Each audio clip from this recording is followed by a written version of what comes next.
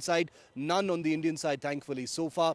But if things escalate further, if these, sort of sporadic tensions on the LOC, restricted to the night for now, escalate beyond a certain level, then you're likely to see much more damage on either side going forward. If you remember, ceasefire escalations in the past have generally taken a pattern of escalation where heavier weapons suddenly come into the mix, including things like, field guns, artillery, mortars, rocket-propelled grenades, anti-tank missiles and that kind of thing. All of that, has been in the picture in the past. So we'll have to see whether that takes place. What appears clear, however, is that the Pakistan Army has a clear leadership directive to conduct these ceasefire violations as an instrument of distraction, as an instrument of provocation, trying to trigger some kind of a bigger response from India in order to, preempt something else that the Indian government and Indian military may be planning. We can't speculate on that, but it is very clear that this is a kind of tactical curtain that the Pakistan Army wants to pull over the many embarrassing things that have been happening to it. And I don't say this lightly, from the Pakistan Army chief embarrassing himself with a communal speech to the Pakistan Army, losing many soldiers and officers in attacks from Balochistan to Khyber Pakhtunkhwa. So this is a historic low as far as the Pakistan Army is concerned. And escalating tensions on the LOC is one of the ways it is trying to sort of radiate strength and suggest that all is not lost. All right, thanks, Shiv, for joining us with all those details. Now look at how Indians across the globe are staging protests. The Indian diaspora staged protests in London, Paris and Washington, standing in solidarity and condemning the terror attack that took place in Pahalgam. In Nepal, the Assembly also paid tribute to the terror victims. Many of those gathered chanted Bharat Mata Ki Jai and Vande Mataram and waved the Indian tricolour. The pro-Indian demonstrators outnumbered, in London at least, outnumbered the smaller group of British Pakistanis across the road from India House, followed, and also people in Washington holding a protest there condemning the terror attack in Jammu and Kashmir. I would like to urge President Trump and the US administration to recognize the terrorism problem that's existing out there in Kashmir. The proxy war that Pakistan has been instigating, funding, and sort of orchestrating for the last decades. We have had 30,000 plus more Indians and Hindus being targeted.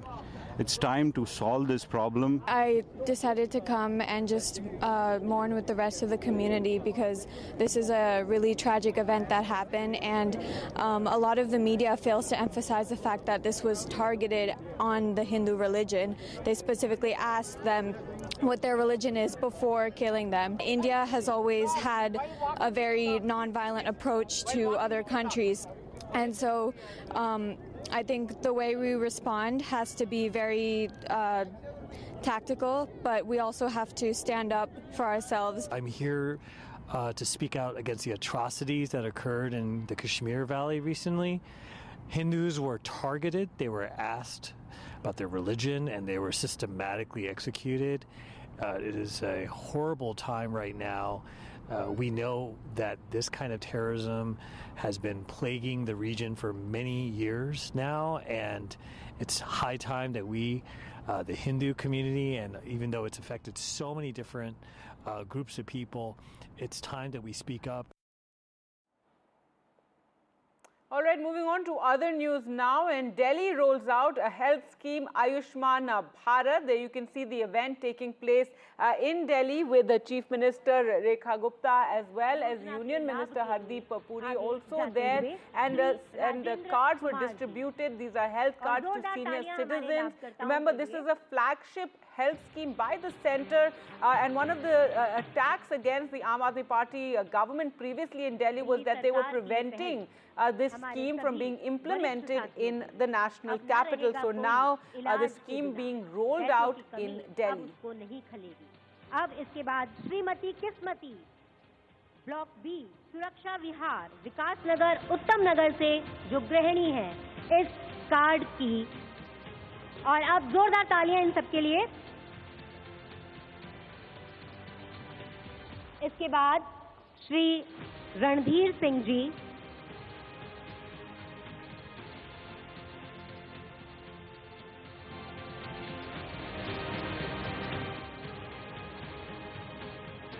Ayushman card के लाभ। All right, so there you can see the scheme being rolled out, Ayushman Bharat scheme being rolled out in Delhi, and cards being given to senior citizens. Remember, this scheme provides health cover of up to 10 lakh for senior citizens over 70 years of age, and you have various BJP MPs and MLAs, Union Minister Hardeep Singh Puri also there as this scheme is launched by Rekha Gupta. Well, let's now go across to our reporters for more, and Nishika joins us. Nishika, so finally this health scheme being rolled out in Delhi, and this was one of the points of criticism of the previous Delhi government by the BJP.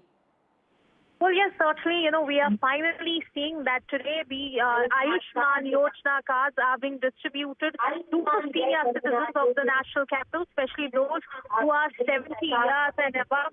And in fact, if we talk about this particular Ayushman Yojana, as you already mentioned, has been one of the key planks on which the BJP formed the government in Delhi. And under this scheme, even the state government is offering a top-up of 5 lakh rupees from their side, along with the 5 lakh cover from the central government.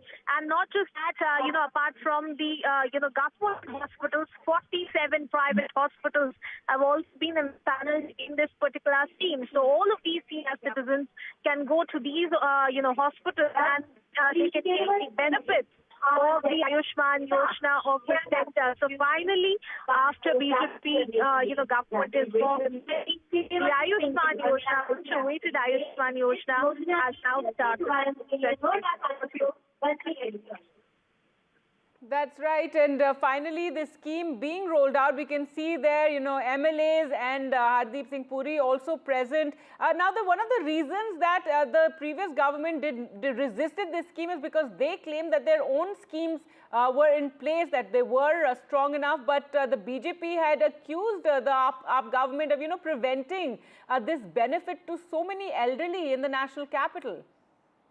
Well, yes, Gadi, as you rightly mentioned, we have seen that in the previous government, when the Aam Aadmi Party was there, they had in fact said that they would not be implementing the Ayushman Yojana because their own state, healthcare scheme was better and had lesser restrictions than the center's Ayushman Yojana. This was in fact one of the key flashpoint between the center and the state at that point of time, and that's when we saw in fact the MPs, BJP MPs, all 7 MPs had also approached the court for making sure that this is implemented in Delhi, but only after the BJP formed government in Delhi was this passed in the first cabinet, and now the scheme is finally being rolled out. We have the visuals also on the screen for people. You can see the Union Minister Hardeep Singh Puri, the Chief Minister of Delhi Rekha Gupta, in fact, distributing these cards to all the senior citizens, all of them, you can see in the visuals, 70 above, they are getting their Ayushman Yojana card today, and they will be able now to avail the benefits under the Ayushman Yojana in government hospitals, and also along with that in 47 private hospitals that have been included in the scheme. Over to you. All right, Ishika, thanks so much for joining us with those details of that scheme finally being rolled out in Delhi. With that, we'll slip into a short break. Coming up on the other side, India-France to sign a mega Rafale deal. We'll get you the details.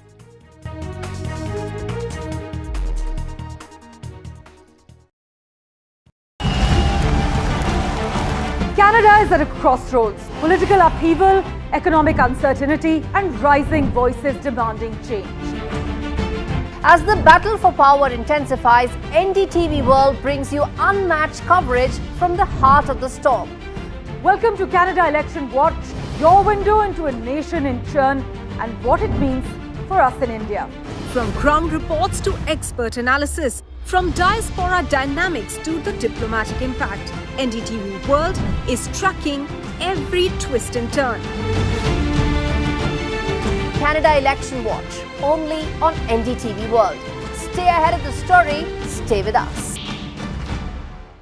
How often have you turned away from debates that descend into endless fights? We bring you a show where every question is answered, where every debate finds its resolution, where every story finds its conclusion, where opinions collide but facts prevail, where stories unfold with insights and trust. When the noise ends, the last word begins.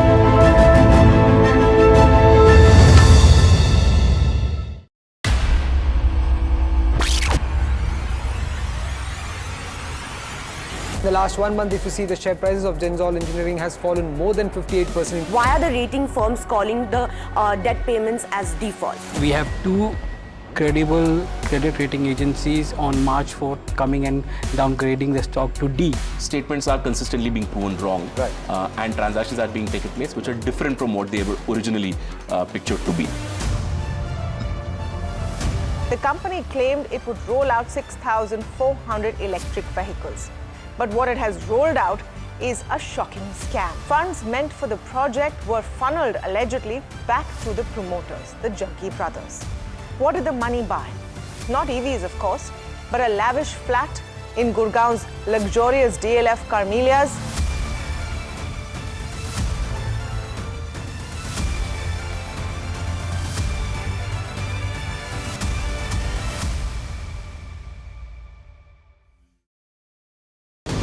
Empower India's growth engine. Join the game changers, industry leaders, policy makers and innovators at NDTV's Emerging Business Conclave.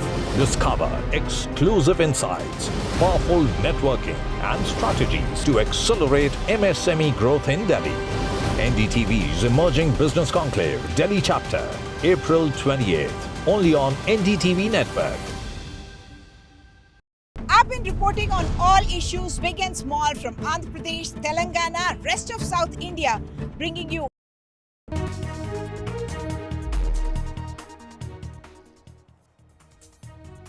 Welcome back. In other news now, India and France are set to sign a 63,000 crore defense deal under which 26 Rafale marine combat aircraft will be acquired in order to strengthen naval aviation capabilities, especially for deployment on INS Vikrant. Now, the delivery of the jets will start in about 3.5 years from now, and it's expected to be completed by 2031-32. Shivarur with the details. It's interesting that India is signing this Rafale deal for 26 Rafale fighter jets for the Indian Navy. Right now, right in the middle of these tensions between India and Pakistan. Obviously, this was a scheduled deal signing and it has nothing to do with anything else. But obviously, it does send out a message. All such things, all routine deals and meetings and other events do have a special significance and context and color considering what is happening between India and Pakistan in the aftermath of the Pahalgam massacre. Now, these Rafale fighter jets are going to be the naval version.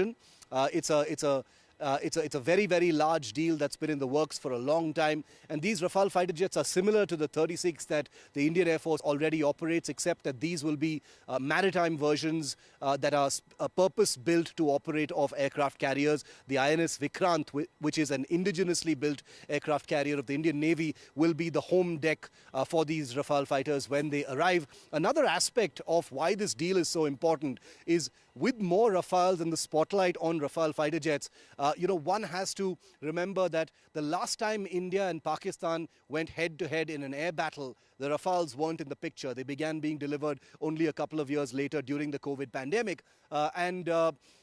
Many air power specialists and defense observers believe that the kind of grey area war of claims and counterclaims, the very messy kind of, claim versus counterclaim war that broke out after the post-Balakot battle, deprived India of a kind of unambiguous claim over undisputed victories. There was talk of, their plane shot down, our plane shot down, 2 pilots. Pakistan made a complete mess of it themselves, and India knows what it achieved. But if you know what I mean in terms of the kind of black and white nature of, what really happened, without giving Pakistan a chance to, use misinformation to hide what really happened. The Rafale would play a very big role in inflicting that kind of decisive military effects. Long-range missiles like the Meteor, the Scalp cruise missile, many other electronic systems would allow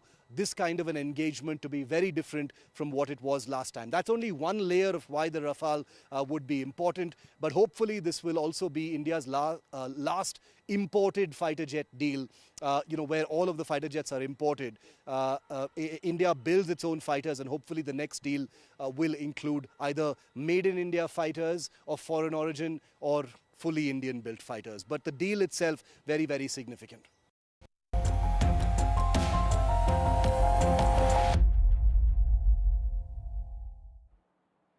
All right, now time for our special coverage. It's been 100 days of Trump 2.0, the second term of Donald Trump. I know it feels like a lot more. Now, in his first 100 days back in office, back in the Oval Office, President Donald Trump set a radical course reshaping global policies in unprecedented ways, from launching a tariff war to alienating U.S. allies.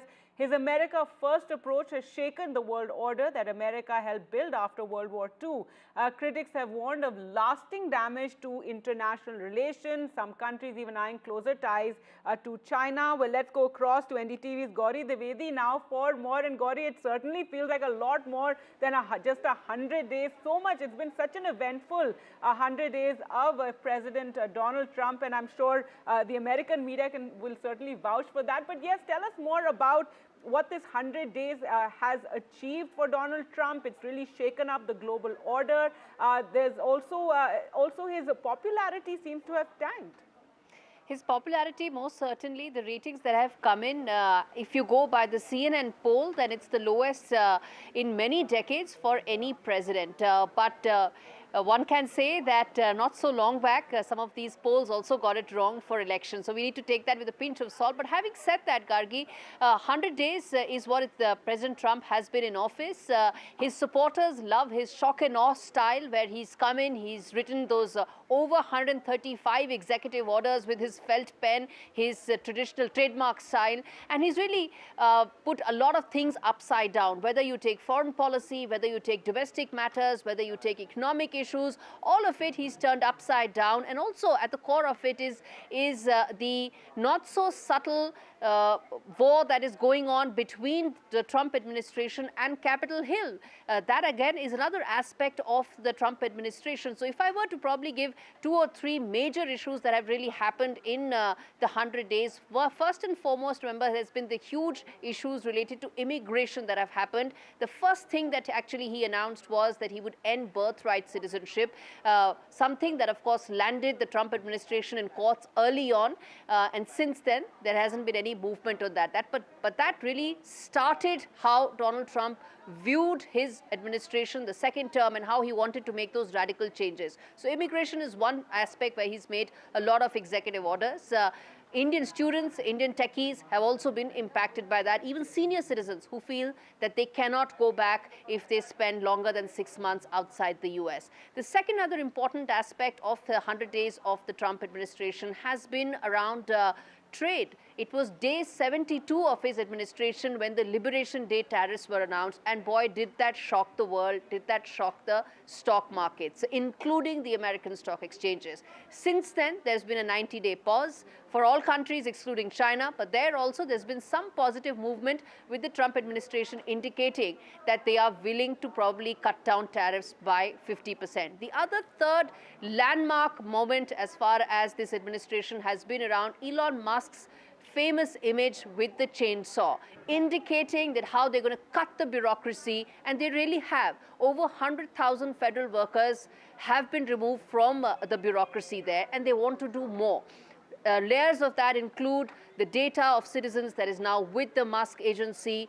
Doge itself is now going to see a new avatar, given the fact that Elon Musk wants to go back to his profitable businesses, which have seen their numbers tank. The other important aspect of this administration that I want to highlight is defunding a lot of federal agencies, something which ties in well with how he's at war with the Capitol Hill, where several branches of government have been completely defunded, with many people saying that the president doesn't have these powers, but he's invoked those wartime provisions of the US Constitution to go ahead and defund, whether it's Department of Education, whether it's USAID or several others. All in all, Gargi, it's still been only 100 days, but his shock and awe approach has really rattled a lot of markets. It has rattled investors, rattled global leaders, but his support base, staunch support base, really love this style because they feel that there's an action-oriented president in Oval Office. That's right, Gauri, though critics say it's more shock than awe. But thanks so much for joining us. And remember, we will have that special coverage right here on NDTV, 100 days of Trump 2.0. But let's return now to news from India. And the defense minister held a meeting with Prime Minister Narendra Modi. That meeting is now over, and Rajnath Singh has left the Prime Minister's residence. NSA Ajit Doval was also part of the meeting. This meeting in the aftermath of the Pahalgam attack, in which 26 people were killed. And remember, India planning action against Pakistan. Let's go across to Aishwarya now for more. And Aishwarya, this is at the highest level, a security briefing taking place. The Raksha Mantri met with the Prime Minister. What can we share with our viewers right now?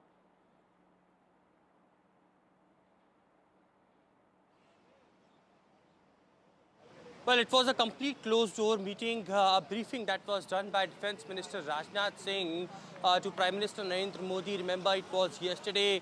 All three service staffs, along with the CDS, met Defence Minister Rajnath Singh, and it was a day before as well when NSA Ajit Doval met Mr. S. J. Shankar, External Affairs Minister of our country. Remember, it is for the last 4 days what we are witnessing along with the LOC is a ceasefire violation by the Pakistani troops, and India in retaliation had given a swift and effective response. To that, it is the briefing that was given by Defence Minister Rajnath Singh that what actions our Indian armed forces are taking against Pakistan on every front possible, be it from the Jammu and Kashmir, Rajasthan, Punjab, and on along the LOC as well. The meeting lasted for 40 minutes as Rajnath Singh just left Prime Minister's residence here at 7 Lok Kalyan Marg, where we are reporting from. But it is very, very crucial at this point of stage when Prime Minister,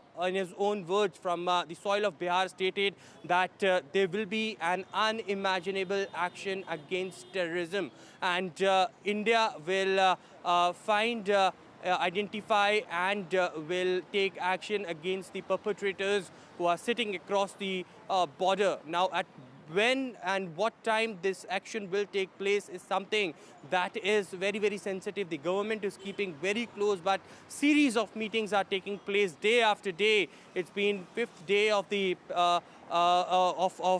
the meetings that we are witnessing on higher levels. Home Minister to Defence Minister to External Affairs Minister, all doing their due work, their diligence as far as the entire meetings are concerned to take envoys as far as S. Shankar is concerned. We saw how different countries of envoys were called at the MEA. They were briefed about the developments as well.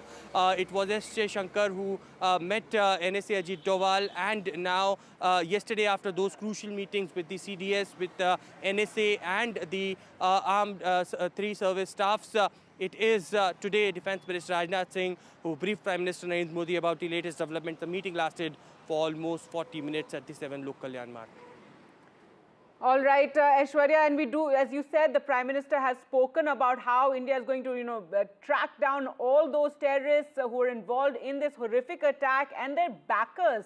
And we've seen a slew of actions against Pakistan. If we talk about, the Indus Water Treaty, today we've also seen YouTube channels being blocked. That, of course, is to stop any sort of hateful messages and propaganda from circulating. But important point there, you spoke about meetings being held with envoys of other countries, because whatever it is that India will plan, eventually will do. It's important, for us to have, have our, diplomatic reach out to the world community as well.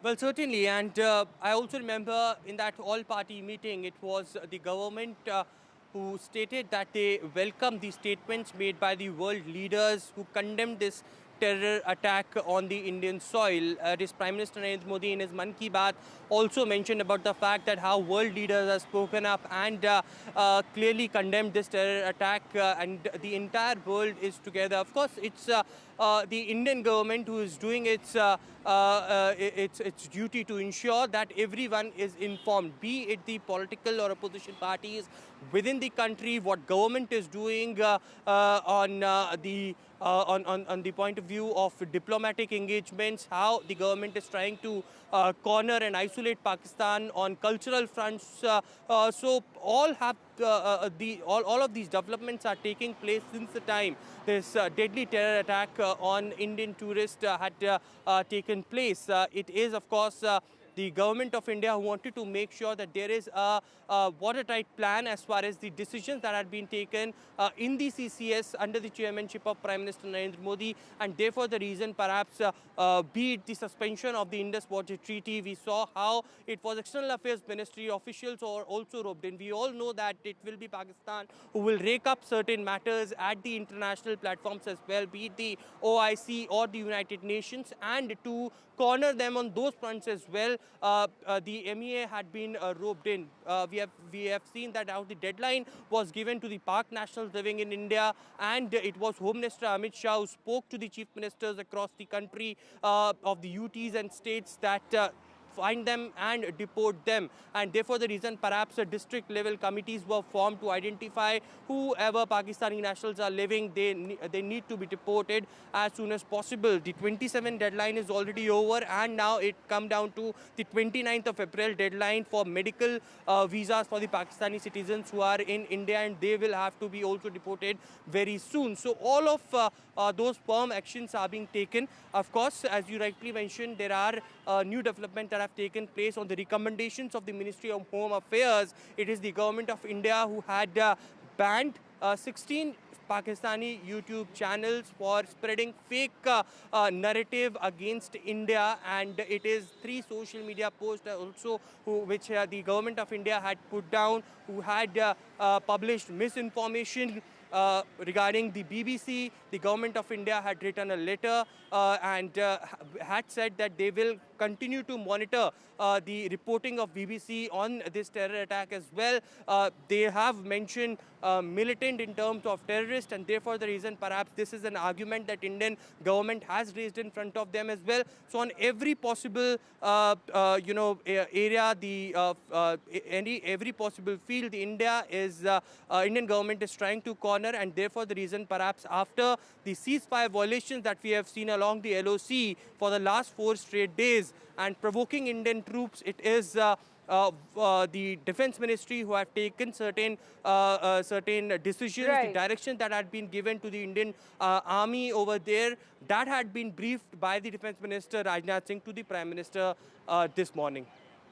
All right, thanks so much, Aishwarya. Aishwarya, they're reporting from outside the Prime Minister's residence, where a 40-minute meeting just took place, a briefing by the Raksha Mantri, who has left the residence. Now, we'll continue to track that story, but for the moment, let's just bring you some news from Sikkim, where heavy snowfall has taken place, and heavy rainfall and snowfall disrupting activity there. The Nathula Pass has been shut for tourists, the very popular pass. So 200 tourist vehicles have been stranded due to this inclement weather, and stranded tourists are being evacuated. Connectivity has been affected in East Sikkim. So this is sudden snowfall that has taken place and hit the tourists who were traveling there in Sikkim, and the Nathula Pass has had to be closed due to this heavy snowfall and rain. All right, with that, we'll slip into a very short break. More news and updates on the other side. Please stay with us.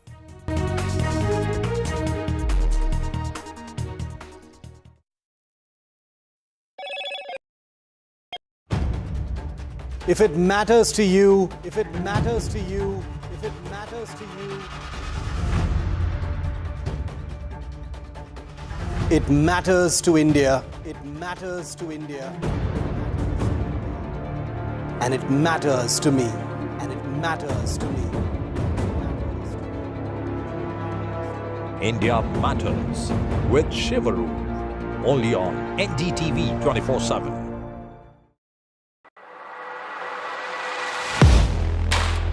Do you really know the company you invest in? What is the real picture behind presentations and claims? Is the outlook as rosy as the company claims? Know Your Company, powered by NDTV Profit Research, shines a light on the biggest stock market movers.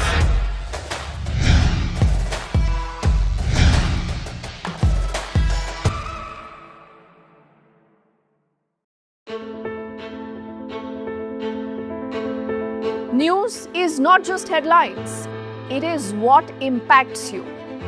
And news should never be mistaken for noise.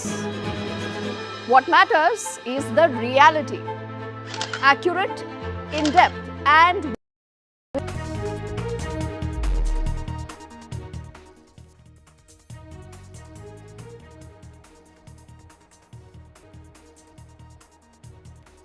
Defence Minister Rajnath Singh briefs PM Modi on the Pahalgam attack. A 40-minute meeting underway focused on security preparedness.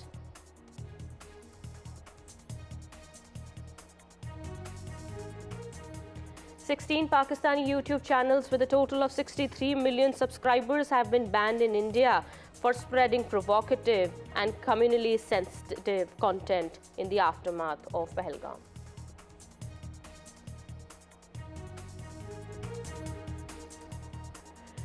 The centre has put BBC on notice over Pahalgam. Government says BBC had called terrorists as militants.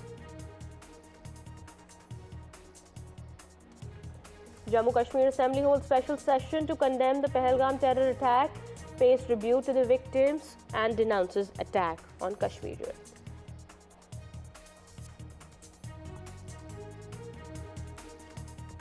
India and France are set to finalize a deal for the purchase of 26 Rafale fighter jets for the Indian Navy. Jets are expected in 2031.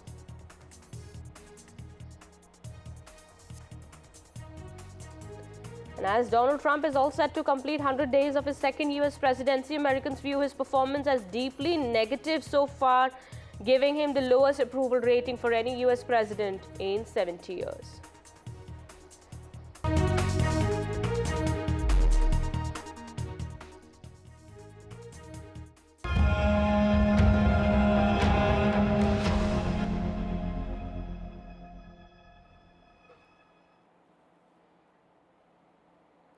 Hello and welcome. You're watching NDTV 24/7. My name is Kitty Behel. We are starting this edition with our top focus. 16 YouTube channels have been banned in India for spreading provocative and communally sensitive content in the aftermath of Pahalgam terror attack. As per government sources, the YouTube channels have been banned on the Union Home Ministry's recommendations. This is the latest that's coming in at the moment. 16 Pak YouTube channels now have been blocked. The government has blocked these YouTube channels as they've been promoting provocative content on these channels. Where these channels, we understand, with a total of more than 60 million subscribers, have been banned by this center here. Well, this comes in the aftermath of the Pahalgam terror attack, as government is taking stern action against those spreading such kind of messages that could disrupt communal harmony. My colleague Ishwarya Jain is also now joining us with the broadcast here. He's getting us more on that. Ishwarya, take us through the details. We understand multiple news channels as well as sports channels have been banned by the centre.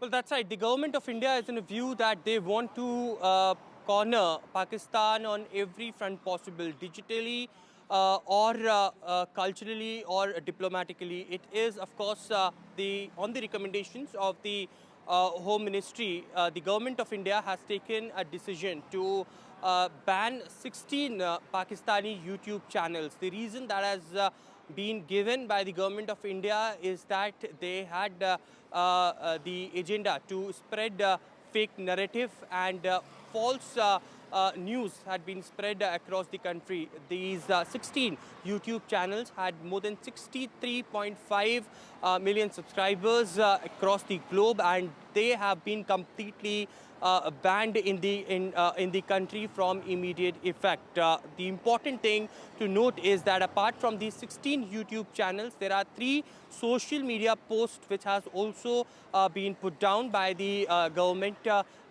One of the social media posts that had posted a BBC article. The government of India and the MEA department, the XP department of the MEA had written to the country head of the BBC. They have written a formal letter to the BBC for writing militant in terms of terrorist in their report on the Pahalgam terrorist attack, which the Indian government has not taken in a right way.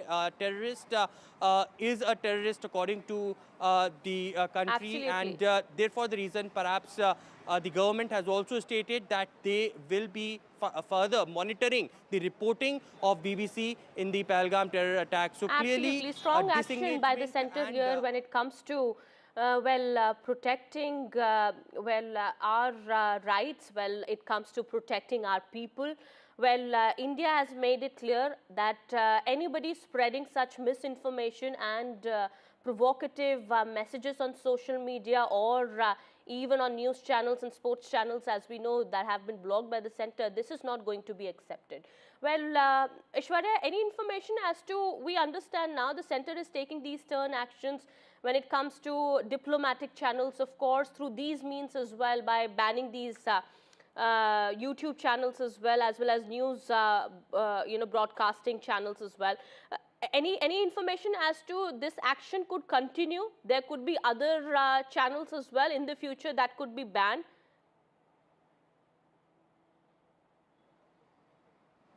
Well, very categorically, government of India has stated that they will continue to monitor such YouTube channels from Pakistan, such social media platforms from Pakistan, and the directions will be given to the IB ministry to further ban them as well. So continuous monitoring will be done as far as the XP department of the MEA is concerned in collaboration with the Information and Broadcasting. There are recommendations from the Ministry of Home Affairs that will be taken into consideration as well before taken any decision. It is 16 YouTube channels which had been banned till now on the recommendation of Ministry of Home Affairs, and further scrutiny will continue to be done by the government of India, is what we have been told. All right. So what we are learning is that the number of channels of news outlets, Dawn, AR News, Bold News, Raftar, Geo News, all Pak channels, also sports channels we are learning now, have been blocked by the Indian government.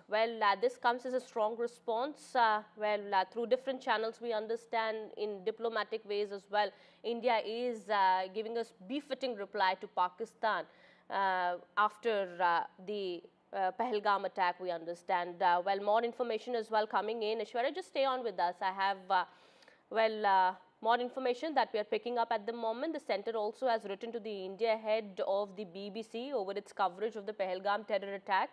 And a formal letter was written to the BBC on terming terrorists as militants. The XP division of the MEA is going to be monitoring now the reporting by BBC. The centre's action against BBC comes on a day when it has also banned these YouTube channels from Pakistan, including Geo News, GNN, Irshad Bhatti, etc., for spreading communally sensitive content and misinformation against India. Tensions between both the sides are at an all-time high since the Pahalgam attack. And India, of course, has already suspended the Indus Water Treaty between the two nations. It has shut down the Atari checkpost and downgraded bilateral ties between the two countries as it hit back at Pakistan over the terror attack. All right, Aishwarya, my colleague, continues to be with us on the broadcast here. He is getting all the details here as to what actions have been now taken by the government in this regard. We understand the government has now written to BBC and has expressed its strong objection to the Pahalgam coverage, specifically where BBC goes on to write terrorists as militant. Same had happened with the content in New York Times. After, of course, a few days, they did change their content. But, well, BBC, of course, is under fire over its coverage on the Pahalgam attack. Aishwarya. Well, that's right. Globally, different countries are with India, and therefore the reason perhaps we have heard that how Prime Minister Narendra Modi had stated in his Mann Ki Baat and earlier from the rally in Bihar as well, that world leaders are condemning this terror attack. It is, of course, the United States House clearly stated and corrected New York Times for using a militant word in terms of terrorists, and now it is government of India who had officially written a letter. The action which has been taken against the social media post and the action clearly states that the XPD conveyed the country's strong sentiments to Jackie Martin, India head of the BBC, regarding their reporting on the terror attack. Formal letter has been written to BBC on terming terrorists as militants. It is XP who will be monitoring further the reporting of the BBC. This is one post. There are two other posts that the Ministry of Home Affairs have officially announced that the action has been taken upon. One, of course, is regarding threat on generating fake Aadhaar, and that as well the FIR had been registered, it has been initiated. One, of course, on the misleading fact about what had been given by the Ministry of Defence on Army Welfare Fund, and the fact check has been done by the PIB as well. So all sort of scrutinies on the digital platforms are being done by the social media, by the government of India. The INB is taking all firm action against those, and they will continue to monitor, as I said. Absolutely. Well, this is not the first time, as I've been saying, not just BBC, even New York Times had posted content on the Pahalgam terror attack, calling the terrorists as gunmen. And, well, the US House panel had then slammed the New York Times Kashmir coverage, saying that this is a terrorist attack and that is how it needs to be reported, after which the New York Times had to correct itself. Well, we've seen in the past also how Western media has been, has always loved to whitewash, terror when it comes to India, when it comes to the coverage regarding Kashmir. Well, this is not going to be acceptable. This is what India has already made it clear, as well as the US House panel made it categorically clear to New York Times also about its coverage on Kashmir. Aishwarya, stay on with us. I'll just come back to you in just a bit. We have more information now pouring in. We are learning Defence Minister Rajnath Singh is meeting Prime Minister Modi to discuss the security preparedness in Kashmir. National Security Advisor Ajit Doval is also part of the key meeting that's taking place. Defence Minister Rajnath Singh is meeting PM Modi at 7 LKM. That is the official residence of the Prime Minister. This meeting comes a day after the Chief of Defence Staff had briefed the Defence Minister on the critical decisions that have been made to counter Pakistan in the aftermath of the deadly Pahalgam terror attack in Jammu Kashmir. My colleague Aishwarya Jain is also now getting us more details about this crucial meeting that's taking place. Aishwarya, what all is being discussed in the meeting? Any information?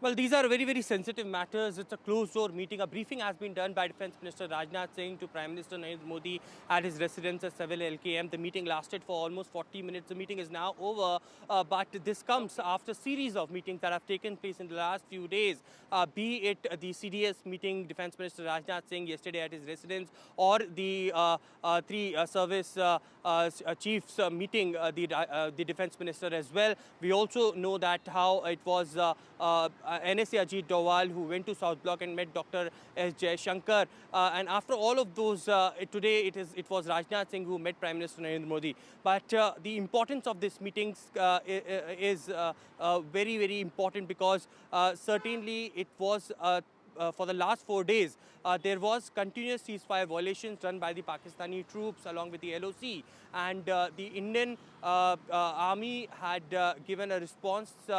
They have stated that they have responded swiftly and effectively on the ceasefire violation against them.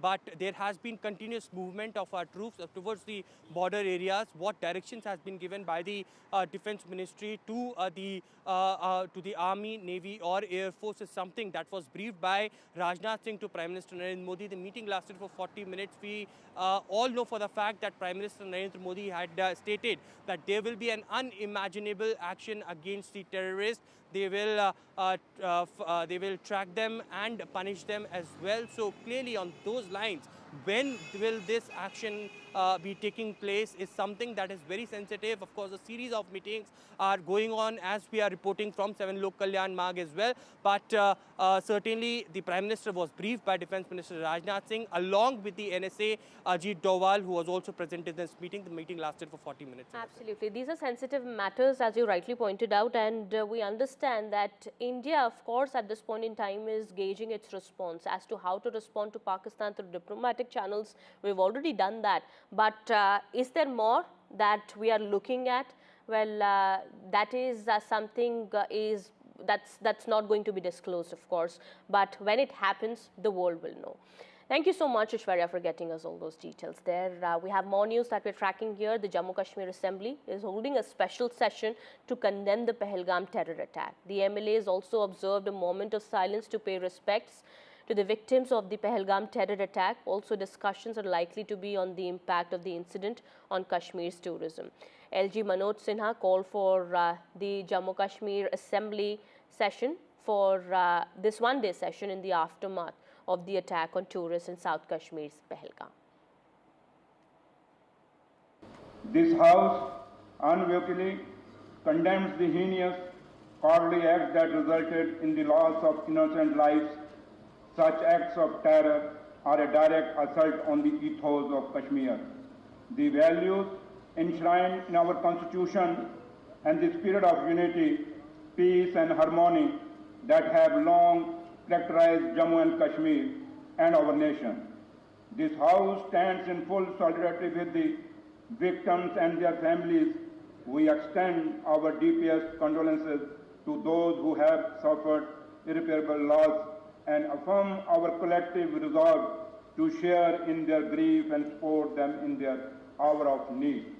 This House commends the people of Jammu and Kashmir for their extraordinary display of unity, compassion and resilience in the aftermath of attack, the peaceful demonstration across town and villages, and the spontaneous outpouring of moral and material support towards tourists, reaffirm the people's steadfast commitment to peace, communal harmony and the rule of law.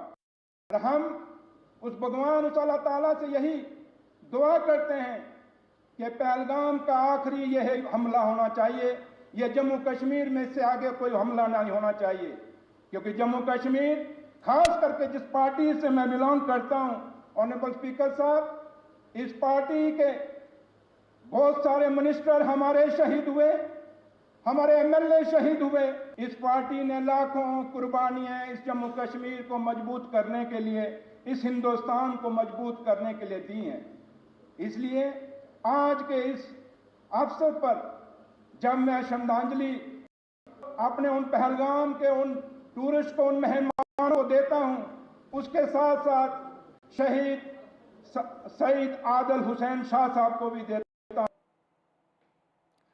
All right, my colleague Nazir is also now joining us on the broadcast here. He is getting us more about the developments here. Nazir, what was discussed in the session? We understand the session is still underway, and do all party leaders stand together? They speak in one voice when it comes to condemning the terror attack? Well, in one voice, everybody is on the same page, and there's a unanimity when it comes to condemning terror and ending terror from Jammu and Kashmir. From opposition to ruling party, from BJP to National Conference to the PDP, everybody is saying, or the Congress saying in one voice, that this should be the last terror attack and it should never be repeated. And they have paid homage to the victims of Pahalgam massacre.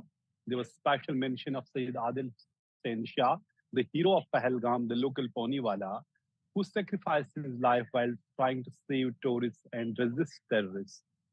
So this is a something for the first time we see in the history of last 35 years of militancy in Jammu and Kashmir. Jammu and Kashmir Assembly is convening a special session to condemn a terrorist attack and demanding an end of terrorism.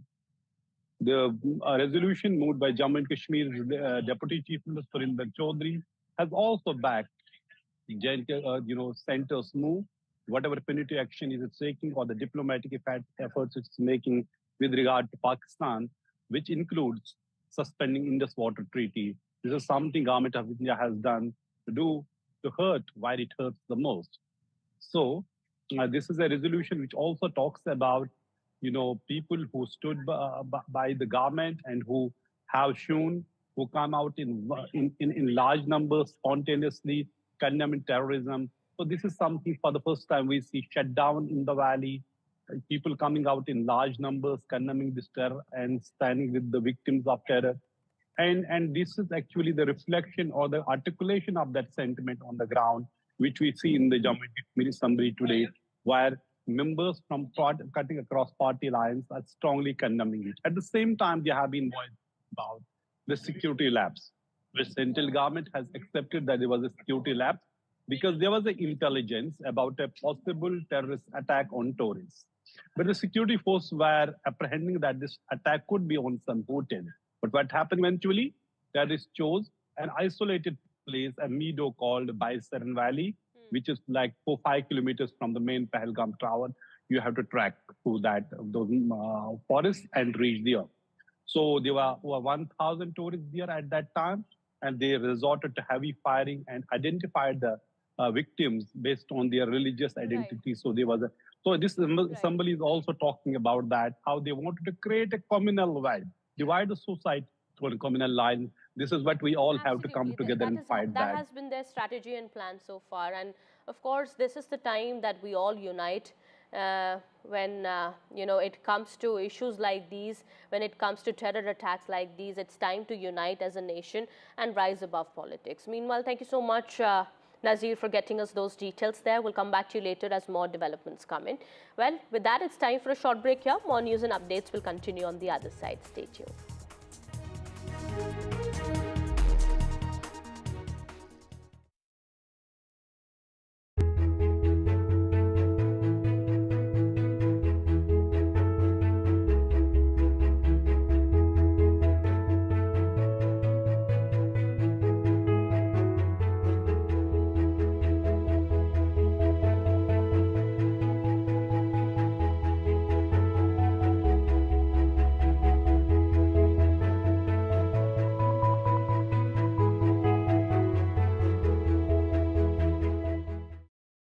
Reporting on all issues big and small from Andhra Pradesh, Telangana, rest of South India, bringing you all the action, all that you need to know, all that you want to know. The energy of Maximum City is infectious. I bring in that energy in our news coverage from financial capital Mumbai. Covering from the southernmost part of India over the last 23 years, I bring in-depth and 360-degree coverage from the Dravidian heartland. The land of Mishti is also known for its bitter politics. I have seen much water flow under the Howrah Bridge, covering Bengal in all its vivid colors.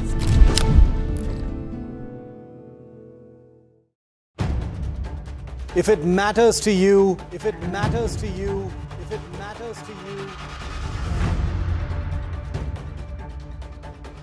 it matters to India. It matters to India. And it matters to me. And it matters to me. India Matters with Shivaru. Only on NDTV 24/7.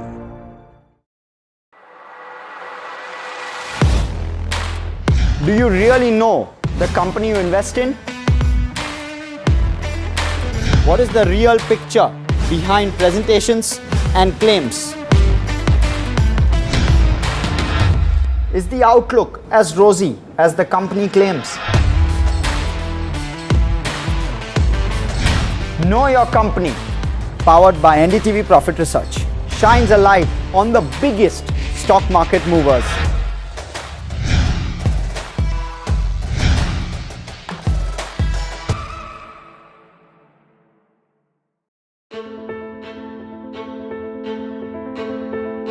news is not just headlines, it is what impacts you. And news should never be mistaken for noise. What matters is the reality. Accurate, in-depth, and with the right perspective. For over 20 years, I have been a journalist, and never has clarity mattered more than now.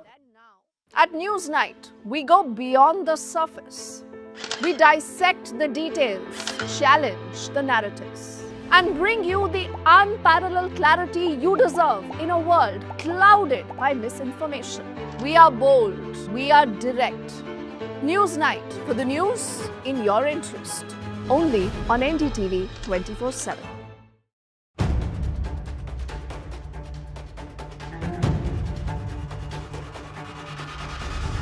If it matters to you,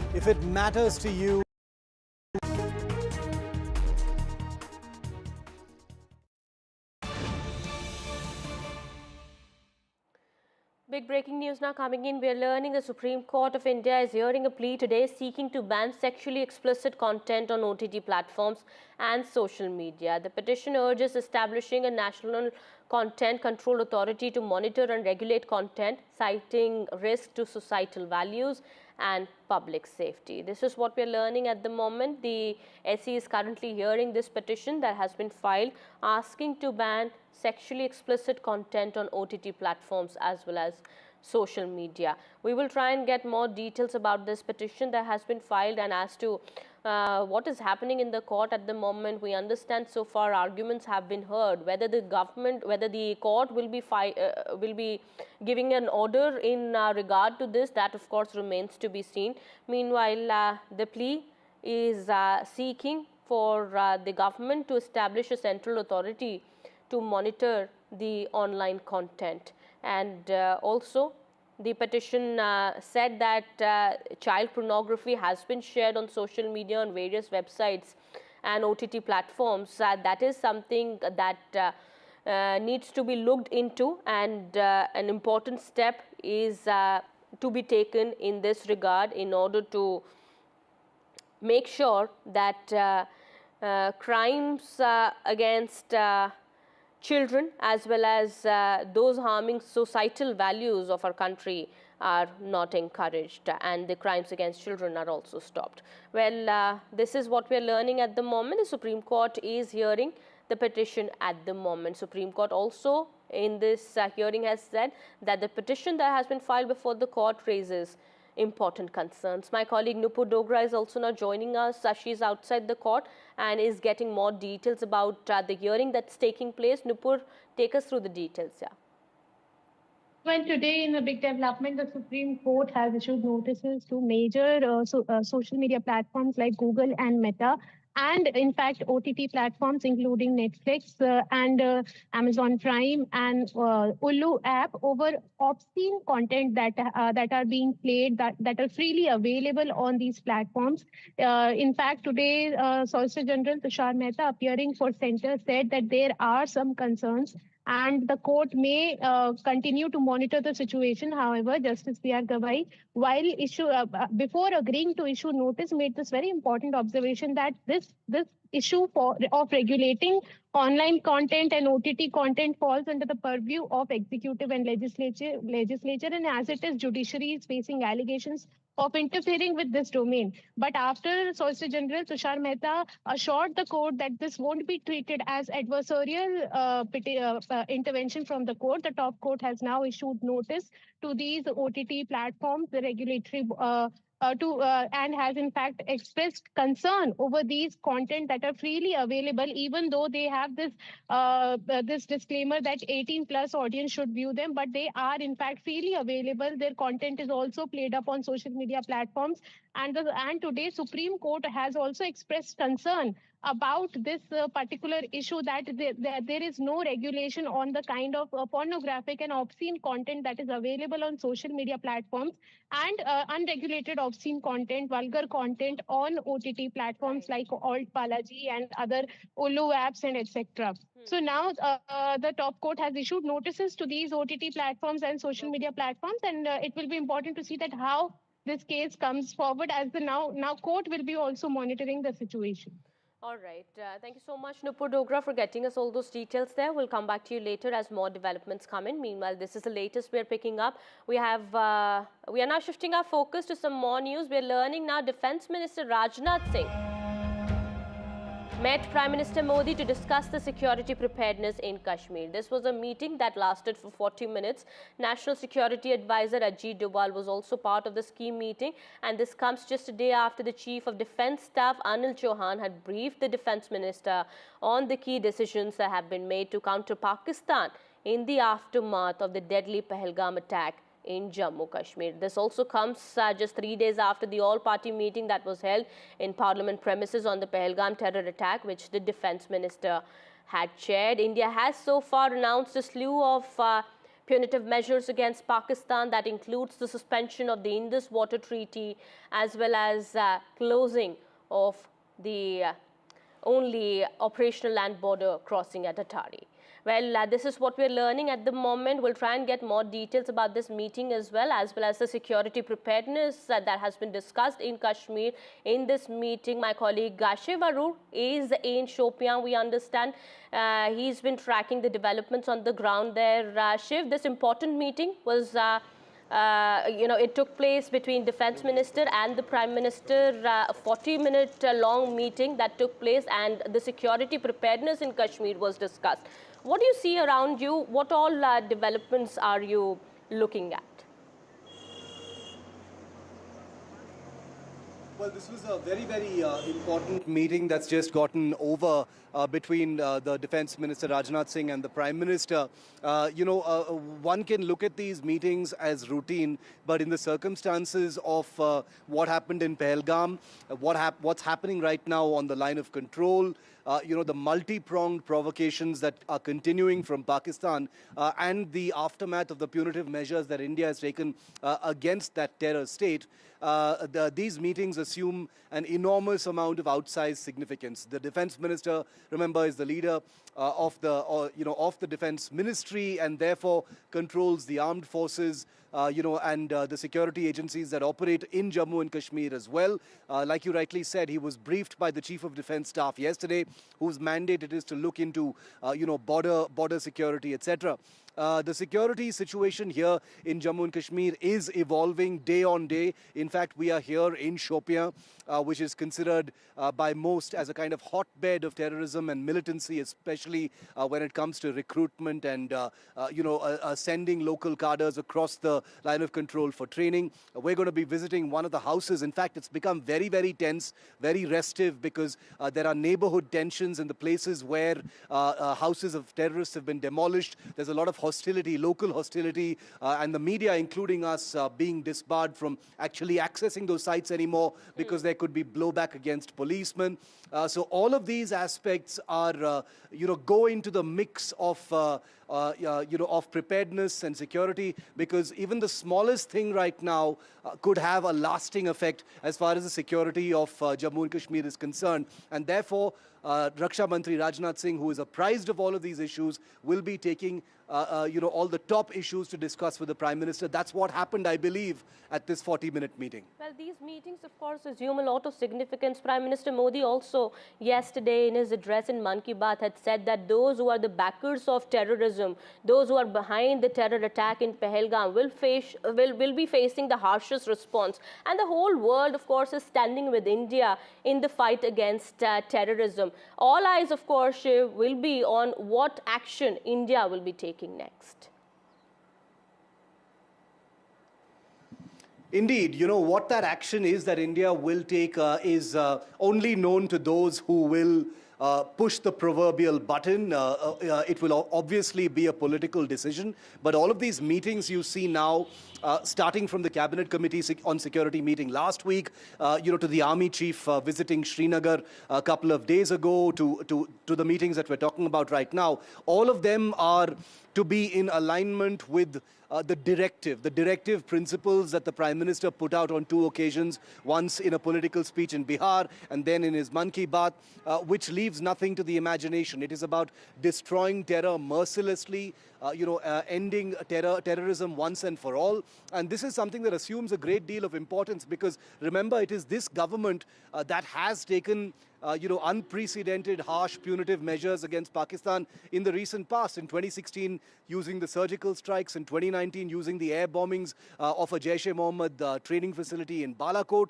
And therefore, not only is there a great deal of pressure on this government, it's not going to act based on pressure and national mood. And it must be said there is a huge sort of national appetite for retribution right now. But that is not what guides the government. That is not what's going to guide the armed forces. It will be a measure that will be taken at a time and place of India's choosing. What we can all be reasonably sure of is that it's going to be something bigger perhaps than the two previous actions India has taken. So it's not uncommon and probably a good thing that nobody really knows what it's really going to be. There's an air of mystery around it, and that's the way it's going to play out. Absolutely. And through diplomatic channels, of course, India has made it clear that it's not going to cow down. And of course, we've taken a lot of stern actions against Pakistan, diplomatically also, and here in India as well.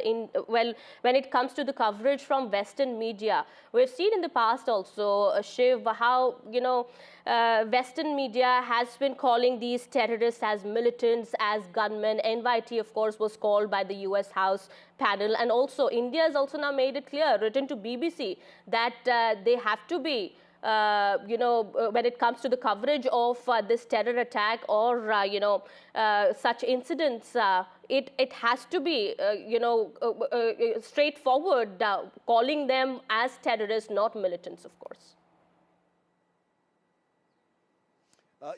The hypocrisy and duplicity of Western media, when it comes to covering issues like Kashmir and terrorism against India, is a long historical tale. And I personally believe that, the Indian government or Indian agencies trying to get the BBCs or the Financial Times or the New York Times of the world to change their style books is a useless kind of exercise because they're never going to do that.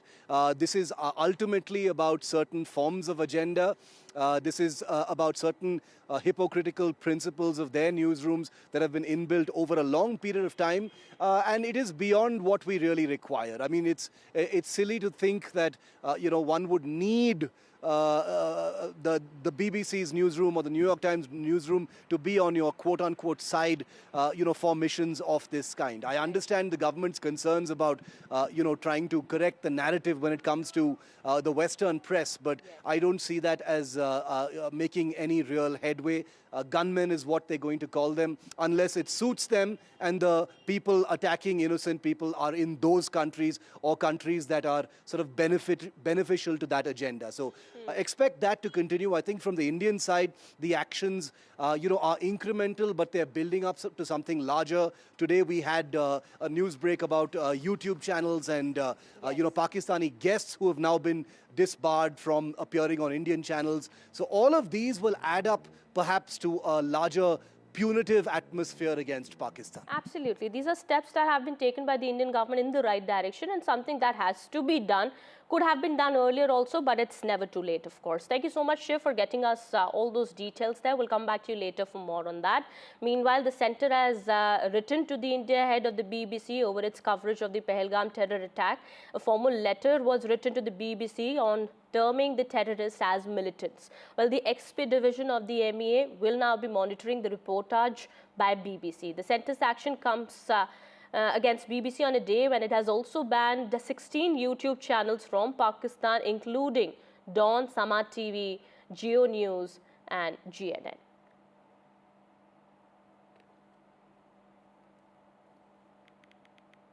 So 16 Pakistani YouTube channels with a total of over 60 million subscribers have been banned in India for spreading provocative and communally sensitive content in the aftermath of the Pahalgam terror attack, as per government sources. The YouTube channels have been banned on the Union Home Ministry's recommendations. Well, this is what we are learning at the moment. My colleague Aishwarya Jain is also getting us more details. Aishwarya, well, big action, strong action by the Indian government again. Well, 16 Pakistani YouTube channels that also include news channels as well as sports channels have been blocked now.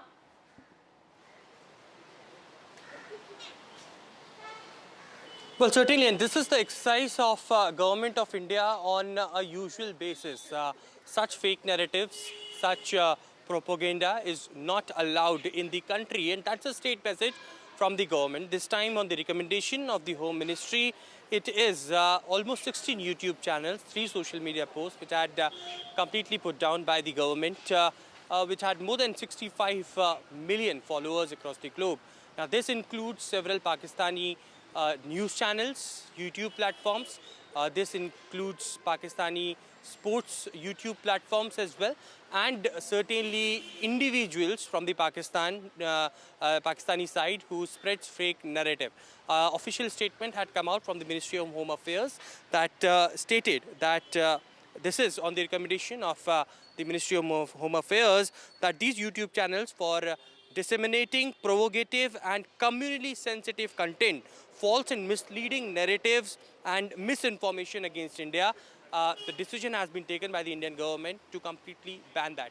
Of course, as we are mentioning about why this is so important, of course, after the Pahalgam terror attack, we had been witnessing several Pakistani news channels spreading fake narrative against the Indian government. They had been using the Indian opposition to counter their own stand, and they were using our opposition leaders who had already stated in the past that they are completely standing with the government of India at this point of time, and they will be together with whatever action the government of India has been taken. But they were using, photographs of Siddaramaiah, photographs of Rahul Gandhi, and they were spreading fake narrative. These action had come out after Pahalgam terror attack, of one of the major action to corner Pakistan digitally. Important to notice is about the BBC. They mentioned in one of their article that they used the term militants in terms of terrorists. India is very clear that these people who are involved in this attack are not militants, are not gunmen. They are terrorists, and they had done terrorism activity in the country. The entire globe had cornered Pakistan. They have condemned this terror attack and had spoken to Prime Minister Narendra Modi to isolate them digitally. Right. This particular BBC article, the government of India has written an official letter to the BBC India head as well, and had further stated that they will continue to scrutinize, continue to monitor BBC reportage on Pahalgam terror attack on Indian soil. And if they do so further, then further actions can also be taken by the government of India, and they have done in the past as well against such organizations. Well, yes. So clearly, digitally now India is trying to corner Pakistan, channels, and therefore this including decision. news and sports channels, have been blocked. But this exercise could even continue, and there could be more trouble for other channels as well who engage in such, spreading such misinformation and communally sensitive content, as has been made clear by the Indian government. Thank you so much, Aishwarya, for getting us all those details there.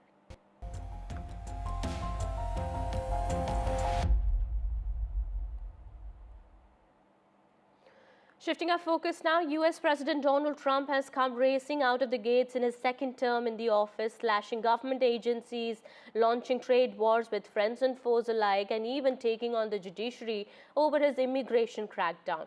Well, the Republicans' approval rating has sunk since returning to the White House, but his supporters could not care less. Despite the tumultuous first 100 days of his reign, Trump supporters continue to support the unconventional billionaire. All right, my colleague Gauri Dwivedi is also now joining us on the broadcast to talk about in detail about the 100 days of Trump 2.0 administration. So far, Gauri, number of decisions, of course, that have been taken by Donald Trump. A lot of them have been questioned as well, but he continues to maintain that that is in the interest of the nation, in the interest of the US. How do you look at it, all those decisions that have been taken, and what's really coming in the future? Kitty, in fact, one of the things that President Trump has said several times the last couple of days is that he is doing exactly what he was brought in to do by his voters, by his supporters. And frankly, immigration, one of the issues that is very central to his administration, was also very central to his campaign. He did mention to his supporters that once he comes in, he is going to fix the broken immigration system of America. And to that extent, one of the most sweeping set of decisions have actually been taken with regard to immigration. Has that been a reform or not? The jury is still out there. And quite literally, given the fact that there have been many lawsuits that have actually been filed with regard to immigration and the changes that he's actually brought in. But the most important part is that how he has really transformed how immigration is seen, is viewed in this administration, unlike others in the past. 10,000 have been the kind of troop deployment on the southern border with Mexico, where the largest infiltration typically happens. And the Trump administration says that because of these changes that they've put in place, whether they've invoked the rare Wartime Alien Enemies Act, almost 200 years old, or whether it is deploying troops, or whether, of course, the way in which a lot of criminals and those with criminal backgrounds are being deported to El Salvador, in the biggest prison of entire Latin America. All these measures, President Trump feels that will really address the issue of illegal aliens. That is what the illegal immigrants are called by his administration. But one needs to keep in mind that this also has an impact when it comes to Indians and Indian Americans, because it's not just the illegals, it's also a crackdown as far as legal immigrants are concerned. A lot of students are now facing deep uncertainty, deep crisis, because there isn't a clarity as to whether their visas will be extended or whether there could actually be sudden overnight changes that may actually be brought in place. Not just students, but also H-1B techies, even senior citizens are at the forefront of facing this brunt when it comes to the crackdown on immigration. But all in all, Kitty, all I can say is that this is just the beginning, because this has been one of the central themes of his campaign and is the central theme of his administration as well. So it's just been 100 days, only a couple of thousand people have been deported so far, less than 40,000, and he's promised lakhs and lakhs, millions and millions. So this is a campaign that's going to go ahead. How much of it the courts will be able to decide, how much will be the impact on Indian Americans, is something that we'll get to know maybe in the next couple of months. And also, you know, Gauri, to mention here, tariffs, of course, also have been a worry for a lot of nations around the world. And for India, we understand as well. We understand a trade deal is also being worked out between the US and India. How soon, can we really see it happening? And, what all it could actually entail? And how could it benefit India as well as US at the same time? In fact, trade policy and the trade pact between US and India could be one of the highlights of the US-India relationship under Donald Trump, given the fact that the Trump administration views bilateral relationships through the prism of economic ties. So that's how important economic relationships are for President Trump. A pact that has been in the works for some time. There are now reports that indicate breakthroughs have been achieved, progress has been made, and the first draft of that pact may actually be finalized in the next couple of months itself, and with, of course, a big announcement likely when President Trump will be in India in the third quarter of this year, when he'll be here to attend the Quad Summit. That is when the big bang announcement is likely to take place. But let's not forget that India has made the best possible use of the 90-day pause that is there for tariffs right now to be able to get some sort of a trade pact going. And all reports indicate that before that 90-day pause lifts, a trade pact will be in place, insulating India from the kind of tariff hikes that some of the other countries are likely to be exposed to. All right. Thank you so much, Gauri, for getting us all those details there. Well, 100 days of Trump administration 2.0 and a lot of decisions that have been taken by Donald Trump, which, of course, have been accepted by many, but, of course, questioned as well, and a lot that can be seen happening in the future as well. We'll keep an eye on the developments here. Meanwhile, we understand now Donald Trump has also said that he intends to end the Ukraine war. How is he really going to do that? That, of course, remains to be seen. A lot of negotiations, discussions have been taking place. But let's get you a detailed report on that. So sad to see so many people have been killed in Ukraine, and we're going to get it. We're going to get it settled up. I'm going to do it before we ever get back. We have to get it stopped. I swear that I will faithfully execute. That I will faithfully execute. Day one. That was the promise. US President Donald Trump vowed to end the war in Ukraine within 24 hours of being sworn in. I will end the war in Ukraine. I'm the one that can do it. I'm the only one that's going to do it. But 100 days later, Trump's second term has mostly delivered delays, drama, and deadlock. Trump's plan was simple: sideline NATO, sideline Ukraine, and talk directly to Moscow. Step 1 was a 30-day ceasefire. Zelensky agreed, hoping it would restart US military aid. Putin also responded with a laundry list of demands, including no mobilization, no new weapons, and no using the ceasefire to prepare for war. When that collapsed, the United States scaled down its ambitions. No attacks on energy, no strikes in the Black Sea. Both sides signed on. Both sides blamed each other for breaking it, and meanwhile, the war kept going. Russia edged closer to encircling the Ukrainian stronghold of Kursk.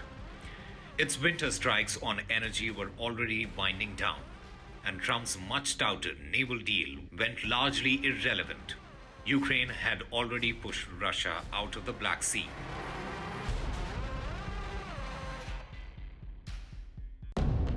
As the plan unraveled, Trump's frustration grew, but not with Putin. Instead, Zelensky found himself in the crosshairs. From a fiery Oval Office meeting to a sudden aid freeze, Washington turned the screws on Kiev, while largely leaving Moscow alone.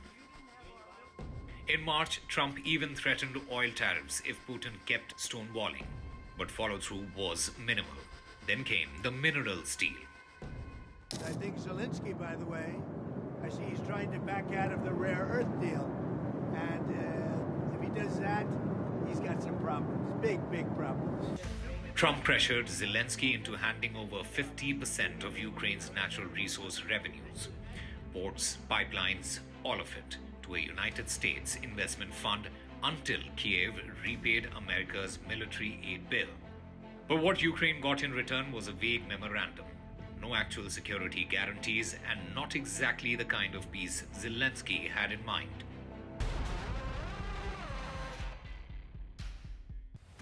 Last week, the Trump administration signaled they might finally walk away from the talks altogether. So if they're serious about peace, either side or both, we want to help. If it's not going to happen, then we're just going to move on. Trump ruled out NATO membership for Ukraine. He ruled out US security guarantees. But even that hasn't moved Putin, who keeps adding new demands to every version of the deal. And now, one final effort is reportedly in the works. United States' recognition of Crimea as a Russian territory and a frozen front line. 100 days after Trump's return to power, the man who promised peace in 24 hours still faces a war with no end in sight.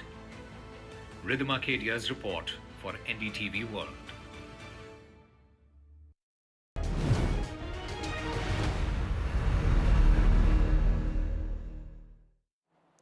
And in some more international news, Canada will also go to polls today. The contest will see the parties of Liberal leader Mark Carney and Conservative leader Pierre Poilievre facing off. Party leaders crisscrossed the country during the weekend in a last sprint to the finish line, spending the final hours of the federal election campaign trying to win over voters in tight races. All right, we'll come back to this in just a bit. We are learning now. Omar Abdullah is speaking in the Jammu Kashmir Assembly. Listen in. से हालात बनेंगे कि हमें दोबारा यहाँ इस माहौल में मिलना पड़े। सबसे पहले तो मैं लेफ्टिनेंट गवर्नर साहब का शुक्रिया करूंगा कि काउंसिल ऑफ मिनिस्टर्स के मशवरे पे ये स्पेशल असेंबली सेशन बुलाया गया। हमने जब काउंसिल ऑफ मिनिस्टर्स में मीटिंग की, पहलगाम के हमले के बाद उसकी निंदा करने के लिए, उसकी मजम्मत करने के लिए और उन 26 लोगों के साथ हमदर्दी करने के लिए उस वक्त ये तय हुआ कि हम ऑनरेबल लेफ्टिनेंट गवर्नर साहब से गुजारिश करेंगे कि वो एक दिन का सेशन बुलाएं। वो इसलिए कि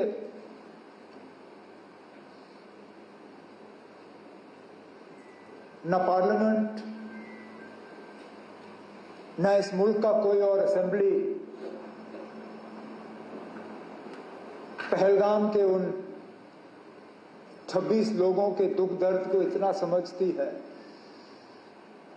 जितना जम्मू कश्मीर का अपना ये असेंबली। स्पीकर साहब, दाएं बाएं देखिए, आपके सामने वो लोग बैठे हैं जिन्होंने खुद अपने किसी करीबी रिश्तेदार को कुर्बान होते हुए देखा। हमारी छोटी बहन शगुन से लेके सकीना, सजाद, कैसर, किन किन के नाम लो। किसी ने वालिद खोया, किसी ने अंकल, और सजाद ने जिस तरह हाउस के सामने उस दर्द का इजहार किया, मेरे पास शायद उससे बेहतर उसका यहां हाउस के सामने जिक्र करने के लिए अल्फाज नहीं होंगे। हम में से कितने हैं जिनके ऊपर हमले हुए? रफीक साहब, इन्होंने अपने वालिद साहब पे हमला होते हुए देखा। नायक साहब, उस हमले की जो निशानी उन पे रही, कब्र तक वो उन जख्मों को ले गए। इसी तरह कई सारे हमारे साथी जो अगर हम गिनना शुरू करें, गिनते गिनते थक जाएंगे कितने हमले हुए। ये असेंबली, राठौर साहब आप उस असेंबली के मेंबर थे, सलाथिया साहब उस असेंबली के मेंबर थे, सागर साहब, मुबारक गुल साहब, सैफुल्ला मीर साहब, कितने और हमारे साथी जब 1 अक्टूबर 2001 श्रीनगर के असेंबली कॉम्प्लेक्स पे हमले में 40 लोग अपनी कीमती जानें गवा गए।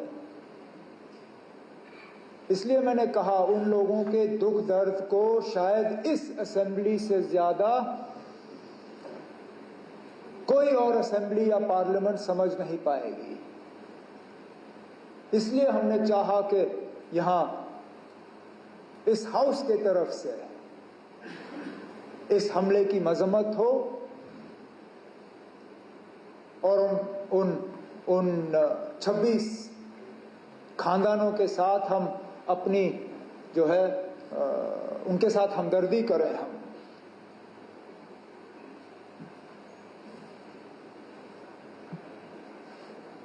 सही कहा सजाद ने, उनके नाम का जिक्र होना चाहिए। मैं चाहूंगा कि जब जो ओरिजिनल आपने ओबिचुरी रेफरेंस मूव की, उनमें जो 26 नाम हैं,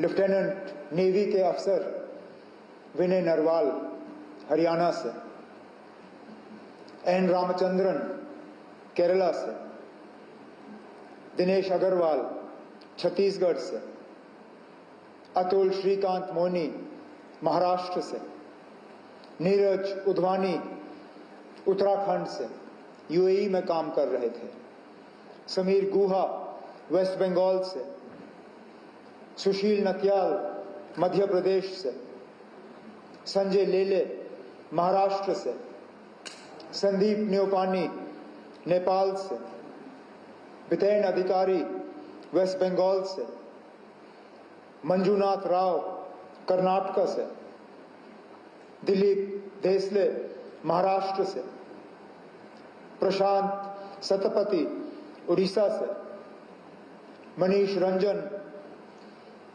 बिहार से, सैयद आदिल हुसैन शाह हापतनाग अनंतनाग जम्मू कश्मीर से,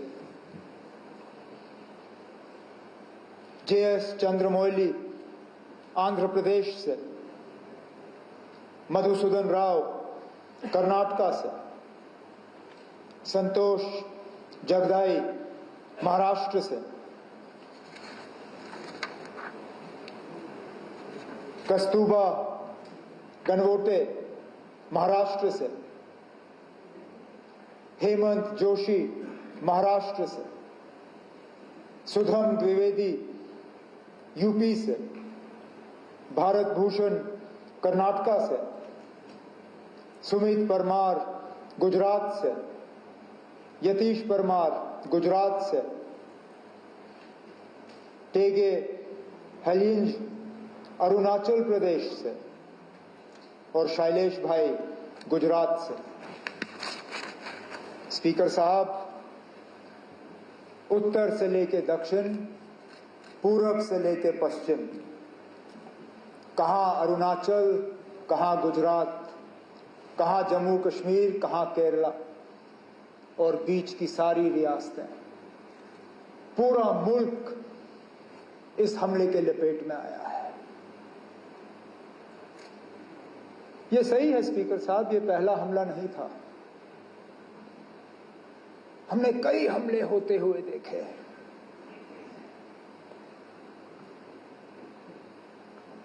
हमने अमरनाथ यात्रा के कैंप पे हमले होते हुए देखे,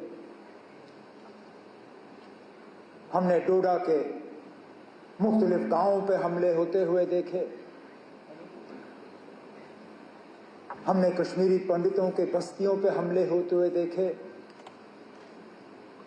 हमने सरदारों के बस्तियों पे हमले होते हुए देखे। लेकिन एक बीच का ऐसा वक्त आया था, ये बाईसरन का हमला 21 साल के बाद इतना बड़ा हमला हुआ है सिविलियन। हमें लग रहा था कि ये हमले जो है ये अब हमारे माजी का एक हिस्सा है, their part of our past. ये हमारे आज की कहानी नहीं है, ये हमारा मुस्तकबिल नहीं है। लेकिन बदकिस्मती से बाईसरन ने दोबारा वो हालात यहां पैदा किए, जबकि हमें लगता है कि पता नहीं अगला हमला कहां पे होगा।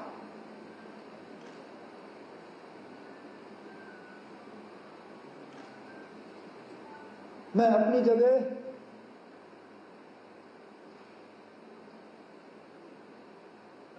क्योंकि उस दिन लीडर ऑफ द ऑपोजिशन के साथ मैं भी पुलिस कंट्रोल रूम पे मौजूद था जब हमने 26 लोगों को वहां पे श्रद्धांजलि पेश की।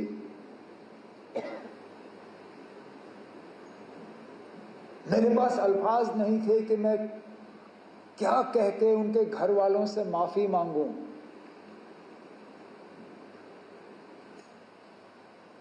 ये जानते हुए कि जम्मू कश्मीर की सिक्योरिटी, जम्मू कश्मीर की सुरक्षा, जम्मू कश्मीर के लोगों की चुनी हुई हुकूमत की जिम्मेदारी नहीं है, लेकिन तब भी यहां के वज़ीर आला की हैसियत से, यहां की टूरिज्म के मिनिस्टर की हैसियत से मैंने इन लोगों को दावत दी यहां आने की। मेजबान होते हुए मेरी जिम्मेदारी थी कि सही सलामत मैं इन्हें यहां से वापस भेजूं, नहीं भेज पाया।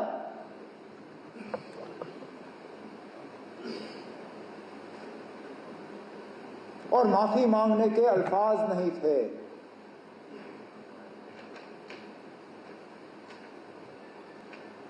क्या कहता हूं उनको, उन छोटे बच्चों को जिन्होंने अपने वालिद को खून में लपेटा हुआ देखा, उस नेवी अफसर की विधवा को जिनको शादी हुए ही चंद दिन हुए थे,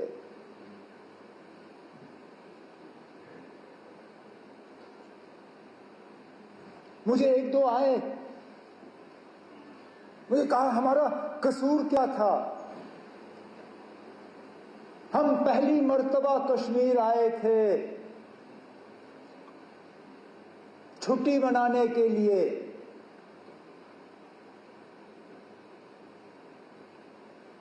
और इस छुट्टी का जिंदगी भर अब हमें खमियाजा भुगतना पड़ेगा।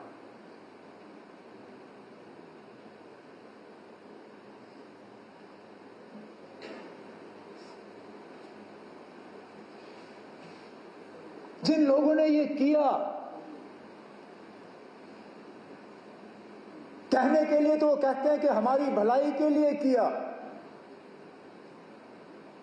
लेकिन क्या हमने उनसे कहा था कि हम ये चाहते हैं? क्या हमने उनसे कहा था कि हमारे नाम में आप इन 26 लोगों को कब्र में बंद करके यहां से वापस भेजें? क्या हमारी इसमें कोई मंजूरी थी? क्या ये हमारी इजाजत से हुआ? हम में से कोई इस हमले के साथ नहीं है। इस हमले ने हमें अंदर से खोखला किया, लेकिन इस हमले ने, क्योंकि हर खराबी में कहीं ना कहीं हमें कोई रोशनी की किरण ढूंढने की कोशिश करनी चाहिए। बहुत मुश्किल है इन हालात में वो रोशनी ढूंढना, लेकिन स्पीकर साहब, पहली मर्तबा 26 साल में मैंने जम्मू कश्मीर में किसी हमले के बाद लोगों को इस तरह बाहर आते हुए नहीं देखा। कठुआ से लेके कुपवारा तक शायद ही कोई शहर या गांव ऐसा जहां लोगों ने बाहर आके इस हमले की मजम्मत नहीं की, कहा कि ये मेरे नाम में नहीं हुआ, नॉट इन माय नेम। ये आपने जिसके लिए भी किया हो, मेरे लिए नहीं किया। और ये लोगों का बाहर आना, इसमें हम में से किसी का हाथ नहीं है। हुकूमत ये कहे कि हमने कराया, कोई और ये कहे हमने कराया, कोई नहीं ना। हम भी इस गाड़ी पे चढ़े, हमने इस गाड़ी पे सवारी की, लेकिन गाड़ी चलाई हमने नहीं। ये लोगों ने खुद गाड़ी बना के इस पे सवार होके जुलूस निकाले, नारे दिए, बैनर बनाए, मोमबत्तियां जलाई, ये कहने के लिए कि हम इस हमले के साथ नहीं हैं।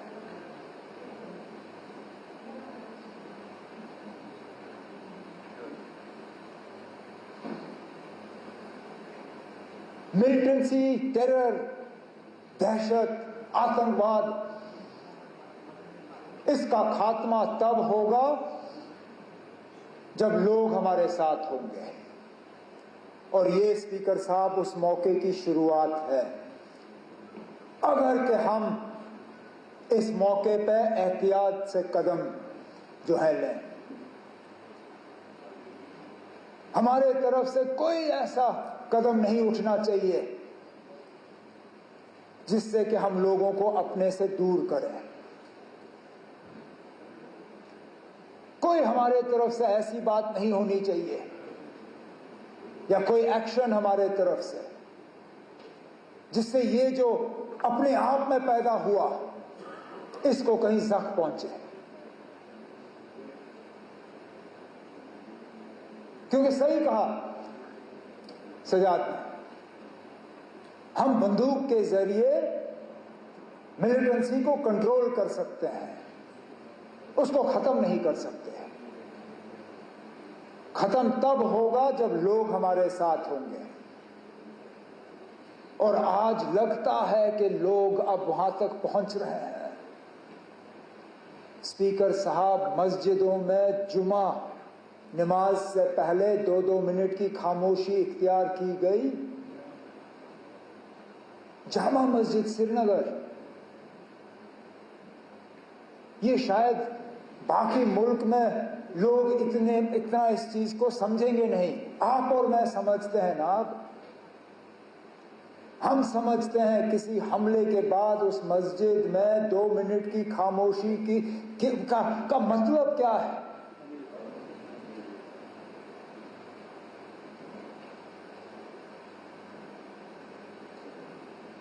तो मेरी तो सिर्फ यही कोशिश रहेगी कि इस सिलसिले को हम बनाएं, बढ़ाएं, घटाएं नहीं, कम ना करें।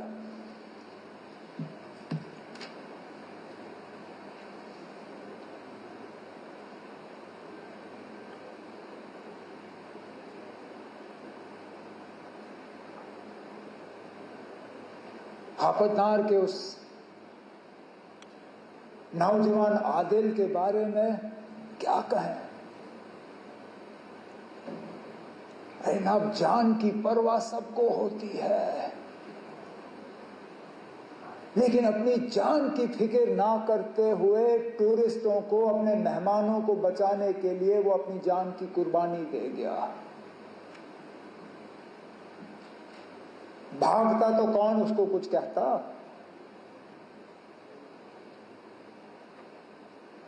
भागने के बजाय खतरे की तरफ गया। इस तरह के और मिसाल हैं जिनके बारे में आज हम सुनना शुरू कर रहे हैं। जो टूरिस्ट वहां से निकले, उन्होंने अब जिक्र करना शुरू किया। किसी एक ने वहां लोकल पोनी वाले को कहा कि मेरी बीवी और बच्चे को ले जाओ, इनको बचाओ, मुझे यहां छोड़ दो। और उसने कहा, मैं ना आपकी बीवी को कुछ होने दूंगा, ना आपके बच्चे को कुछ होने दूंगा, ना आपको कुछ होने दूंगा। इनको कुछ होने से पहले इनको मेरे ऊपर से गुजरना होगा। और छुपा के उनको सलामत रखा। जख्मियों को अपने कंधों पे पहाड़ से नीचे उतार के अस्पताल, एम्बुलेंस तक पहुंचाया।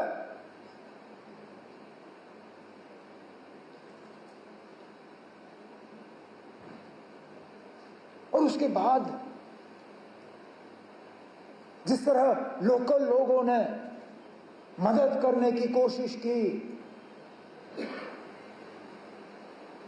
गरीब वो शिकारा वाला जो डल लेक पे फल बेचता है, उसने अपनी किश्ती पे एक छोटा सा बोर्ड लगाया, टूरिस्टों के लिए मुफ्त फ्रूट चाट। अरे ना, वो दिन के 200-300 रुपए कमाने वाला, वो कहता है कोई नहीं ना, ना चले मेरे हफ्ते की कमाई, लेकिन मैं कम से कम अपने मेहमानों को यह एहसास देना चाहता हूं कि हम उनके साथ हैं। वो 3 व्हीलर वाला ने टूरिस्टों को कहा कि अगर आपको हवाई अड्डा पहुंचना है, मैं मुफ्त आपको हवाई अड्डा पहुंचा दूंगा। इसी तरह के टैक्सी वाले, होटल वालों ने अपने कमरे खोले और कहा आप यहां रहिए। जिन्होंने गुलमर्ग छोड़ के, पहलगाम छोड़ के, सोनमर्ग छोड़ के श्रीनगर भाग के आए, जिनके पास रहने की जगह नहीं थी, होटल वालों ने उनको कहा कि हम आपसे पैसा नहीं लेंगे, आप रहिए यहां पे।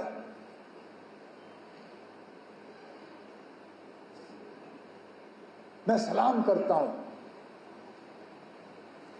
यही है हमारी मेहमान नवाजी। उसके साथ साथ उनका शुक्रिया करता हूं कि उन्होंने ये किया। जम्मू कश्मीर के बाहर हमारे कुछ स्टूडेंट्स, हमारे कुछ रहने वालों को कुछ जगहों पे तकलीफ हुई, उससे कौन इनकार कर सकता है। लेकिन मैं उसके साथ साथ उन तमाम रियासती हुकूमतों का शुक्रगुजार हूं जिन्होंने मौके पर तहकीकात करके हालात को काबू में लाने में अपना रोल अदा किया। मैं अपने मिनिस्टर कुलीग्स का शुक्रिया करता हूं जिन्होंने बिल्कुल कम नोटिस पे जगह जगह गए, कोई शिमला, कोई लखनऊ, कोई देहरादून, कोई बंबई, कोई चंडीगढ़, वहां की हुकूमतों का मैं शुक्रिया करूंगा कि इनसे मिलने के बाद इन्होंने मीटिंगें ऑर्गेनाइज की। हम अपने तरफ से एक सिस्टम जो है वो तैयार करना चाहते हैं सोशल मीडिया और व्हाट्सएप वगैरह का इस्तेमाल करते हुए, ताकि एक नोडल पॉइंट हमें मिले। हम तो चाहेंगे कि इस तरह के हालात ना हो, लेकिन इक्का दुक्का अगर कहीं हो जाए तो बच्चियों के पास, दूसरों के पास एक जगह होनी चाहिए जहां पे वो इन चीजों को दर्ज कर सकें। उसके लिए हम तैयारी कर रहे हैं।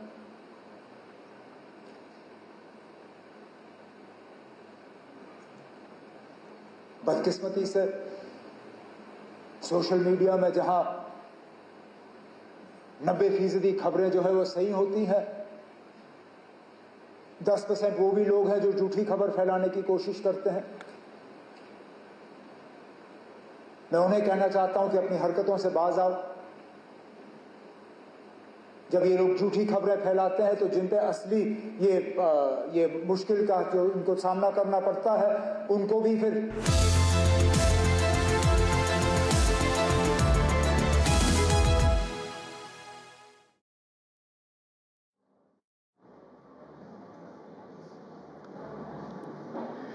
Ladies and gentlemen, I would request everyone to kindly settle down. Please sit down.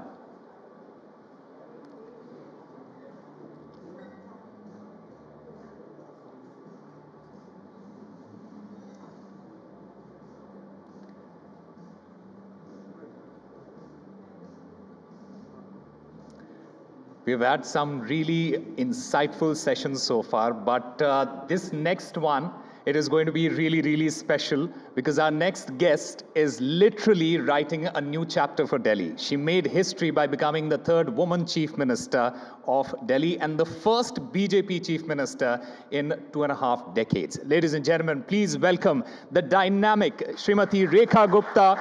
She'll be in conversation with NDTV's Senior Managing Editor, Nikunj Garg. I would request you to please come on stage, ma'am, please.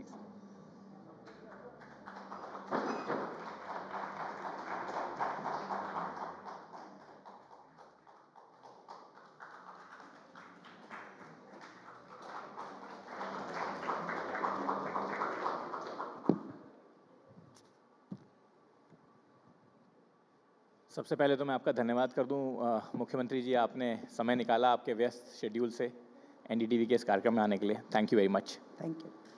और उसके बाद मैं ये आपसे पूछूं कि अभी आप एक कार्यक्रम से आ रही हैं जिसमें पहली बार for the first time in the history of this city, at least in the history of national capital, 70 साल के ऊपर के तमाम लोगों को एक हेल्थ कार्ड, आयुष्मान भारत का हेल्थ कार्ड हमने रोल आउट किया है। क्या आइडिया है इस बुनियादी हेल्थ सुविधा को देने के पीछे आपका नेशनल कैपिटल के सिटीजन्स के लिए? मैं एक्चुअली बताऊं, सच में जो 70+ एज ग्रुप के हमारे रेजिडेंट हैं देश के, उनको ये हेल्थ एश्योरेंस मिलना सरकार की ओर से कि आप निश्चिंत हो जाइए, आपकी किसी तकलीफ़ में, आपकी किसी बीमारी की स्थिति में सरकार will take care of you, आपकी पूरा ध्यान रखेगी, आपका इलाज कराएगी, आपकी टेस्टिंग्स, आपका हर वो मेडिकल एक्सपेंडिचर जो आपको अपने बूते पे करना कई बार डिफ़िकल्ट हो जाता है, कई बार आपके बच्चे भी उतना सपोर्ट नहीं कर पाते, कई बार सिचुएशंस बड़ी ऑड होती है। ऐसे में सरकार जो अपने सीनियर सिटीजन्स की केयर टेकिंग कर रही है, ये ना केवल दिल्ली के लिए, मैं बताऊं पूरे विश्व में आप कोई देश उठा के देख लीजिए, ऐसी योजना आपको मिलेगी नहीं। ये पूरे वर्ल्ड के लिए एक विजनरी योजना है जिसमें आप अपने देश के, अपने शहर के 70 साल से ऊपर के बुज़ुर्गों का इलाज करा रहे हैं despite of their income status. उनका धर्म, जाति, स्टेटस कुछ भी इसमें काउंट नहीं करता। आपके पास उस शहर का आधार कार्ड हो, आप वहाँ के लोकल रेजिडेंट है, दैट इज़ एनफ। आप सोचिए कितनी खूबसूरती है इस योजना में कि एक अमीर आदमी जो अपने सब कुछ उसके पास होगा उसके लिए भी ये योजना है, और एक गरीब रेडी बटरी वाला व्यक्ति भी, उसके लिए भी वो सेम योजना है। और सही बताऊं, अमेरिका हो या कोई और बड़ा देश हो, अगर उन्होंने कोई हेल्थ का प्रोविज़न अपने सिटीजन्स के लिए क्रिएट किया होगा तो केवल उसका क्राइटेरिया है आप टैक्स पेई हैं कि नहीं है। अगर आप टैक्स पेई हैं तो government will give you health assistance. पर ये जो योजना है, whether you are tax payer और नॉट, कुछ भी आपका स्टेटस है, आपको ये योजना समान रूप में हर एक बुजुर्ग को मिल रही है। मैं सच में थैंक्स करना चाहूँगी नरेंद्र मोदी जी का, देश के प्रधानमंत्री जी का, जिनकी वजह से आज दिल्ली के सब बुजुर्गों को उनको एक बहुत ही खूबसूरत लाभ मिला है, योजना मिली है और जीने का एक नया अधिकार मिला है। और मैं ये इसी बात पे आने वाला था कि प्रधानमंत्री का पर्सनल फोकस इस योजना को लेके बहुत रहा है। पर्सनली उन्होंने खुद पुश किया है 70+ की आरोग्य स्कीम को देश भर के लिए, और काफ़ी दिनों से ये रुकी हुई थी नेशनल कैपिटल में, और अब आपको लगता है कि आप इसको पूरा स्प्रेड दे पाएंगी। वो लोग खासकर जिनको कि इस तरह की चीज़ों की जानकारी नहीं पहुंच पाती है, जो लोगों को जानकारी हो जाती है वो तो जानकारी से सुविधा का फ़ायदा उठा लेते हैं, उनको भी आपकी सरकार कोशिश करेगी कि क्या उनको पूरी इन्फॉर्मेशन दे और वो इसका फ़ायदा ले सके? मैं प्रॉमिस करती हूँ दिल्ली के हर एक 70 साल से ऊपर के बुजुर्ग को कि आप हम तक पहुँचे या ना पहुँचे, सरकार आप तक पहुँचेगी और एक एक बुजुर्ग का रजिस्ट्रेशन करा के उसको इस हेल्थ योजना का पूरा लाभ मिलेगा। So Chief Minister, that you promised from the NDTV's forum, thank you very much. एक और बात बताइए मुख्यमंत्री जी, आप you are a young chief minister, BJP के शासन में पहली बार एक महिला मुख्यमंत्री बनी है दिल्ली में, और दिल्ली में मुख्यमंत्री बनने के पिछले 10 साल का एक्सपीरियंस जो था उससे कहीं ना कहीं लोगों को एक बड़ी डिसअपॉइंटमेंट भी हुई थी कुछ इश्यूज़ को लेकर के। आपके अपने मन में, क्योंकि आप दिल्ली के रेजिडेंट हैं, आपने स्टूडेंट पॉलिटिक्स करी है यहाँ पे, आपके अपने मन में एक नेशनल कैपिटल की क्या छवि है, कैसे चेंज देखना चाहती हैं आप इसमें? मुझे कई बार ये प्रश्न पूछा जाता है कि आप दिल्ली को कैसा बनाना चाहती हैं, लंदन बनाना चाहती हैं, पेरिस बनाना चाहती हैं, क्या बनाना चाहती हैं? तो मेरा एक ही जवाब होता है कि मैं दिल्ली को दिल्ली बनाना चाहती हूँ। दिल्ली जो देश की राजधानी है, दिल्ली जिसका एक अपना इतिहास गौरव है, दिल्ली का अपना एक कल्चर है, दिल्ली एक मिनी इंडिया है। पूरे देश के हर राज्य के लोग यहाँ आकर के बसे हैं, उनके लिए ये उनका होम टाउन है। और ऐसे में दिल्ली का इंफ्रास्ट्रक्चर, दिल्ली का हेल्थ, दिल्ली का एजुकेशन, दिल्ली हर मायने में दिल्ली अप टू डेट होनी चाहिए। पूरे देश में सबसे टेक्नोलॉजिकली अपडेटेड शहर होना चाहिए, पूरे विश्व में इसका एक सम्मान होना चाहिए।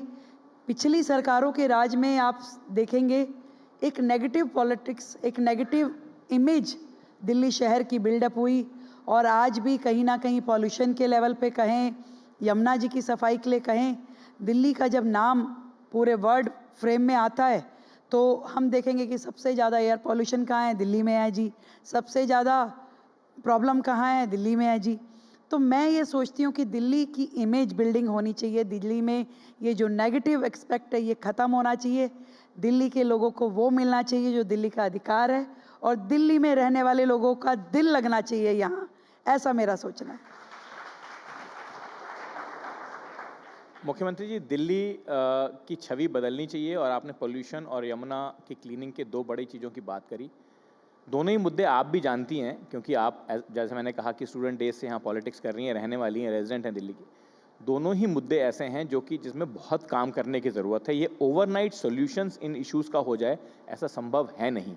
तो एक बड़ी कैपेसिटी आपकी गवर्नमेंट को, आपको खुद और सेंट्रल गवर्नमेंट के साथ कोलैबोरेशन में डिस्प्ले करनी पड़ेगी अगर हम इन दोनों इश्यूज़ को हमें सेटल करना है तो। ऑफ कोर्स करनी ही पड़ेगी। आप देखिए, पॉल्यूशन जो है एक बहुत सीरियस मैटर है, और पूरी दिल्ली का हर एक नागरिक इससे बहुत इफ़ेक्टेड है।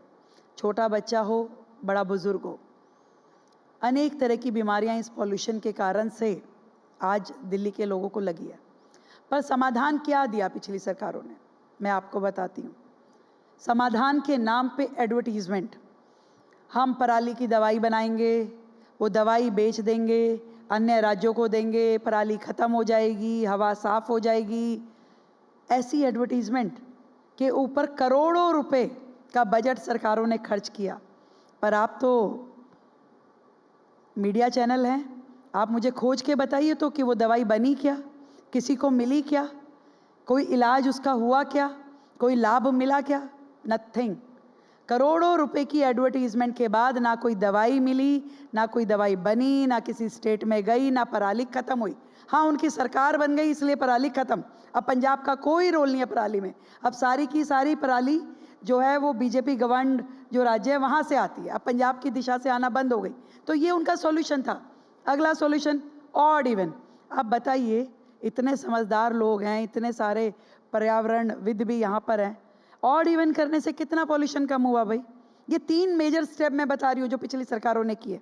एक, पराली की दवाई बनाएंगे, दूसरा हम ऑड इवन करेंगे, और तीसरा एक स्मोक टावर बनाया गया।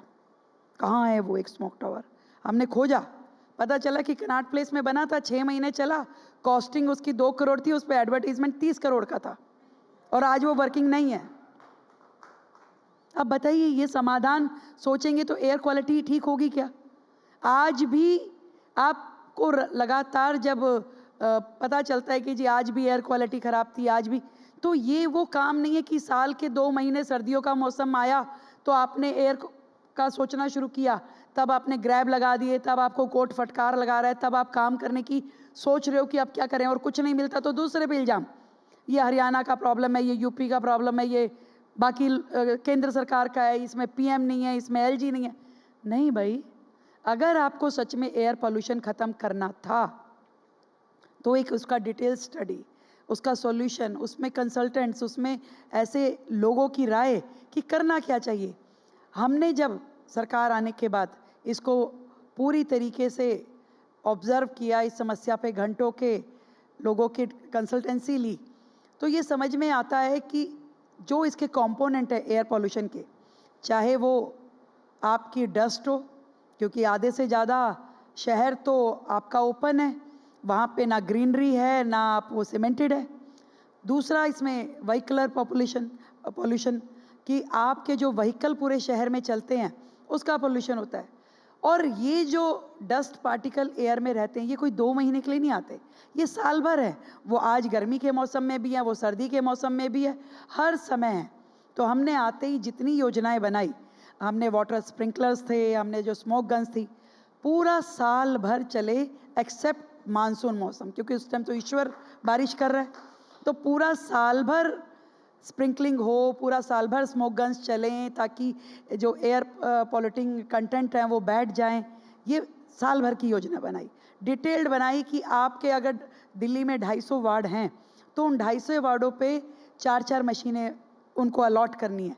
उसके लिए बजट क्रिएशन किया, उसके टेंडर लगे, और अब वो जनता के बीच में आने की शुरुआत पे है। तो ये जो काम किया, मतलब अब व्हीकल का पॉल्यूशन है, तो व्हीकल मान लीजिए आप पब्लिक ट्रांसपोर्ट को कर लेंगे तो प्राइवेट ट्रांसपोर्ट, और प्राइवेट ट्रांसपोर्ट को भी कर लेते हैं तो जो दिल्ली के बाकी शहरों से यहाँ पे ट्रांसपोर्ट आ रहा है, वो प्राइवेट गाड़ी आ रही है, वो आपकी ट्रांसपोर्ट की बसेस आ रही हैं, राजस्थान से आ रही है, हरियाणा से आ रही है, पंजाब से आ रही है। तो क्या आप उनका पॉल्यूशन चेक कर रहे हैं? तो ये भी तो कंपोनेंट है दिल्ली के पॉल्यूशन में। तो इसके लिए क्या नीति बनाई, इसके लिए क्या किया? तो इस सब के ऊपर काम करने की ज़रूरत है, बहुत ज़्यादा डिटेलिंग में। और मैं विश्वास दिलाती हूँ कि दिल्ली की आपकी अपनी ये सरकार अब इस पे बहुत माइक्रो मैनेजमेंट के साथ चल रही है। हर एक जो सेगमेंट पॉल्यूशन का है उस पे काम किया जा रहा है और हर एक को समाधान दिया जाएगा। और सेम यमुना पॉल्यूशन के लिए? यस, यमुना। देखिए, यमुना जी पे भी केवल बातें हुई। सरकार ने 8,000 करोड़ रुपए पिछली सरकार को दिया, अब वो उन्होंने कहाँ खर्च किया, क्या कर दिया, पर यमुना को सॉल्यूशन नहीं मिला। कस्में खाई, वादे किए, बाद में माफ़ी भी मांग ली, पर होना क्या चाहिए था? आज यमुना जी का जो सेगमेंट हमारी दिल्ली में आ रहा है, प्रयागराज से शुरू हो, प्रयागराज पे ख़त्म होते हैं और यमुनोत्री से शुरू होकर यमुना का जो जितना हिस्सा दिल्ली के अंतर्गत है, वो सबसे ज़्यादा पॉल्यूटिंग इसलिए है कि उसमें 22 बड़े बड़े नाले जो कि नदी से भी बड़े हैं, वो सारे जाके यमुना जी में एज इट इज़ गिरते हैं, जिसमें आपका इंडस्ट्रियल वेस्ट होता है, जिसमें आपका डोमेस्टिक वेस्ट और हर प्रकार की गंदगी, केमिकल सब उसमें है। तो सबसे पहला इलाज तो ये है कि इन सभी नालों की डिसिल्टिंग हो, इन सभी के ऊपर STPs बने। ये जो जिस नाले को आप कर्व नहीं कर सकते वहाँ डिसेंट्रलाइज STP बने। आप यकीन मानिए कि मैं आपको पिछले 15 दिन पहले की, 1 महीने पहले की रिपोर्ट, देखो सरकार को अभी 65 दिन हुए हैं, एक भी STP वर्किंग में नहीं था उनकी सरकार के समय का, एक भी डिसेंट्रलाइज STP उन्होंने बनाया नहीं। आज हमारी सरकार के माध्यम से हमने 9,000 करोड़ रुपए इस प्रोजेक्ट में रखे और उसमें से 500 करोड़ के केवल डिसेंट्रलाइज STP की, जो आपके नाले को देन एंड देयर वहीं सफाई करके उसके बाद उसका BOT ठीक करके उसको नाले में छोड़ेंगे, उसके बाद उसको यमुना जी में छोड़ा जाएगा। तो ये इस काम करने की ज़रूरत है। आज जब मुझसे लोग पूछते हैं जी कब तक साफ़ हो जाएगी, इसीलिए मैं उनको कहती हूँ भाई मुझे झूठ बोलने की आदत नहीं है, मैं जो बोलूँगी सच बोलूँगी। काम चल रहा है, काम प्लान हुआ है, काम के वर्क ऑर्डर होंगे, एक एक चीज़ बनेगी, समय लगेगा, क्योंकि जिस योजना पे काम शुरू ही नहीं हुआ आज उसको शुरू करने की ज़रूरत है, उसको लागू करने की ज़रूरत है, और तभी तो रिजल्ट निकलेगा और तभी यमुना साफ़ होगी। तो हम जो भी मेजरमेंट्स हैं उन सबको कर रहे हैं और यमुना आपको एक दिन ज़रूर ऐसा मिलेगा जब साफ़ दिखाई देगी और आप सब उसके किनारे बैठ कर के यमुना जी की आरती करेंगे और मन से जो आपके भाव हैं उनको पूरा करेंगे। मुख्यमंत्री जी, आपने इससे पहले एक बात कही थी कि यहाँ पे दिल्ली शहर है, सारे देश के लोग आते हैं, यहाँ रहते हैं, माइग्रेंट पॉपुलेशन है, और माइग्रेंट पॉपुलेशन से जुड़ा हुआ एक सेक्टर है MSME सेक्टर का, जिस सेक्टर के लिए हम ये आज कॉन्क्लेव कर रहे हैं। और MSME सेक्टर में ही सबसे ज़्यादा माइग्रेंट्स एंगेज होते हैं, वो एम्प्लॉय करता है उनको, और उन्हीं के बेसिस पे major employment even in a city like Delhi, हालांकि दिल्ली में और बहुत तरह के एम्प्लॉयमेंट भी हैं, पर MSME सेक्टर के दम पे ही वो सारी एम्प्लॉयमेंट दिल्ली में रहती है। तो MSME सेक्टर को स्ट्रेंथन करने के लिए और उनको मदद करने के लिए या उनके कारोबार को बढ़ाने के लिए आपकी सरकार के मन में कोई थॉट, कोई सोच, कोई नई दिशा आप लेना चाह रही हैं? आज दिल्ली में जितने उद्योग हैं, जितने ट्रेड हैं, वर्षों से बड़ी बुरी अवस्था में है। उनको जो असिस्टेंस गवर्नमेंट से मिलना चाहिए, जो पॉलिसी गवर्नमेंट लेवल पे बननी चाहिए, वो दिल्ली में उसकी कमी रही। और इस कारण से आप देखेंगे कि देश भर में कम बिजनेस अपॉर्चुनिटी होने की वजह से हमारे जितने ट्रेड हैं, हमारी जितनी इंडस्ट्री है, वो दिल्ली से बाहर का रास्ता खोजती रही। आज ज़रूरत है नई इंडस्ट्री पॉलिसीज़ बनाने की। आज ज़रूरत है आप व्यापार को ईज़ ऑफ डूइंग बिजनेस करने की। आज ज़रूरत है नई वेयर हाउस पॉलिसी लाने की। हर एक समस्या जो हमारी इस व्यापार जगत की है उसको सुनने की और सुलझाने की। मैं बड़े अफसोस के साथ कहती हूँ कि आज कोई ऐसा प्लेटफॉर्म नहीं है जहाँ पे हमारे इन ट्रेडर्स का, हमारे व्यापारियों का, हमारे उद्योगपतियों की समस्याओं को सुना जाए और उनका समाधान किया जाए। एज ए दिल्ली गवर्नमेंट मैं इस बात को इस तरीके से कह सकती हूँ कि आज जितने भी हमारे शहर में उद्योग हैं उनके लिए जिन नई पॉलिसीज़ को फ्रेम करने की ज़रूरत है, सरकार उनको बनाएगी।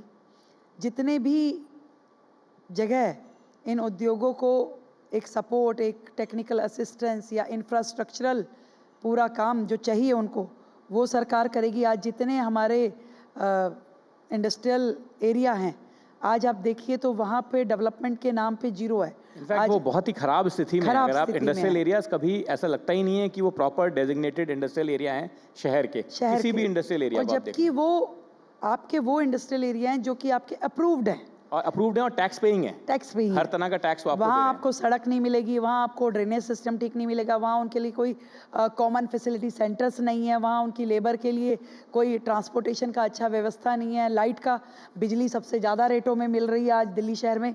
तो इतनी सारी तकलीफ़ें उनके पास है।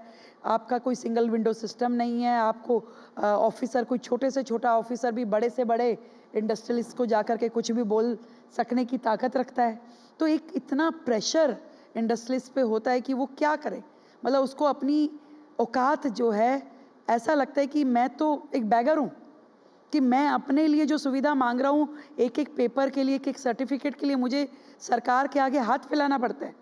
तो मैं ये सोचती हूँ कि दिल्ली में हमारी इंडस्ट्रियल पॉलिसी बहुत सुलभ होनी चाहिए और पब्लिक को सपोर्ट करने वाली होनी चाहिए, और ऐसा होना चाहिए कि इंडस्ट्रीज़ जो हैं वो हमारे दिल्ली में आकर के काम करना पसंद करें। इससे रोज़गार भी जनरेट होगा, इससे आपकी इकोनॉमी बढ़ेगी और रेवेन्यू भी बढ़ेगा ऑब्वियसली। तो हमें इस सारी फ्रेमवर्क में आज इतनी सारी इंडस्ट्रीज लीज पे दी हुई है, वर्षों से वो फ्री होल्ड नहीं हो पा रही, और कितने सारे लीगल केसेस इसी के कारण आते हैं। लोग ये सोचते हैं कि भाई हम कोई चीज़ खरीदे तो खरीदे कैसे, उसको चलाएं तो चलाएं कैसे। तो फ्री होल्ड पॉलिसी लाने की ज़रूरत है, आपको हर दिशा में काम करने की ज़रूरत है। अभी मतलब स्काई इज़ ए लिमिट, यहाँ जीरो से शुरू करके और कहाँ तक आपको लेके जाना पड़ेगा। पर मैं कह सकती हूँ कि सरकार हर उस काम को ज़रूर करेगी जिससे लोगों को सहूलियत हो।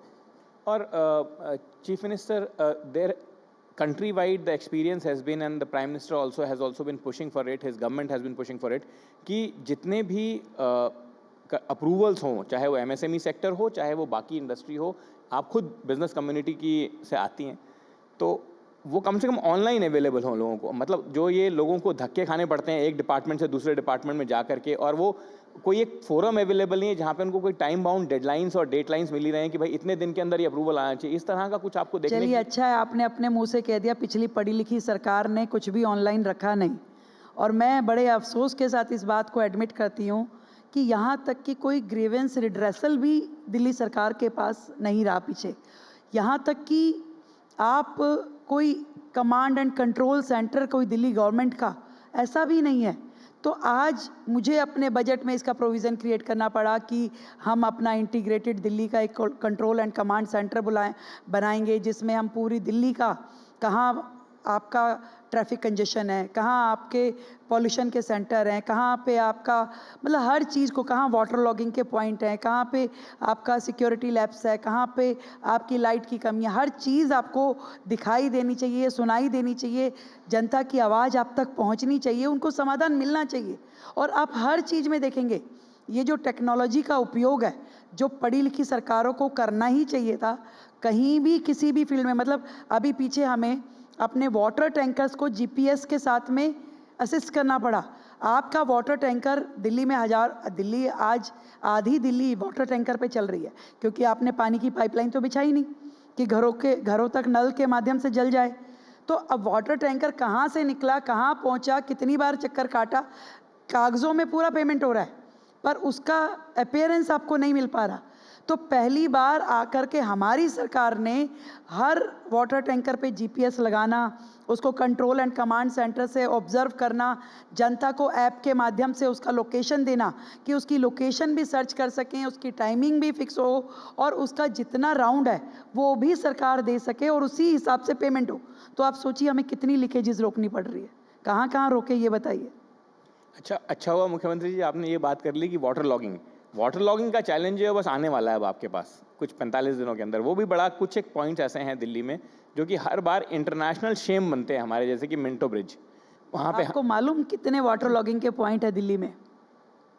लगभग 550 पॉइंट पे दिल्ली में बड़े वाटर लॉगिंग पॉइंट है। हर बार वर्षों तक आप सब ने देखा मिंटो ब्रिज के नीचे बस डूबी हुई है। ये पिक्चर एक ऐसी स्टैंडर्ड हो गया है जो हर बारिश में अखबार में फ्रंट पेज पे छपनी ही छपनी है। आपको तिलक ब्रिज पे पानी मिलेगा ही मिलेगा।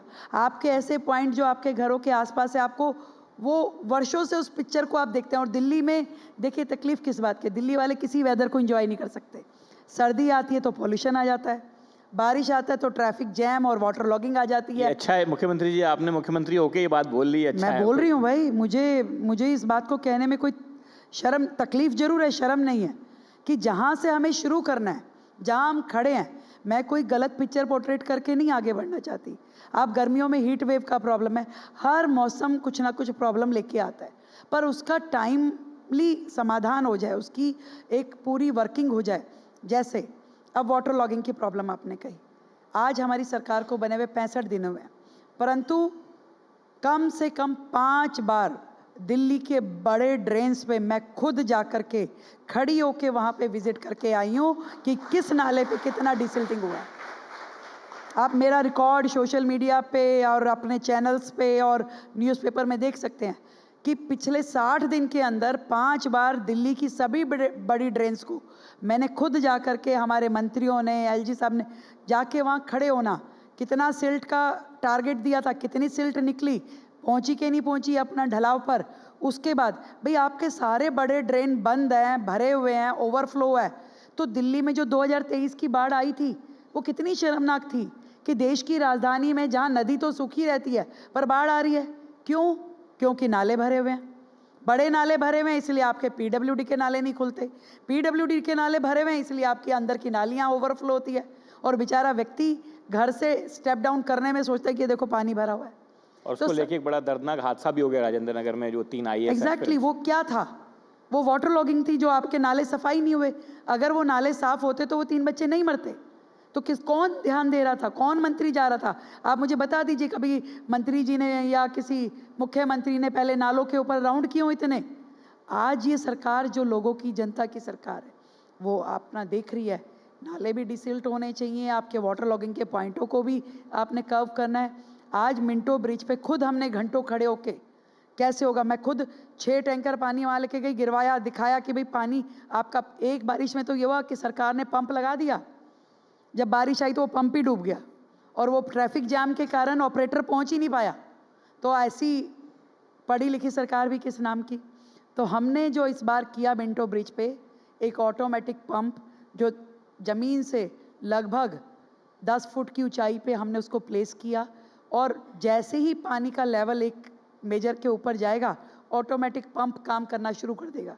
तो ये सारी चीज़ों की तैयारी आज हमने कर दी कि बारिश आएगी तो हमें और क्या क्या चीज़ें ज़रूरत पड़ सकती है, जिसको हमें आज ही करना है।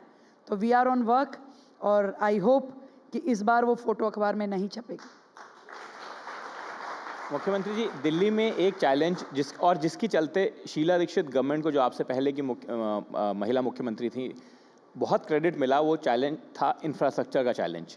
और इंफ्रास्ट्रक्चर को लेके ही पिछले कुछ सालों में लोगों की शिकायत ये रही दिल्ली वालों की कि इंफ्रास्ट्रक्चर के फ्रंट पे कोई खास काम हुआ नहीं।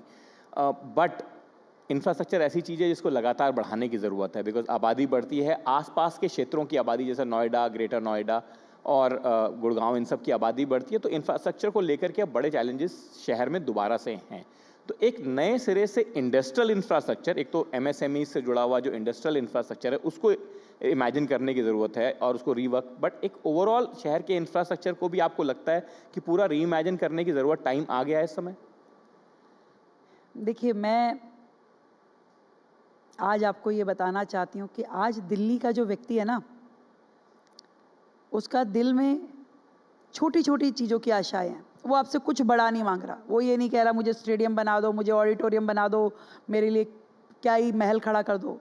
वो क्या चाहता है? मेरी नाली साफ़ हो जाए, मेरा सीवर ओवरफ्लो ना हो, मेरी सड़क में गड्ढे ना हो, मेरा स्कूल अच्छा मिल जाए, मेरे को हॉस्पिटल में इलाज के लिए जाऊँ तो ठीक ठाक मेरा इलाज हो जाए।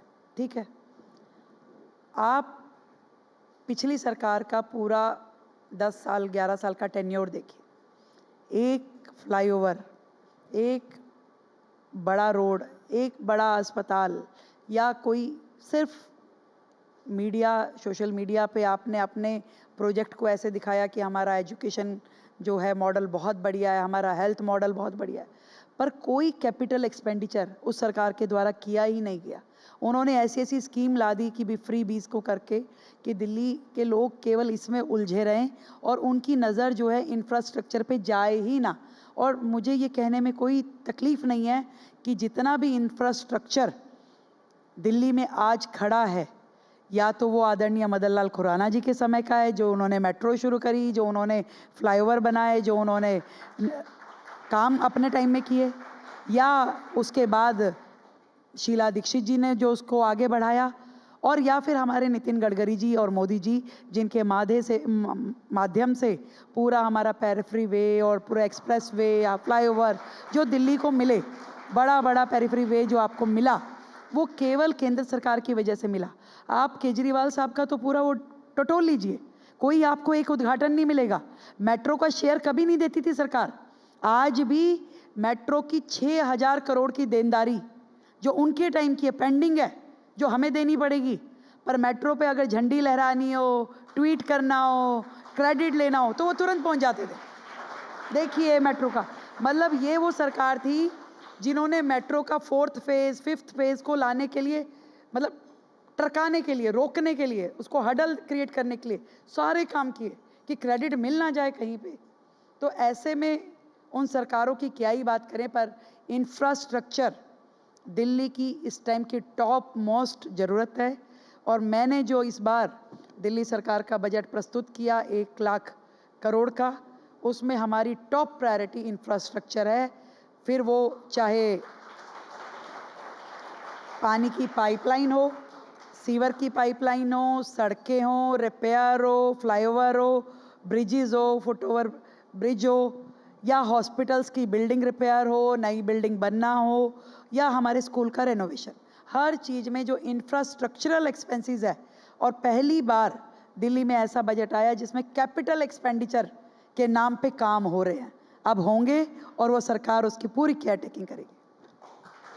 मुख्यमंत्री जी, इससे पहले कि मैं आपको जाने दूँ, 2 सवाल और पूछ लेता हूँ कि एक ग्रीन इंडस्ट्री, अब पूरी दुनिया में उसको ऐसा देखा जा रहा है कि green industry is the future of urban centres, और दिल्ली इस देश का और दुनिया का भी एक बड़ा अर्बन सेंटर है।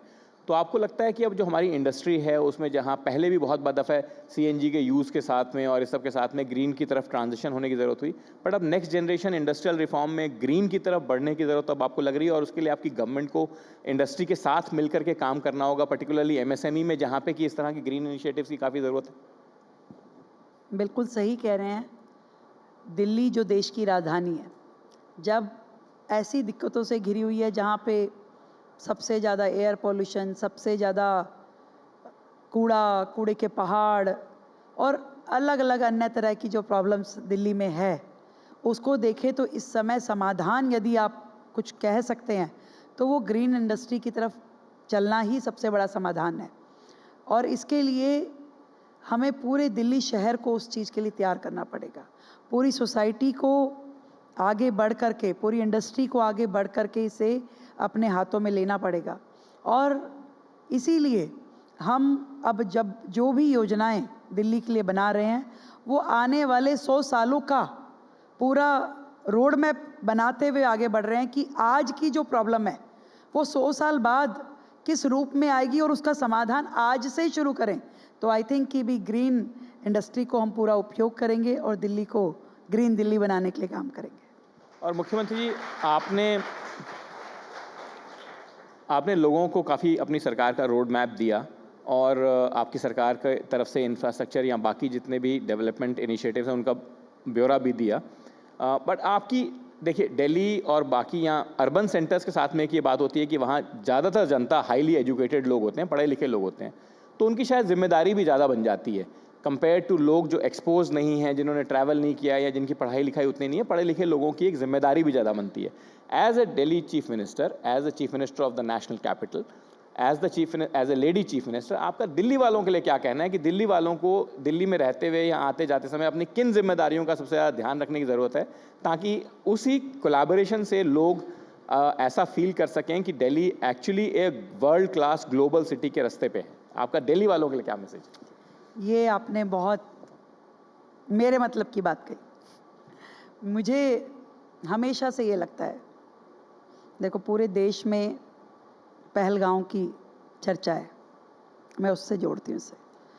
जब मैं पूरे विश्वास के साथ कह सकती हूँ कि पूरे देश में, पूरी दिल्ली में और यहाँ इस हॉल में बैठे हुए भी जितने लोग होंगे, उस हमले को देख करके सबके दिल में ये भाव जरूर आया होगा कि मुझे अगर मौका मिल जाए तो मैं ही जा कर के बंदूक उठाऊं और गोलियों से भून दूं उन्हें।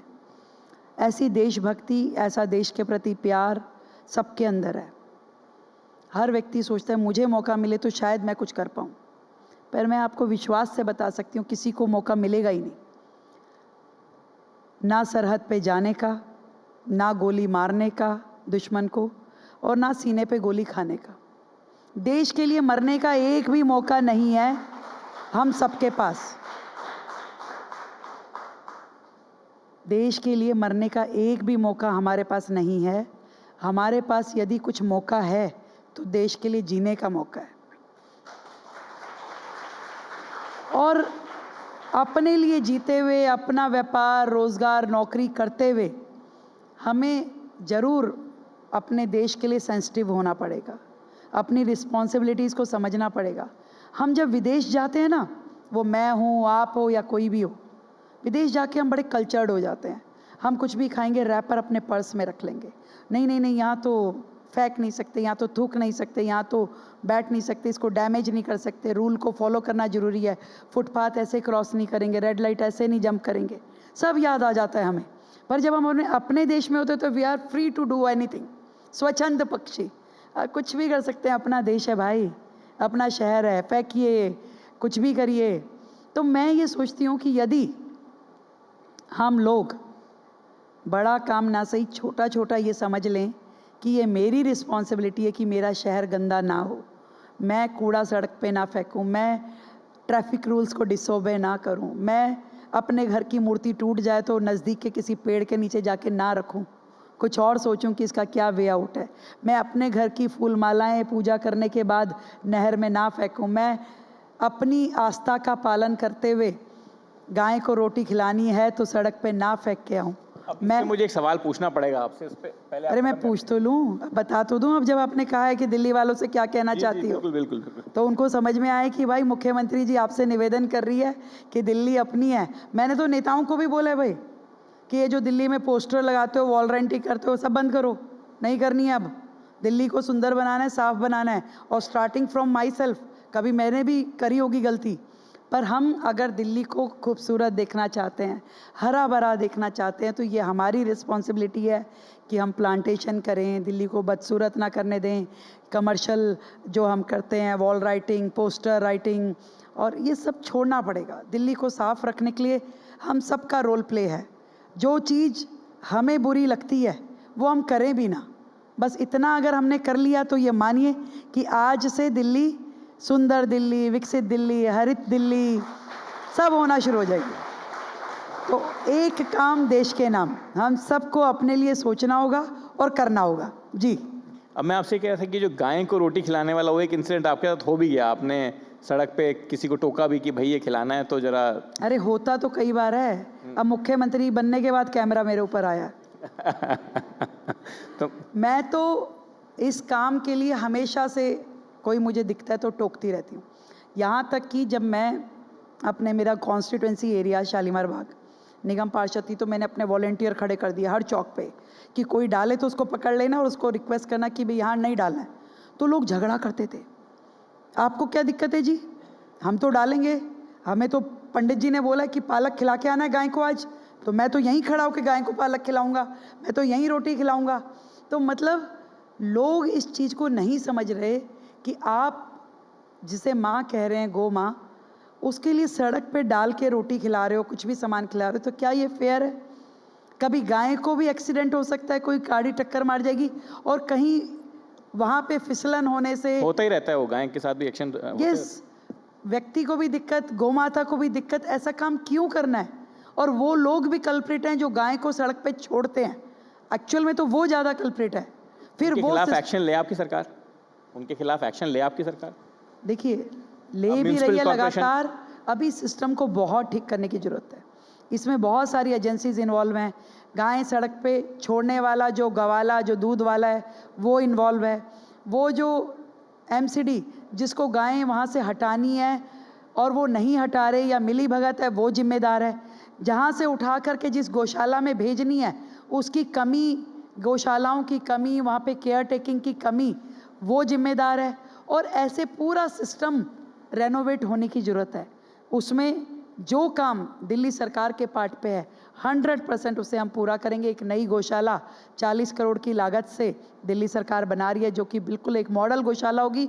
और इसके अलावा भी समाज के साथ में जुड़ करके ज़मीन सरकार दे, गौशाला लोग चलाएं, ऐसा प्रपोजल भी सरकार की ओर से है। Chief Minister, you spared some very valuable thoughts and also spared your valuable time. I know you have a busy schedule. Your government is only 65 days old. But I wish you luck from the NDTV group, and I wish you luck from all the people who have assembled here. Thank you very much for coming, Chief Minister. Thank you.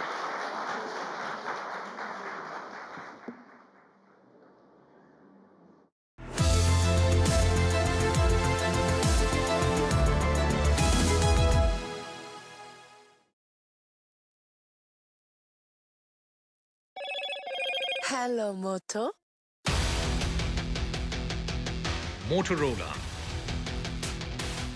India's leading AI smartphone brand.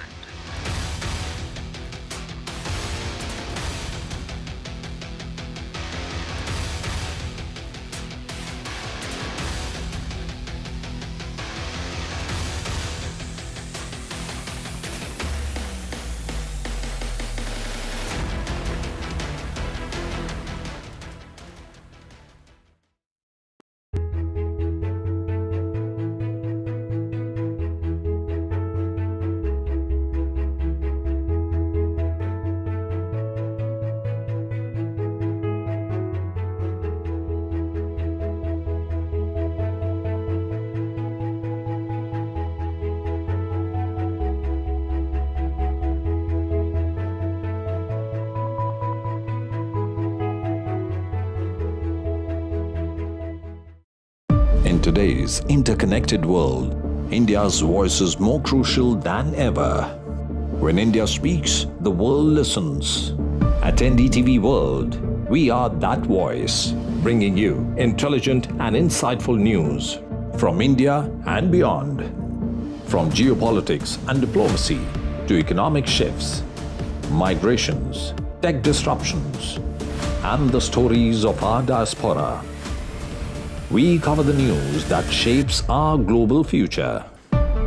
NDTV World, your new home for global news is here. I've been reporting on all issues, big and small, from Andhra Pradesh, Telangana.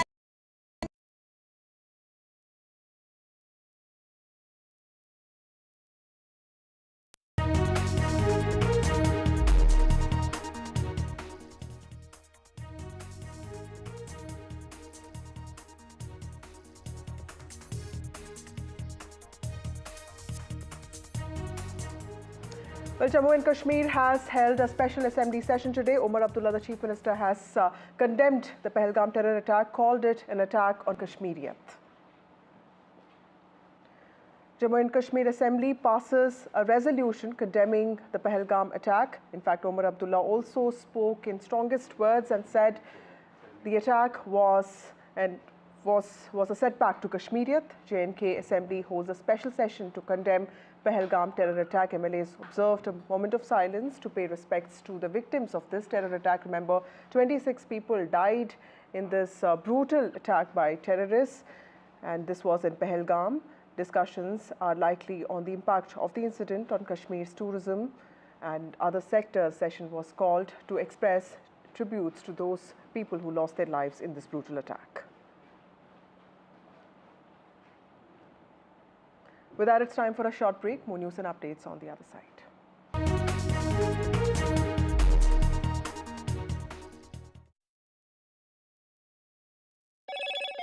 Hello, Moto. Motorola, India's leading AI smartphone brand.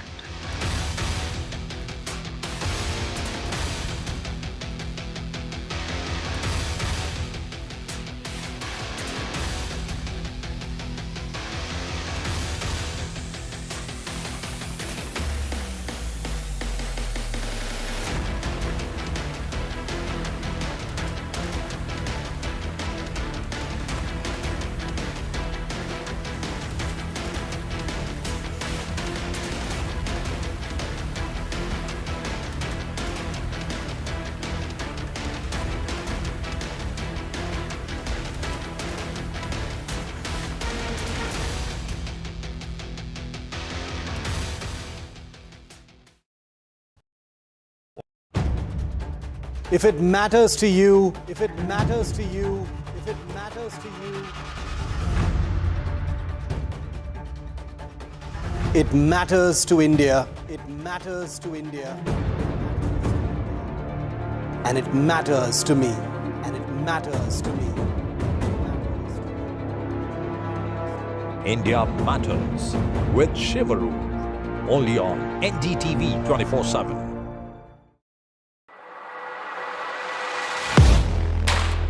Do you really know the company you invest in?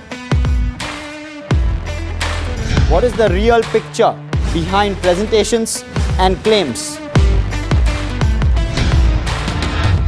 Is the outlook as rosy as the company claims? Know Your Company, powered by NDTV Profit Research, shines a light on the biggest stock market movers.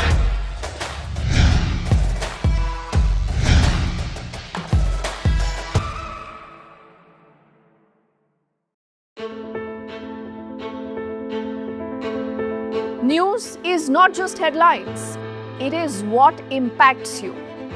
And news should never be mistaken for noise. What matters is the reality.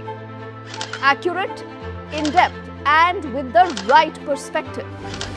For over 20 years, I have been a journalist, and never has clarity mattered more than now. At Newsnight, we go beyond the surface. We dissect the details, challenge the narratives, and bring you the unparalleled clarity you deserve in a world clouded by misinformation. We are bold, we are direct. Newsnight, for the news in your interest. Only on NDTV 24/7.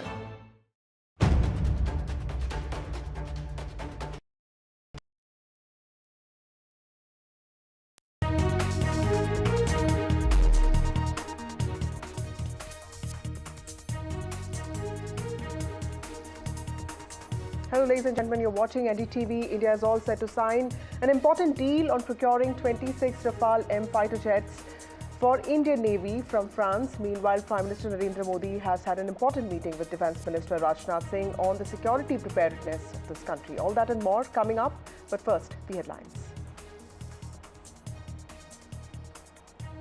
Delhi Chief Minister Rekha Gupta exclusive to NDTV. Delhi Chief Minister speaks on Ayushman Bharat scheme for seniors. Delhi government will reach all senior citizens.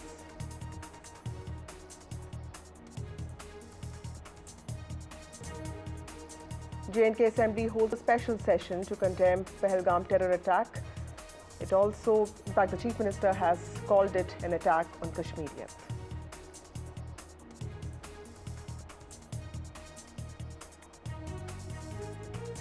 Defence Minister Rajnath Singh briefs Prime Minister Narendra Modi. 40-minute meeting focused on security preparedness.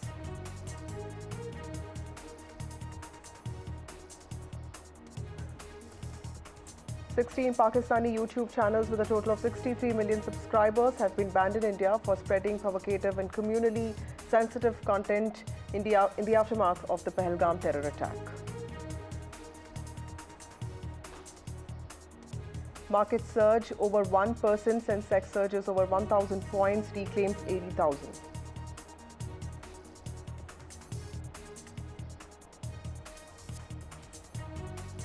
Supreme Court issues a notice to all OTT platforms. This is after a plea in SE that asked for a ban on all explicit content on OTT platforms.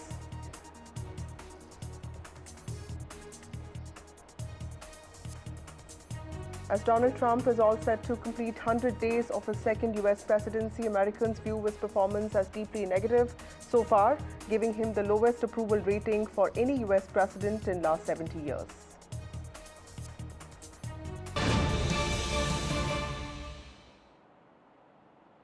J&K Assembly held a special session today to condemn the Pahalgam terror attack. In fact, the legislators observed a moment of silence to pay respects to the victims of this terror attack. Remember, 26 people died in this attack by terrorists in Pahalgam in southern Kashmir. Discussions are likely on the impact of the incident on Kashmir's tourism as well. The session was called to express tributes to those people who have lost lives in this attack. And Omar Abdullah, the Chief Minister of Jammu and Kashmir, said that this was an attack on the people of Kashmir and also on the spirit of Kashmiriyat. मेजबान होते हुए मेरी जिम्मेदारी थी कि सही सलामत मैं इन्हें यहां से वापस भेजूं, नहीं भेज पाया और माफी मांगने के अल्फाज नहीं थे।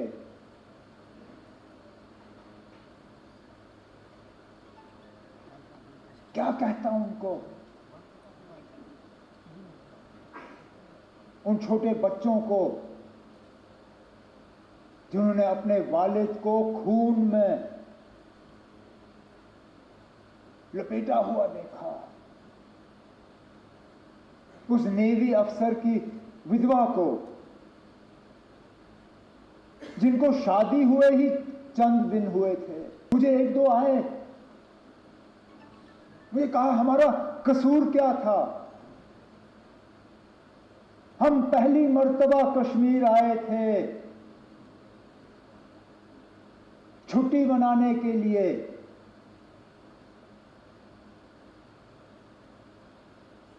और इस छुट्टी का जिंदगी भर अब हमें खमियाजा भुगतना पड़ेगा। क्या यह हमारी इजाजत से हुआ? हम में से कोई इस हमले के साथ नहीं है। इस हमले ने हमें अंदर से खोखला किया, लेकिन इस हमले ने, क्योंकि हर खराबी में कहीं ना कहीं हमें कोई रोशनी की किरण ढूंढने की कोशिश करनी चाहिए। बहुत मुश्किल है इन हालात में वो रोशनी ढूंढना, लेकिन स्पीकर साहब पहली मर्तबा 26 साल में मैंने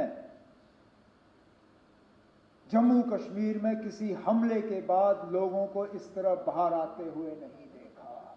मिलिटेंसी, टेरर, दहशत, आतंकवाद, इसका खात्मा तब होगा जब लोग हमारे साथ होंगे, और ये स्पीकर साहब उस मौके की शुरुआत है। अगर कि हम इस मौके पे एहतियात से कदम जो है लें, हमारे तरफ से कोई ऐसा कदम नहीं उठना चाहिए जिससे कि हम लोगों को अपने से दूर करें। हम बंदूक के जरिए मिलिटेंसी को कंट्रोल कर सकते हैं, उसको खत्म नहीं कर सकते। खत्म तब होगा जब लोग हमारे साथ होंगे। नौजवान आदिल के बारे में क्या कहें? अरे नाब, जान की परवाह सबको होती है, लेकिन अपनी जान की फिक्र ना करते हुए टूरिस्टों को, अपने मेहमानों को बचाने के लिए वो अपनी जान की कुर्बानी दे गया। मैं सलाम करता हूं। यही है हमारी मेहमान नवाजी। उसके साथ साथ उनका शुक्रिया करता हूं कि उन्होंने ये किया। My colleague Nazir joins us with more details on this. Nazir, the special session was also convened by the LG because the legislators requested for this. Is this also a sign that the political class in Jammu and Kashmir is completely united when it comes to their resistance against terror? Well, actually, what I saw in the assembly today is most unprecedented. The legislators here represented the sentiment which was on the street over the last 1 week. That was strong condemnation of terrorism, saying enough is enough, it should end for all times to come, and this should be the last terror attack in Jammu and Kashmir, and those behind it should be brought to justice. And this is a simple example here how this assembly behaved today. I'm joined by one BJP and one Congress legislator. And since this resolution was unanimous, all of the members, yes, people did talk about security lapses, responsibility should be fixed. But when it comes to fighting terrorism, everybody was on the same page. And Chief Minister made a very, very emotional speech. And he talked about how it is crucial to fight terrorism with the support of people. You can only control terror with the security. But when it comes to finishing terrorism, public support is the key. Let me first talk to Dr. Sunil Bhardwaj of BJP. Very uncommon thing in this assembly we have seen today. We have seen for the first time in the history of Jammu and Kashmir that all parties, all the leaders in the House have shown and passed the resolution unanimously and shown a strong condemnation of what happened in Pahalgam, where a heinous, barbaric and a cowardly attack was done by terrorists on unarmed and innocent tourists. And BJP leader of opposition Sunil Sharma was just praising Chief Minister Umar Abdullah. Yes, definitely. Was it that terror fight against terrorists has brought everybody together? Yes, definitely, because when it comes to fighting terrorism in Jammu and Kashmir, we must be on the same platform. And this is what has happened today. And this is what has happened 2 days back when all-party meeting was called in Srinagar. So it's a welcome step, and this is a positive sign. So here's Irfan Sahab of Congress. You are also here. You also have the same sentiments as Sunil Bhardwaj. Everybody, the resolution passed by the House unanimously, which provides that it was the inhuman, barbaric act. It provides that it was a direct assault on the ethos of the Kashmirian. Correct. And it further salutes the sacrifice made by the Adil while protecting the guests. I won't say tourists only, but the guests. Okay. And further, the resolution provides across the political action, everybody supported it, that they urged the political parties, group leaders, civil society, and particularly the media houses to maintain calm and to maintain calm and this uphold peace and reject violence and divisive rhetoric. So this was passed by the House, and we, in the rarest of the rare occasions, see when all political parties are on the same page. And I must say that everybody says it was a murder of humanity. Not these political parties, but everybody across the country, particularly in Kashmir, they condemned it strongly. So that is the sentiment. You can see it. Right. Congress and BJP MLAs, same sentiment was inside the assembly, and it was an emotional session, very emotional session. Thank you, Nazir, for joining us with those voices. Political parties in Jammu and Kashmir speaking in one voice against terror. Meanwhile, Defence Minister Rajnath Singh met Prime Minister Narendra Modi to discuss security preparedness in Kashmir. National Security Advisor Ajit Doval was also part of this key meeting today. And this meeting comes a day after Chief of Defence Staff Anil Chauhan briefed Defence Minister on critical decisions made to counter Pakistan in the aftermath of the deadly Pahalgam terror attack on the 22nd of April. Today's meeting also comes 3 days after all-party meeting was held in Parliament premises on the Pahalgam terror attack, which the Defence Minister Rajnath Singh had himself chaired. India has so far announced several punitive measures against Pakistan, including suspension of the Indus Water Treaty and the closure of the only operational land border crossing at Atari. My colleague Aishwarya joins us with more details on this. Aishwarya, tell us a little bit about this meeting that Defence Minister Rajnath Singh had with Prime Minister Narendra Modi. Tell us what could be the key takeaways from that.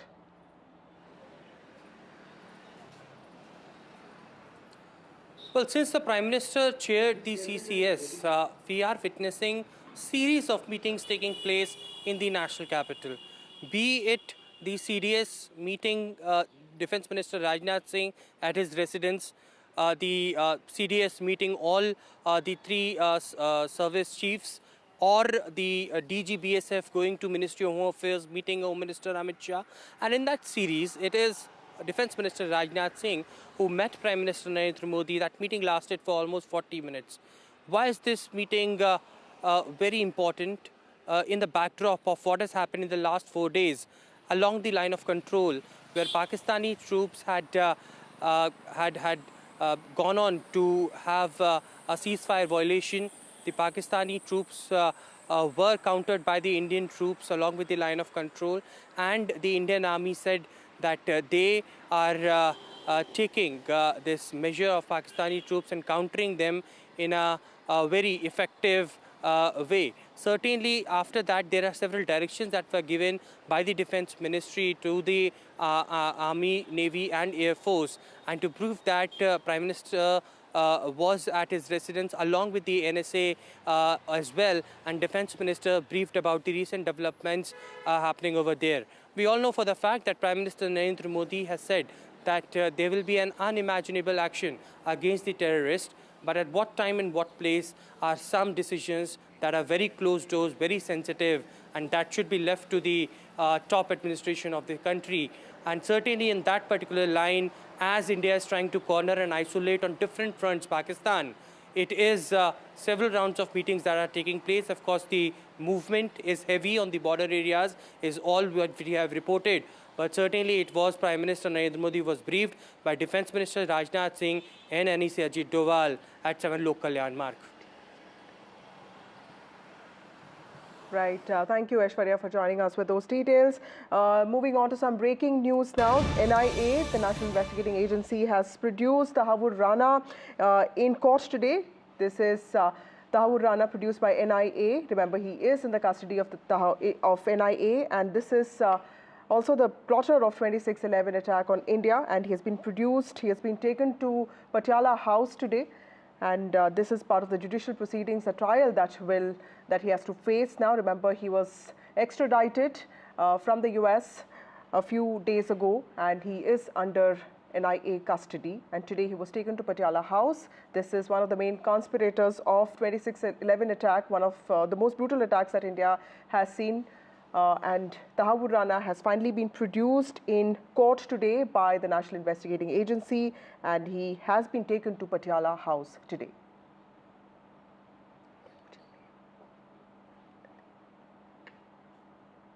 Tahawur Rana produced in court today. NIA has taken him to Patiala House, the 26/11 plotter being produced in court today.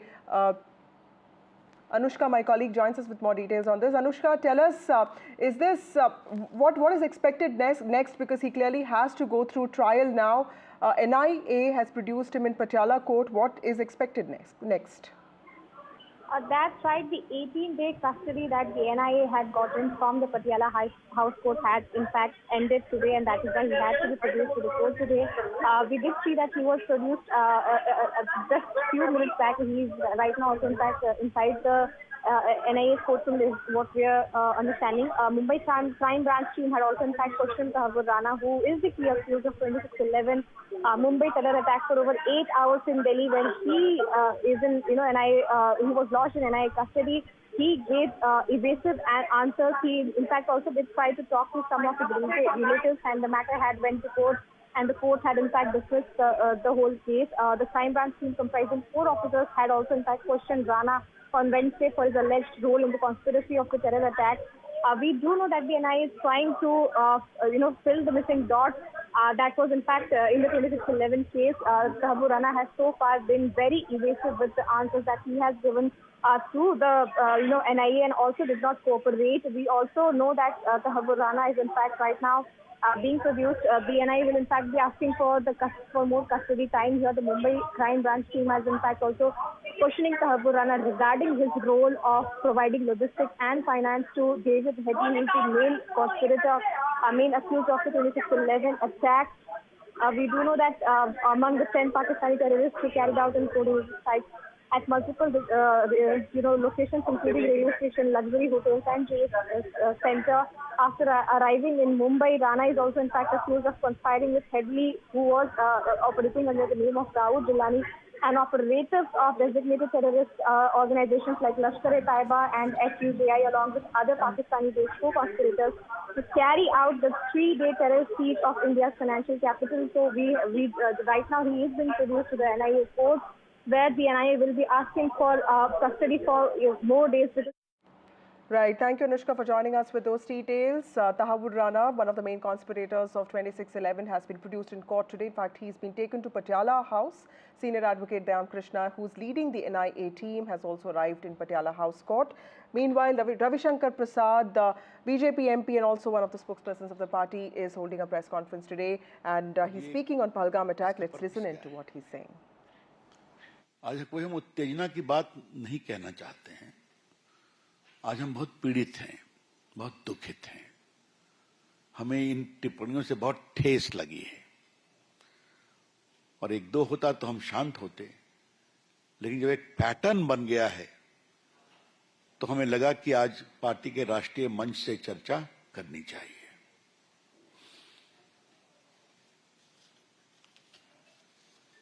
मैं 6-7 प्रमुख लोगों का वक्तव्य आपके सामने रखना चाहता हूं, जो आप सुन भी चुके हैं। कर्नाटक के मुख्यमंत्री कांग्रेस नेता सिद्धरामैया ने कहा है, जंग जरूरी नहीं है।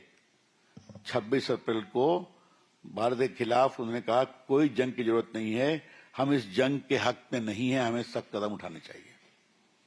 चीफ मिनिस्टर है ना, और पाकिस्तान इसको पूरा प्ले कर रहा है। जो कांग्रेस के नेतागण यहां बोलते हैं, कांग्रेस सरहद के पार पाकिस्तानी टेलीविजन चैनल और उनके जर्नल्स इसका उपयोग करते हैं कि भारत का व्यू है। Is the chief minister of an important state of India. इनका खूब वायरल हो रहा है और बाद में उन्होंने एक लंबा चौड़ा पोस्ट टारीफाई किया। उसमें उन्होंने कहा कि बस और भी कोई खास बात नहीं की, खाली हमको देश में एक रूप रहना चाहिए। कर्नाटक के आबकारी मंत्री हैं आरबी तिमापुर। ये तो कमाल है साहब। आतंकियों ने पर्यटकों को गोली मारने के पहले उनका धर्म नहीं पूछा। मुझे लगता है कि पहलगाम में जो हमला हुआ तो आतंकियों ने वहां मौजूद पर्यटकों से उनके धर्म के बारे में नहीं पूछा। फिर मैं कोट कर रहा हूं, कितने शर्म की बात है। प्रैक्टिकल तौर पर सोच करके देखो, जिस आदमी को गोली चलानी होगी वह किसी की जाति या धर्म पूछेगा, सीधा गोली मार देगा। आपको मालूम है, कर्नाटक में 2 पर्यटक शिवमोगा के मंजुनाथ राव और बेंगलोर के मथिकरी निवासी भारत भूषण दिवंगत हुए और दोनों की पत्नियों ने फोन कहा टीवी पर कि उनका धर्म पूछा गया। ये जो माननीय मंत्री जी हैं, ये एक अलग सर्टिफिकेट दे रहे हैं। ये भी पाकिस्तान में खूब चल रहा है। कांग्रेस विधायक दल के नेता हैं महाराष्ट्र में विजय वट्टेरीवार, तो और भी कमाल है। सरकार कह रही है आतंकवादियों ने लोगों से उनका धर्म पूछकर उनकी हत्या की। क्या आतंकवादियों के पास ये सब करने का समय है? कुछ लोग कहते हैं कि ऐसा नहीं हुआ। बाकी सुरक्षा की व्यवस्था क्यों नहीं थी? बाकी सब जो पीड़ित लोग हैं, उनकी जो पत्नियां हैं, जो परिवार के लोग हैं, वो रोते हुए इस सच्चाई को बता रहे हैं।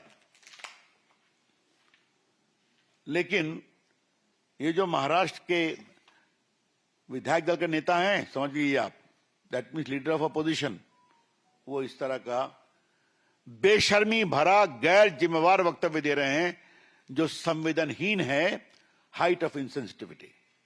अरे कम से कम अपने मुल्क के लोगों की जो जान गई, उनकी भावनाओं की तो कदर करो। श्रीमान विजय वट्टेरीवार जी,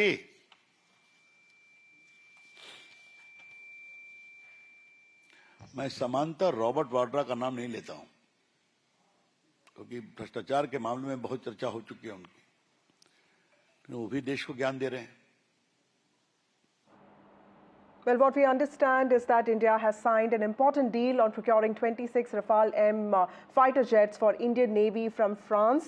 The deal has been signed. My colleague Vishnu Shom, who's been tracking this very closely, joins us now. Vishnu, explain to us the importance of this deal and also when can the jets be expected to be delivered. Tell us all about this.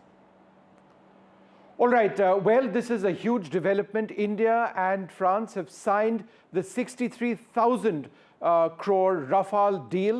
This is for Rafale M fighters that you see over here on your screen. These will be for India's aircraft carriers. Let's bring you a couple of important details about this. Firstly, it's a 63,000 crore deal for 26 Rafale M fighters. 22 of these are going to be single seat, 4 are going to be trainers. This has now been cleared. It has just been signed within the last few minutes. So that's what it's all about. Let's move to the next page, bring you a few more details on this particular deal. These will be deployed on INS Vikrant and INS Vikramaditya, India's 2 aircraft carriers. Let's bring you more details. Let's go to the next page. The Defense Secretary has now signed this deal with representatives from France, primarily the Dassault company, which manufactures the fighters. The aircraft which are to be procured by the Indian Navy will be one of the most advanced of their types in the world. Indian missiles will be integrated, perhaps the Astra missile system, because we made a great deal of developments over there.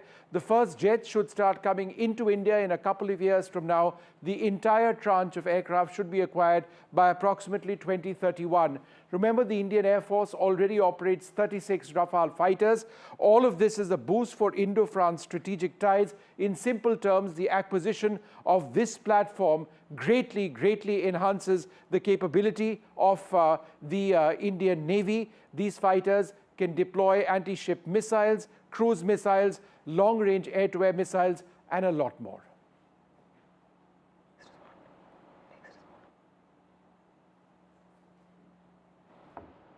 Thank you, Vishnu, for joining us with those important details. It's time for a short break. More news and updates on the other side.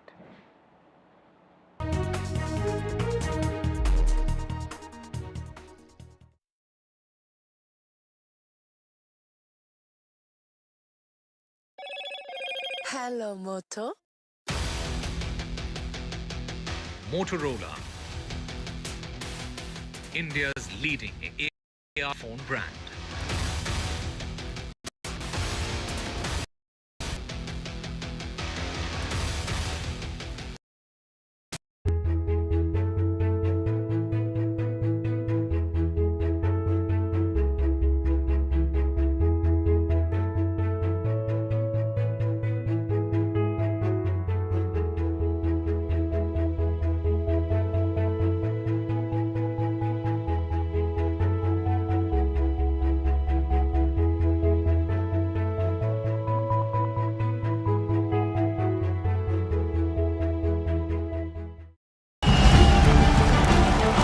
Canada is at a crossroads. Political upheaval, economic uncertainty, and rising voices demanding change. As the battle for power intensifies, NDTV World brings you unmatched coverage from the heart of the storm. Welcome to Canada Election Watch, your window into a nation in churn and what it means for us in India. From ground reports to expert analysis, from diaspora dynamics to the diplomatic impact, NDTV World is tracking every twist and turn. Canada Election Watch, only on NDTV World. Stay ahead of the story, stay with us. In today's interconnected world, India's voice is more crucial than ever. When India speaks, the world listens. At NDTV World, we are that voice, bringing you intelligent and insightful news from India and beyond. From geopolitics and diplomacy to economic shifts, migrations, tech disruptions, and the stories of our diaspora. We cover the news that shapes our global future. NDTV World, your new home for global news, is here. I've been reporting on all issues big and small from Andhra Pradesh, Telangana, rest of South India, bringing you all the action, all that you need to know, all that you want to know. The energy of Maximum City is infectious. I bring in that energy in our news coverage from financial capital Mumbai. Covering from the southernmost part of India over the last 23 years, I bring in-depth and trace.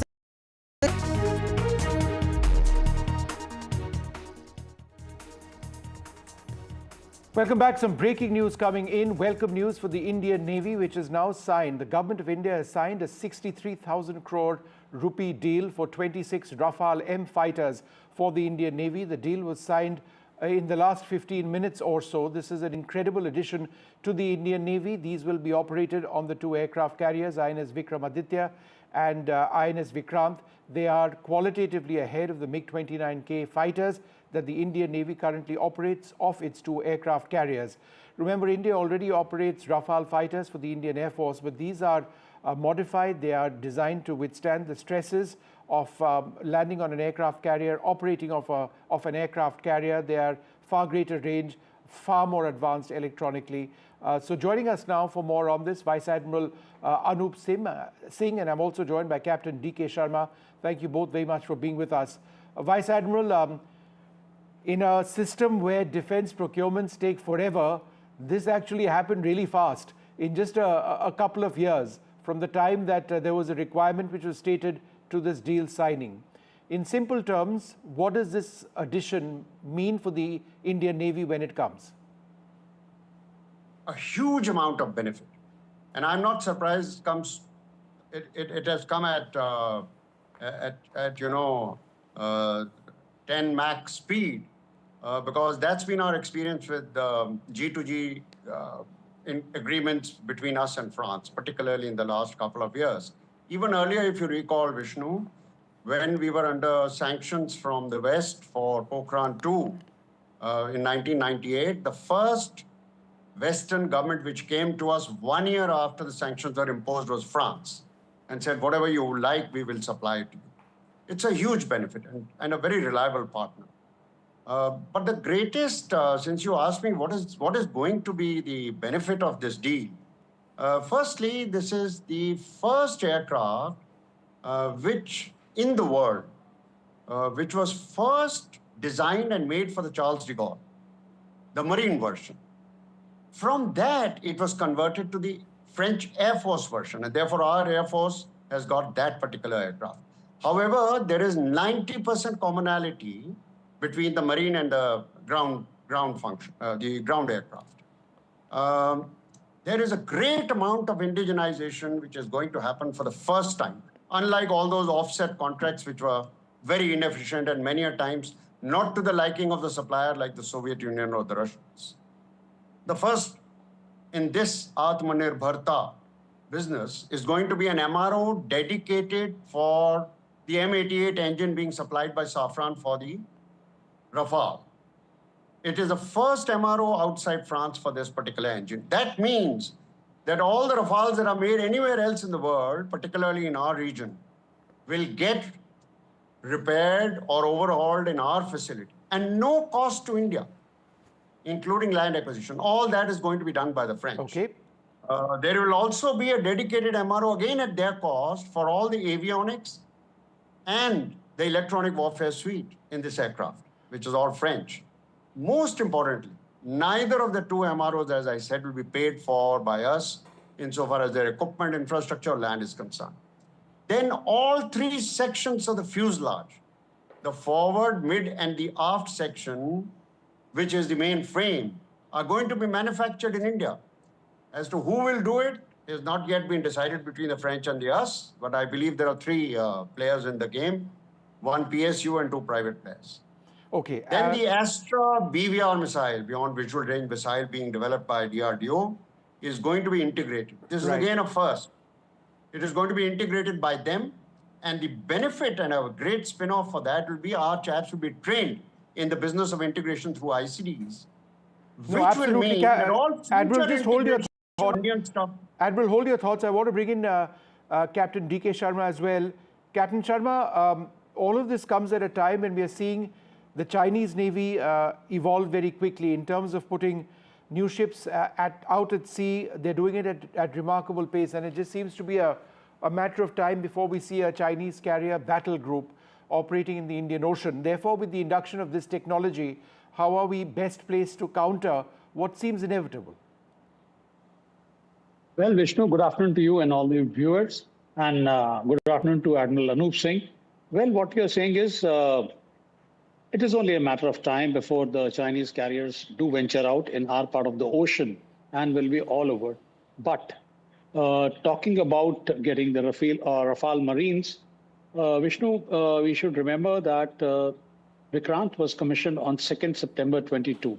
It's almost 3 years now, and we still do not have the wolf pack, which is supposed to be on board Vikrant. So today's proceedings, and once they get signed, and of course they are in the process right now, it will still take some time. But I have been made to understand that a few aircrafts, maybe 6 or 8, will be immediately transferred so that we can start flying from the deck of Vikrant. But insofar as capability is concerned, now we will not have to share the MiG-29Ks between Romeo 33 and Romeo 11, that is Vikramaditya and Vikrant. And the sooner we get them, better it is, because we know it, Indian Ocean region is going to be a focal point in the times to come, and we need 2 carriers with the full complement on top. Recently, we placed the meetings with the MH-60 Romeos, and this was a dire necessity. Sure. I would say it was vital for us to get it in time, and hopefully now, as Admiral was also saying, things will be speeded up, and somehow or the other in 2025, we should see some aircraft coming. Maybe they will get transferred from Charles de Gaulle or wherever they get from. But this is a very, very great move, and it will change the whole game in IOR. Admiral Singh, to you next. There's always been this debate, and it's largely dictated by the availability of funds on whether India can afford more aircraft carriers. But the fact that you've invested 63,000 crores towards the acquisition of a new platform seems to give fillip to the argument that integral air is important, and therefore, you aren't just doing this as a one-off. It seems to suggest that the government has accepted that integral air as part of carrier battle groups need to be a part of the Indian Navy going forward. Would you agree? Absolutely, absolutely. There is no second view on this. And the first aircraft carrier, the old Vikrant, was bought for air defense of the fleet. Today's carriers are for strategic envelopment. And you imagine an aircraft's range is not that of a gun or the missile carried either in the aircraft or on the ship, but the range at which the aircraft can go and then deliver its ordnance, which will add another 200 kilometers or 300 kilometers. All right. So it's a completely different game, and therefore the third aircraft carrier is very much required. All right, but I'd like to thank you both very much for joining us. In case our viewers have just tuned in right now, I'm just going to run through some of the major developments that have taken place today. India and France have signed a deal for the aircraft that you see on your screen. That's the Rafale M. It's the maritime version of the Rafale jet, which the Indian Air Force already operates. The 63,000 crore rupee deal will see the Indian Navy acquire 22 single-seater Rafale fighters and 4 trainers. The trainers are fully operational, capable. However, they will not deploy off the aircraft carriers. This deal has been cleared in a record period of time.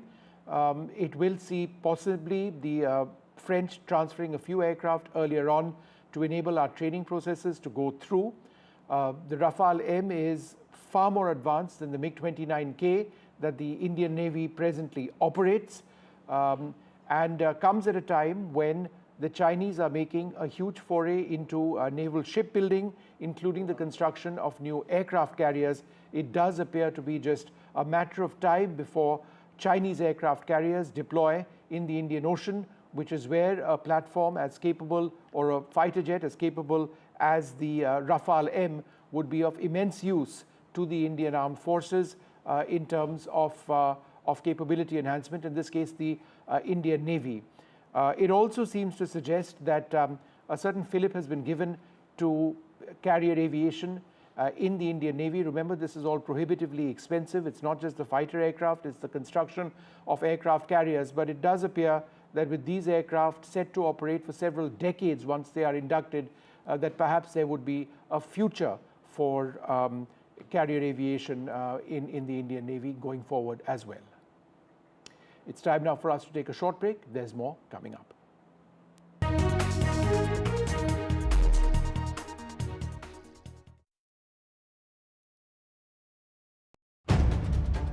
If it matters to you, if it matters to you, if it matters to you.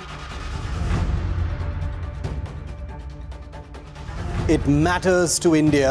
It matters to India. And it matters to me. And it matters to me. India Matters with Shivaru.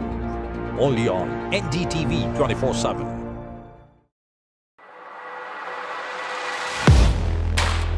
Do you really know the company you invest in? What is the real picture behind presentations and claims? Is the outlook as rosy as the company claims? Know Your Company, powered by NDTV Profit Research, shines a light on the biggest stock market movers.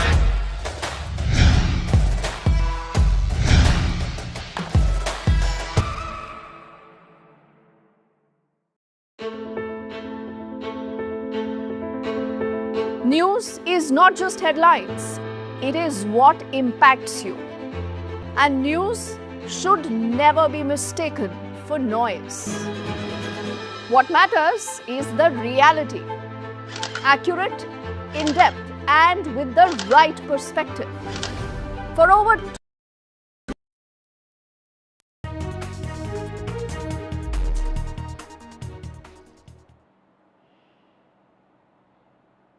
Welcome back. A special session of the J&K Assembly was held today to condemn Pahalgam terror attack. The legislators observed a moment of silence to pay respects to victims of Pahalgam terror attack. Remember, 26 people died in this brutal attack by terrorists on the 22nd of April. Discussions are likely on the impact of the incident on Kashmir's social fabric and tourism sector. The session was called at the insistence of legislators, also to offer tributes to all those people and their family members who are grieving. In fact, Chief Minister of J&K, Omar Abdullah, also spoke on this occasion, and he said that this attack was a setback to Kashmiriyat. He also took responsibility for this incident, and he said that as tourism minister it was his responsibility and that he has no words to express his sorrow. मेजबान होते हुए मेरी जिम्मेदारी थी कि सही सलामत मैं इन्हें यहां से वापस भेजूं, नहीं भेज पाया और माफी मांगने के अल्फाज नहीं थे।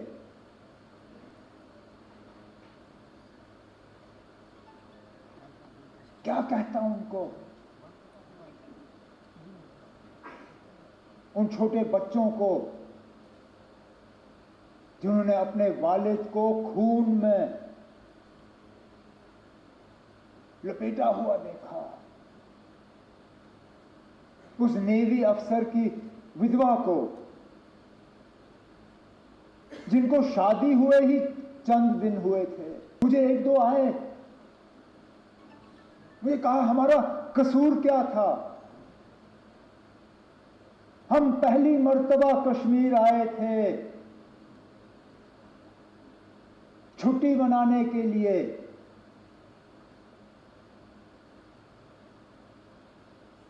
और इस छुट्टी का जिंदगी भर अब हमें खमियाजा भुगतना पड़ेगा। मिलिटेंसी, टेरर, दहशत, आतंकवाद, इसका खात्मा तब होगा जब लोग हमारे साथ होंगे, और ये स्पीकर साहब उस मौके की शुरुआत है। अगर कि हम इस मौके पे एहतियात से कदम जो है लें, हमारे तरफ से कोई ऐसा कदम नहीं उठना चाहिए जिससे कि हम लोगों को अपने से दूर करें। हम बंदूक के जरिए मिलिटेंसी को कंट्रोल कर सकते हैं, उसको खत्म नहीं कर सकते। खत्म तब होगा जब लोग हमारे साथ होंगे। नौजवान आदिल के बारे में क्या कहें, अब जान की परवाह सबको होती है, लेकिन अपनी जान की फिक्र ना करते हुए टूरिस्टों को, अपने मेहमानों को बचाने के लिए वो अपनी जान की कुर्बानी दे गया। मैं सलाम करता हूं, यही है हमारी मेहमान नवाजी। उसके साथ साथ उनका शुक्रिया करता हूं कि उन्होंने ये किया। Well, the Chief Minister of Delhi, Rekha Gupta, has also spoken on the Pahalgam terror attack. She was speaking at NDTV's MSME conclave, and this is what she said. आपकी देखिए, दिल्ली और बाकी यहाँ अर्बन सेंटर्स के साथ में एक ये बात होती है कि वहाँ ज़्यादातर जनता हाईली एजुकेटेड लोग होते हैं, पढ़े लिखे लोग होते हैं, तो उनकी शायद जिम्मेदारी भी ज़्यादा बन जाती है कंपेयर टू लोग जो एक्सपोज नहीं हैं, जिन्होंने ट्रैवल नहीं किया या जिनकी पढ़ाई लिखाई उतनी नहीं है। पढ़े लिखे लोगों की एक जिम्मेदारी भी ज़्यादा बनती है। As a Delhi chief minister, as a chief minister of the national capital, as a lady chief minister, आपका दिल्ली वालों के लिए क्या कहना है कि दिल्ली वालों को दिल्ली में रहते हुए या आते जाते समय अपनी किन जिम्मेदारियों का सबसे ज़्यादा ध्यान रखने की ज़रूरत है, ताकि उसी कोलैबोरेशन से लोग ऐसा फील कर सकें कि दिल्ली एक्चुअली एक वर्ल्ड क्लास ग्लोबल सिटी के रास्ते पे है। आपका दिल्ली वालों के लिए क्या मैसेज? ये आपने बहुत मेरे मतलब की बात कही। मुझे हमेशा से ये लगता है, देखो पूरे देश में पहलगाम की चर्चा है, मैं उससे जोड़ती हूँ इसे। जब मैं पूरे विश्वास के साथ कह सकती हूँ कि पूरे देश में, पूरी दिल्ली में और यहाँ इस हॉल में बैठे हुए भी जितने लोग होंगे, उस हमले को देख करके सबके दिल में ये भाव जरूर आया होगा कि मुझे अगर मौका मिल जाए तो मैं ही जा कर के बंदूक उठाऊं और गोलियों से भून दूं उन्हें। ऐसी देशभक्ति, ऐसा देश के प्रति प्यार सबके अंदर है। हर व्यक्ति सोचता है मुझे मौका मिले तो शायद मैं कुछ कर पाऊं, पर मैं आपको विश्वास से बता सकती हूँ किसी को मौका मिलेगा ही नहीं, ना सरहद पे जाने का, ना गोली मारने का दुश्मन को, और ना सीने पे गोली खाने का। देश के लिए मरने का एक भी मौका नहीं है हम सबके पास। देश के लिए मरने का एक भी मौका हमारे पास नहीं है। हमारे पास यदि कुछ मौका है तो देश के लिए जीने का मौका है। Well, moving on, 16 Pakistani YouTube channels with a total of 63 million subscribers have been banned in India for spreading provocative and communally sensitive content in the aftermath of Pahalgam terror attack. This is what government sources have told NDTV. YouTube channels have been banned on the instructions of the Union Home Ministry. This is India's firm hand against Pakistan. 16 Pakistani YouTube channels have been banned now, and this is because of communal content on these channels, and these also include multiple Pakistani news channels and also a few sports channels. This is the exercise of Government of India on a usual basis. Such fake narratives, such propaganda is not allowed in the country, and that's a state message from the government. This time on the recommendation of the Home Ministry, it is almost 16 YouTube channels, 3 social media posts which had completely put down by the government, which had more than 65 million followers across the globe. Now this includes several Pakistani news channels, YouTube platforms. This includes Pakistani sports YouTube platforms as well, and certainly individuals from the Pakistani side who spreads fake narrative. Official statement had come out from the Ministry of Home Affairs that stated that this is on the recommendation of the Ministry of Home Affairs, that these YouTube channels for disseminating provocative and communally sensitive content, false and misleading narratives and misinformation against India, the decision has been taken by the Indian government to completely ban that. Of course, as we are mentioning about why this is so important, of course, after the Pahalgam terror attack, we had been witnessing several Pakistani news channels spreading fake narrative against the Indian government. They had been using the Indian opposition to counter their own stand, and they were using our opposition leaders who had already stated in the past that they are completely standing with the government of India at this point of time, and they will be together with whatever action the government of India has been taken. But they were using photographs of Siddaramaiah, photographs of Rahul Gandhi, and they were spreading fake narrative. These action had come out after Pahalgam terror attack, of one of the major action to corner Pakistan digitally. Well, Rang De Basanti actor Atul Kulkarni visited Pahalgam days after the deadly terror attack, killing 26 tourists in Baisaran Meadow, also known as Mini Switzerland. Atul Kulkarni wanted to send out a strong message that terror cannot stop the flow of tourists visiting Kashmir. Atul Kulkarni was deeply saddened that 90% bookings were cancelled after the attack, and that's why he has visited Kashmir, and this is part of his Kashmir Chalo campaign. Meanwhile, Tahawur Rana was produced in court today. The 2611 plotter was taken to Patiala House by the National Investigating Agency. NIA has produced Tahawur Rana before Delhi High Court today. Senior advocate Dayam Krishnan, who is leading the NIA legal battle, also arrived at Patiala House Court, and this is where Tahawur Rana was produced in Patiala High Court. Patiala House today. In fact, Anushka joins us with more details on this. Anushka, tell us, what is the latest? Was he produced in person?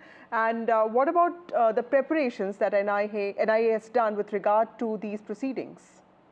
That's right, Vasudha. We think that his custody was ending today. NIA had, on the first term, had asked for 18 days of custody. Now, today, two things might most probably happen. Either they will ask for the police custody, or they will be asking for a judicial custody for Tahawur Rana, because we do know that every time the NIA and the Mumbai Police ATS has tried to squeeze him, he has been evasive about all the details regarding the 2611 attacks. We do know that he was very close to the main conspirator, that was David Headley, who was operating under the name of Dawood Jilani.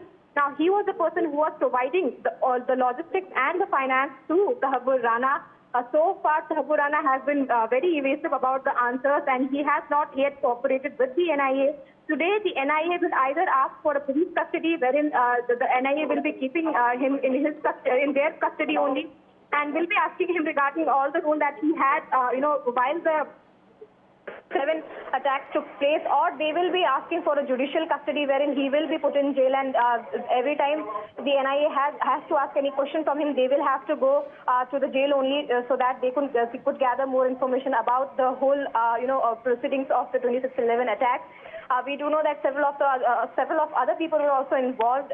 Their role will also be quizzed about by Tahawur Rana, since we know that he has so far not answered any question, and we do know this also, that he had asked for permission to talk to his relatives, which the NIA court had dismissed. They didn't give him the permission to talk to anyone.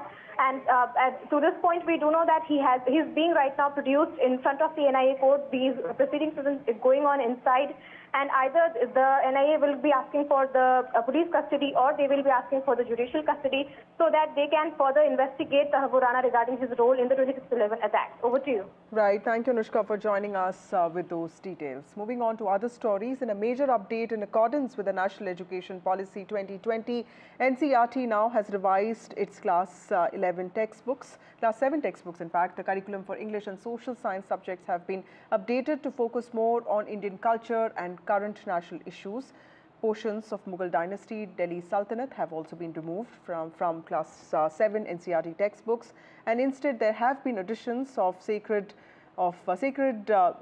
religious institutions, including some events such as Mahakumbh and flagship government programs such as Beti Bachao, Beti Padhao and Make in India, while BJP calls it an effort to showcase all of India and that an attempt to avoid repetition in syllabus. Congress has stated that this is erasure of history and will not achieve anything but only create religious divide.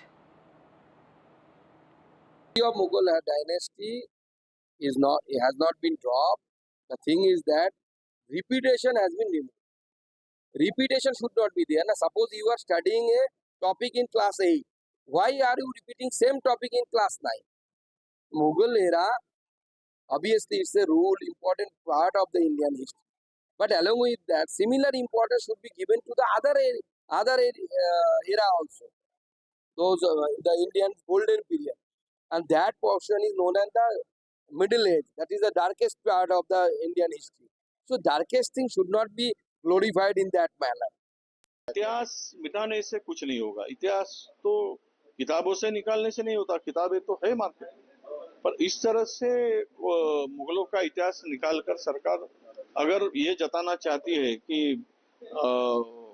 इनकी सरकार की मंशा क्या है, ये भाईचारे को खत्म करना चाहते, देश के एकात्मता को खत्म करना चाहते, आपस में दो रिलीजन्स को लगाना भिड़ाना चाहते, जो नया प्रावधान उसमें किया है तो ये ठीक नहीं है। ये देश की नींव सभी धर्मों को साथ में लेकर चलने की है।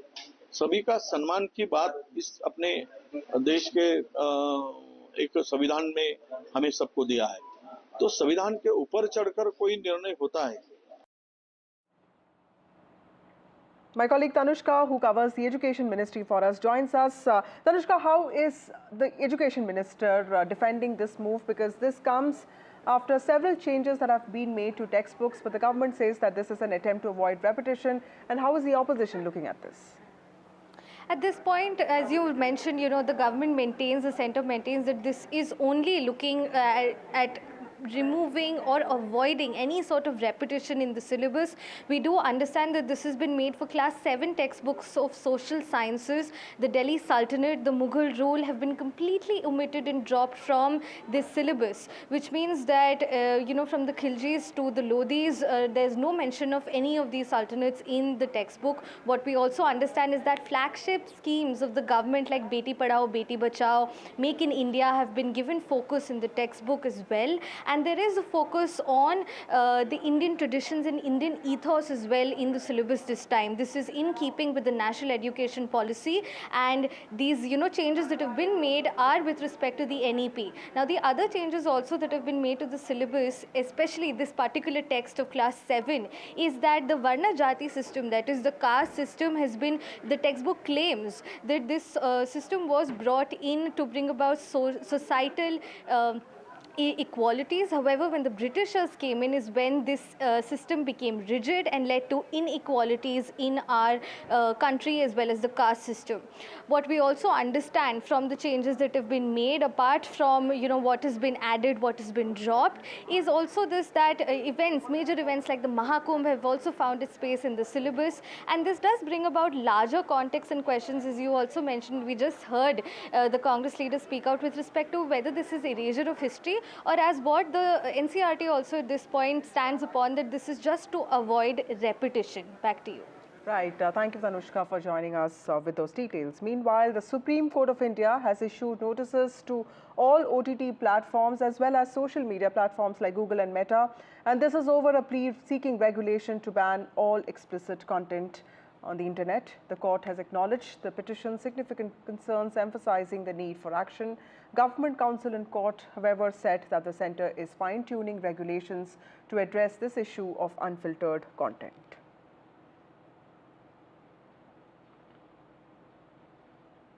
Meanwhile, ED is carrying out searches and raids at multiple locations in Hyderabad at the homes and residences of land dealers regarding suspected illegal purchase of 103 acres in Rangareddy district of what is called Bhudan land by senior and prominent IAS and IPS officers of the state. The High Court had last week issued notices to 76 respondents to file their counter-reply by the 12th of June, and that had upset powerful officers, and that these were the officers who seemed to be involved in the purchase of land that cannot be sold or bought. Since 8 a.m. today, the Enforcement Directorate has carried out raids and searches at least 3 locations in the old city areas of Hyderabad. That includes Yakutpura, Meerpet as well as Santosh Nagar. And what we understand is that this relates to certain individuals who were involved in land dealership in the Rangareddy district. What we understand is that about 103 acres is what we are talking about.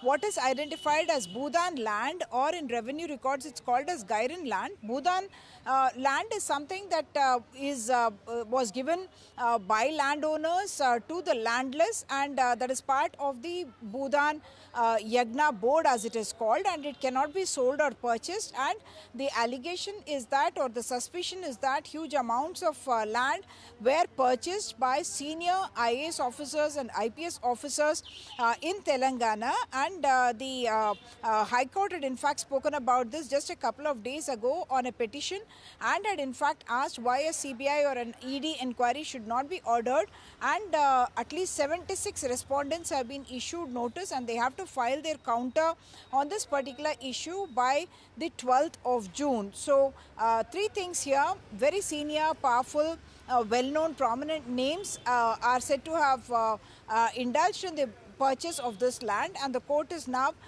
wanting to find out how this happened, why this happened, and also seeking their explanation and why a central agency should not be involved in this.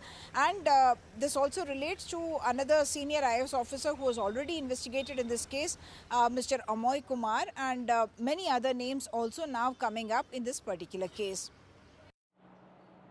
Well, Indian stock markets are witnessing a strong rally today with both major indices surging in afternoon trade. What's causing this massive market surge? My colleague Sakshi has the details.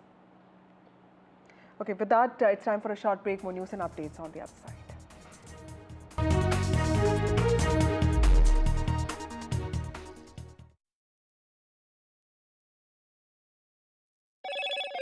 Hello, Moto. Motorola, India's leading AI smartphone brand.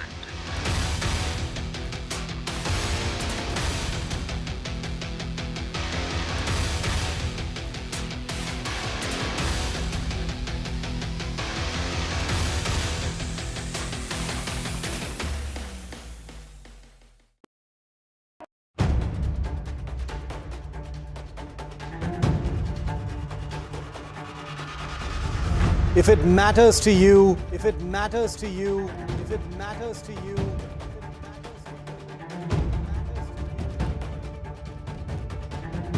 it matters to India. It matters to India. It matters to India.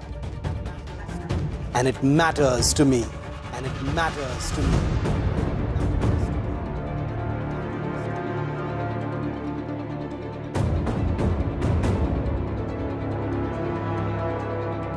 India Matters with Shivaru, only on NDTV 24/7.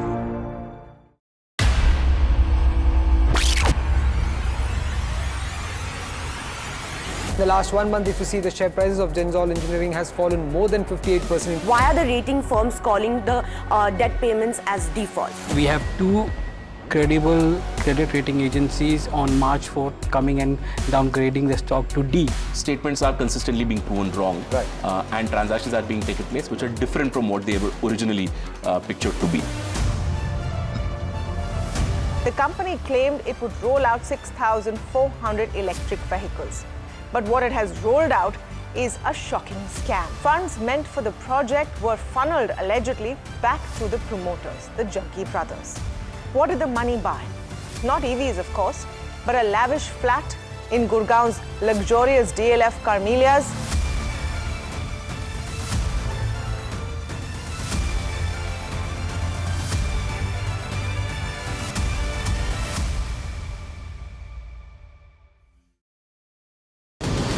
Empower India's growth engine. Join the game changers, industry leaders, policy makers, and innovators at NDTV's Emerging Business Conclave. Discover exclusive insights, powerful networking, and strategies to accelerate MSME growth in India.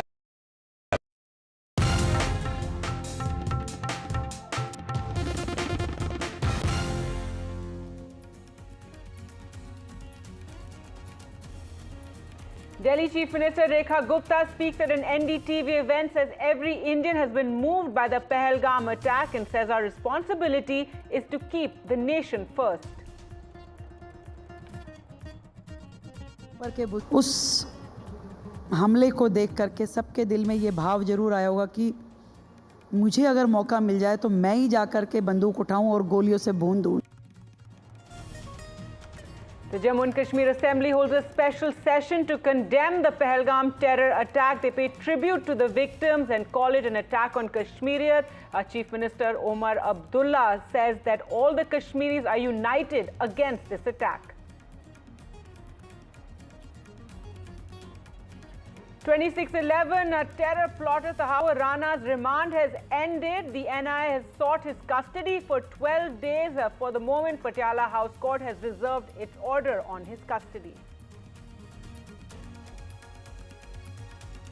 India and France have signed the 63,000 crore deal for the 26 Rafale M jets for the Indian Navy.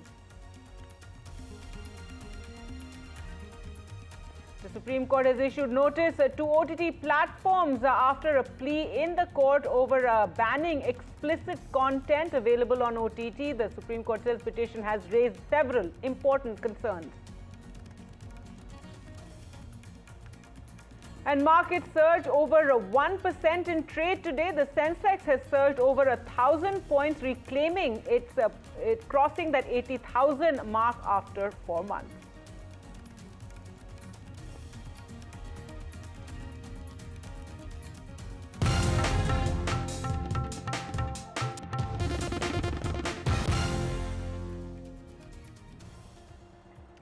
Hello and welcome. You're watching NDTV. I'm Gargi Raut, and our top story: India today signed a 63,000 crore deal to buy 26 Rafale M fighter jets from France, set to dominate the skies from aircraft carriers INS Vikrant and INS Vikramaditya. These advanced jets will bolster India's maritime power.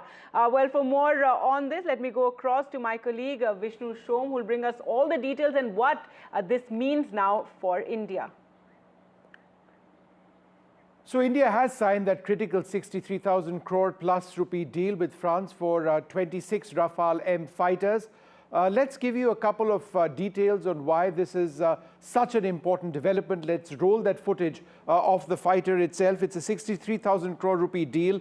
These are the fighters that the Indian Navy will be acquiring. The first jets will be entering service in a couple of years from now, but I expect it'll be only about 2031, 2032 before all 26 are deployed. This is the exact jet that India is getting, filmed on the French aircraft carrier. France is the only other country that operates this variant of the jet, which is considerably more advanced than the MiG-29K that the Indian Navy operates. The addition of this would add a great deal to the firepower of the Indian Navy. The Rafale M comes with anti-ship missiles, cruise missiles, including the Scalp, which can hit targets on land with precision, and long-range air-to-air missiles.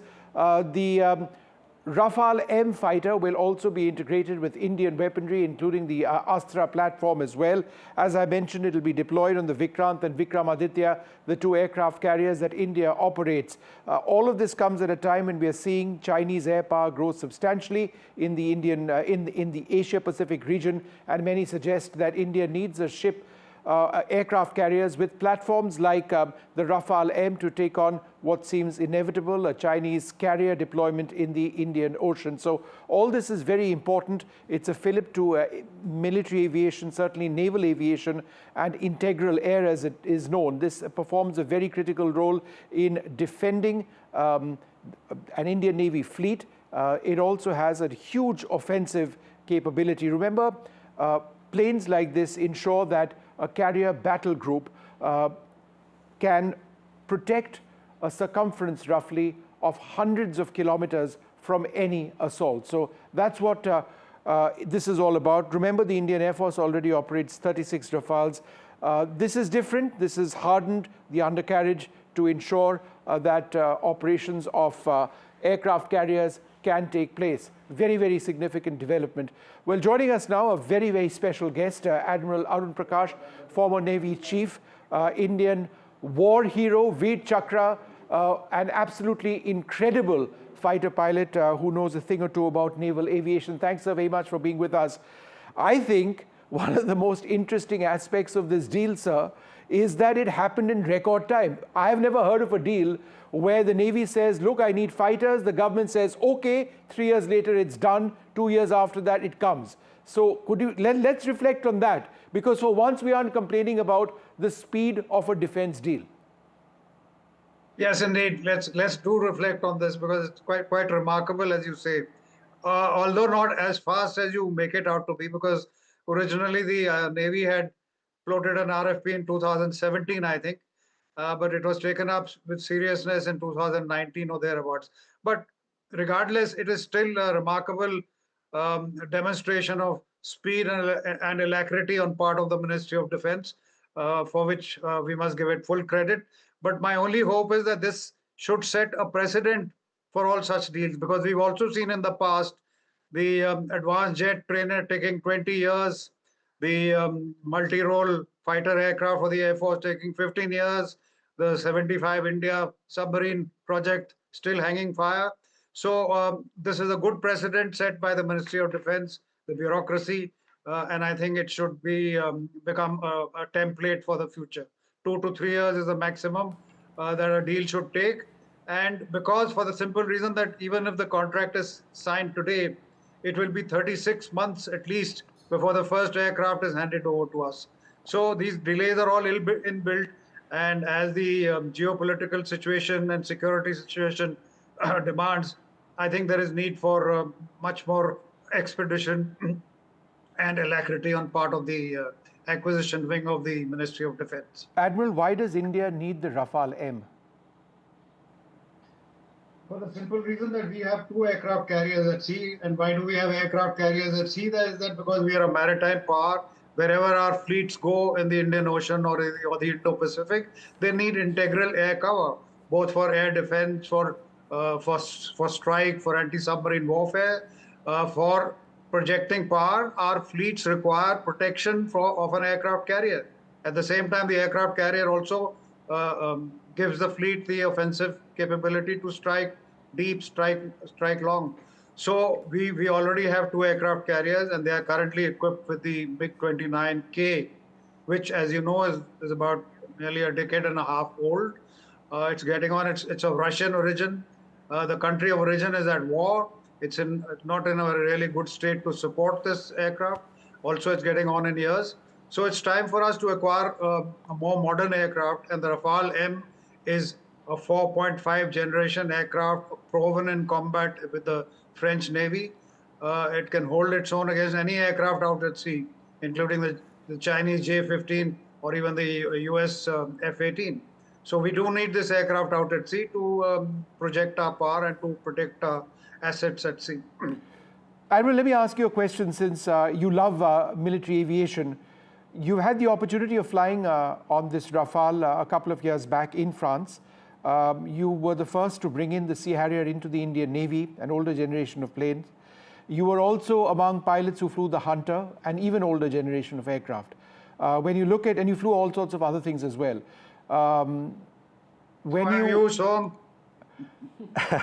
So could you just, I mean, over decades, how has this aircraft completely altered the face of naval aviation from a fighter aircraft standpoint?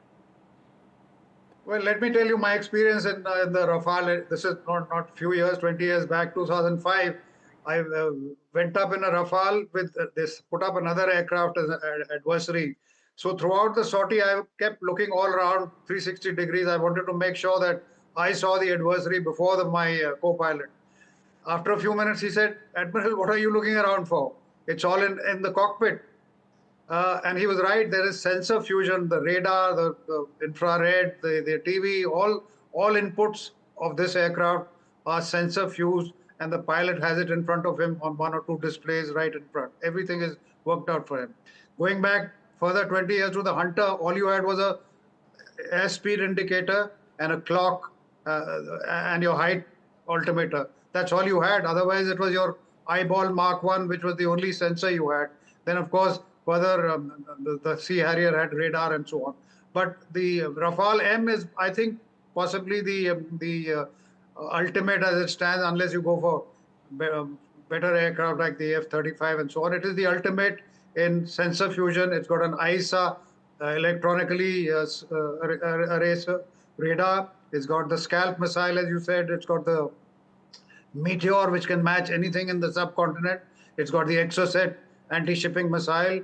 It's got an electronic warfare suite.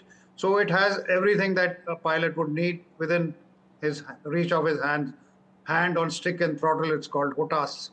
So it's the ultimate as far as we are concerned. And I think one final question, reliability. That's been something that's been a concern for the Indian Navy with the MiG-29K. They've improved that over a period of time. But I think particularly given how harsh carrier aviation is on the airframes of these aircraft, if you have a high percentage of aircraft available for operations, it obviously means that you're a much more capable force. And this plane ensures that that takes place, right? Yes, I mean, French technology, aviation technology, in my experience, is extremely reliable. The serviceability, the availability of the aircraft is always very high. And although we've got small numbers, the Navy wanted 57, they've only got 22 fighters. But I'm sure that given the reliability and the availability of the Rafale M, the sortie generation rate of the aircraft carriers will not suffer. I'm sure, especially in comparison with the MiG-29, the Russian technology is not all that reliable.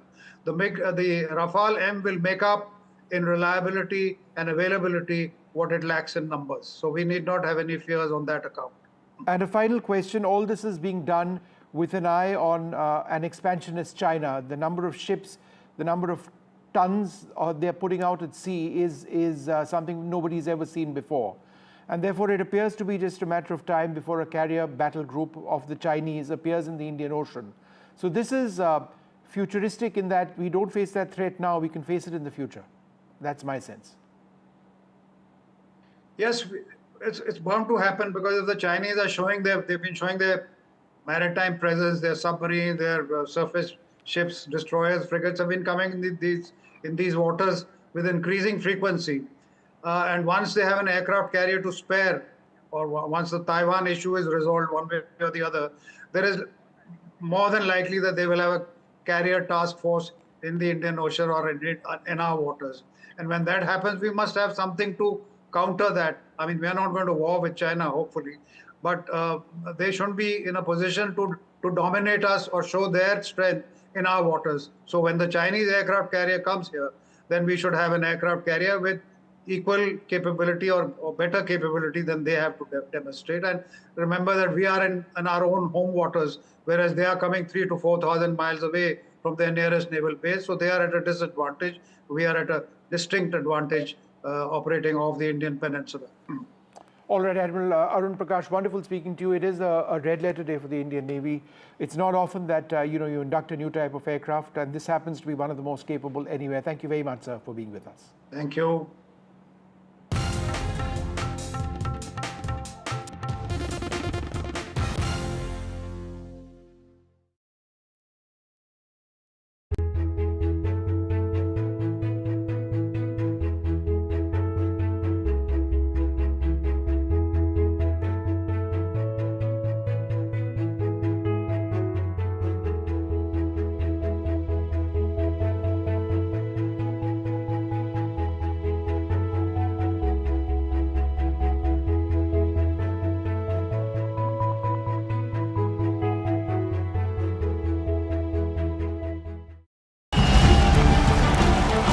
Canada is at a crossroads. Political upheaval, economic uncertainty, and rising voices demanding change. As the battle for power intensifies, NDTV World brings you unmatched coverage from the heart of the storm.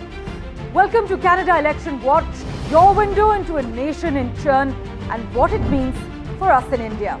From ground reports to expert analysis, from diaspora dynamics to the diplomatic impact, NDTV World is tracking every twist and turn. Canada Election Watch, only on NDTV World. Stay ahead of the story, stay with us. In today's interconnected world, India's voice is more crucial than ever. When India speaks, the world listens. At NDTV World, we are that voice, bringing you intelligent and insightful news from India and beyond. From geopolitics and diplomacy to economic shifts, migrations, tech disruptions, and the stories of our diaspora. We cover the news that shapes our global future. NDTV World, your new home for global news is here. I've been reporting on all issues, big and small, from Andhra Pradesh, Telangana, rest of South India, bringing you all the action, all that you need to know, all that you want to know. The energy of Maximum City is infectious. I bring in that energy in our news coverage from financial capital, Mumbai. Covering from the southernmost part of India over the last 23 years, I bring in-depth and 360-degree coverage from the Dravidian heartland. The land of Mishti is also known for its bitter politics. I have seen much water flow under the Howrah Bridge, covering Bengal in all its vivid colors.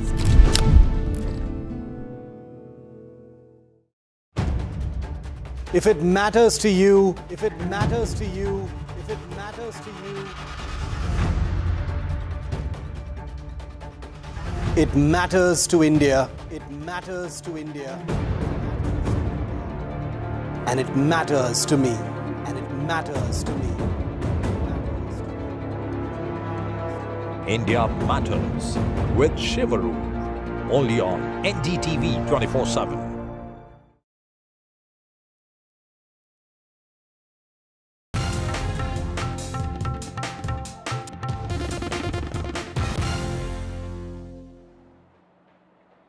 Welcome back. Delhi Chief Minister Rekha Gupta was at NDTV's event in Delhi, Emerging Business, the Delhi chapter, and she spoke on several issues on the Ayushman scheme that was launched in the capital today, as well as promises on pollution and cleaning of the Ganga, the Yamuna, I beg your pardon. She spoke about how it was a visionary health scheme by the centre, that pollution is not just a winter problem. Listen in. जो इसके component है air pollution के, चाहे वो आपकी dust हो, क्योंकि आधे से ज़्यादा शहर तो आपका ओपन है, वहाँ पे ना ग्रीनरी है ना आप वो सीमेंटेड है।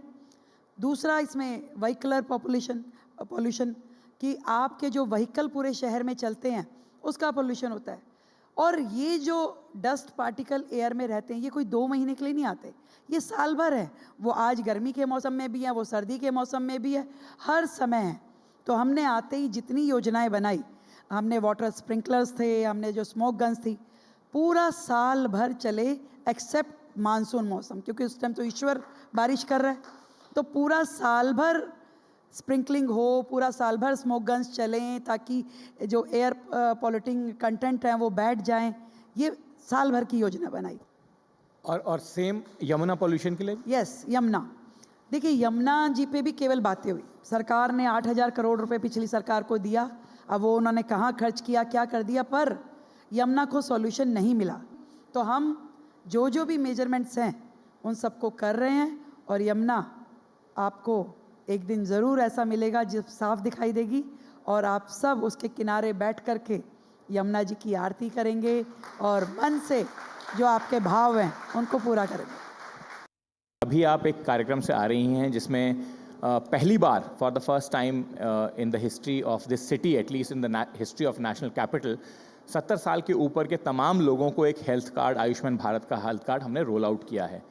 क्या आइडिया है इस बुनियादी हेल्थ सुविधा को देने के पीछे आपका नेशनल कैपिटल के सिटीजन्स के लिए? मैं एक्चुअली बताऊं, सच में जो 70+ एज ग्रुप के हमारे रेजिडेंट हैं देश के, उनको ये हेल्थ एश्योरेंस मिलना सरकार की ओर से कि आप निश्चिंत हो जाइए, आपकी किसी तकलीफ़ में, आपकी किसी बीमारी की स्थिति में सरकार will take care of you, आपकी पूरा ध्यान रखेगी, आपका इलाज कराएगी, आपकी टेस्टिंग्स, आपका हर वो मेडिकल एक्सपेंडिचर जो आपको अपने बूते पे करना कई बार डिफ़िकल्ट हो जाता है, कई बार आपके बच्चे भी उतना सपोर्ट नहीं कर पाते, कई बार सिचुएशंस बड़ी ऑड होती है। ऐसे में सरकार जो अपने सीनियर सिटीजन्स की केयर टेकिंग कर रही है, ये ना केवल दिल्ली के लिए, मैं बताऊं पूरे विश्व में आप कोई देश उठा के देख लीजिए, ऐसी योजना आपको मिलेगी नहीं। ये पूरे वर्ल्ड के लिए एक विजनरी योजना है जिसमें आप अपने देश के, अपने शहर के 70 साल से ऊपर के बुज़ुर्गों का इलाज करा रहे हैं, despite of their income status, उनका धर्म, जाति, स्टेटस कुछ भी इसमें काउंट नहीं करता। आपके पास उस शहर का आधार कार्ड हो, आप वहाँ के लोकल रेजिडेंट है, that is enough.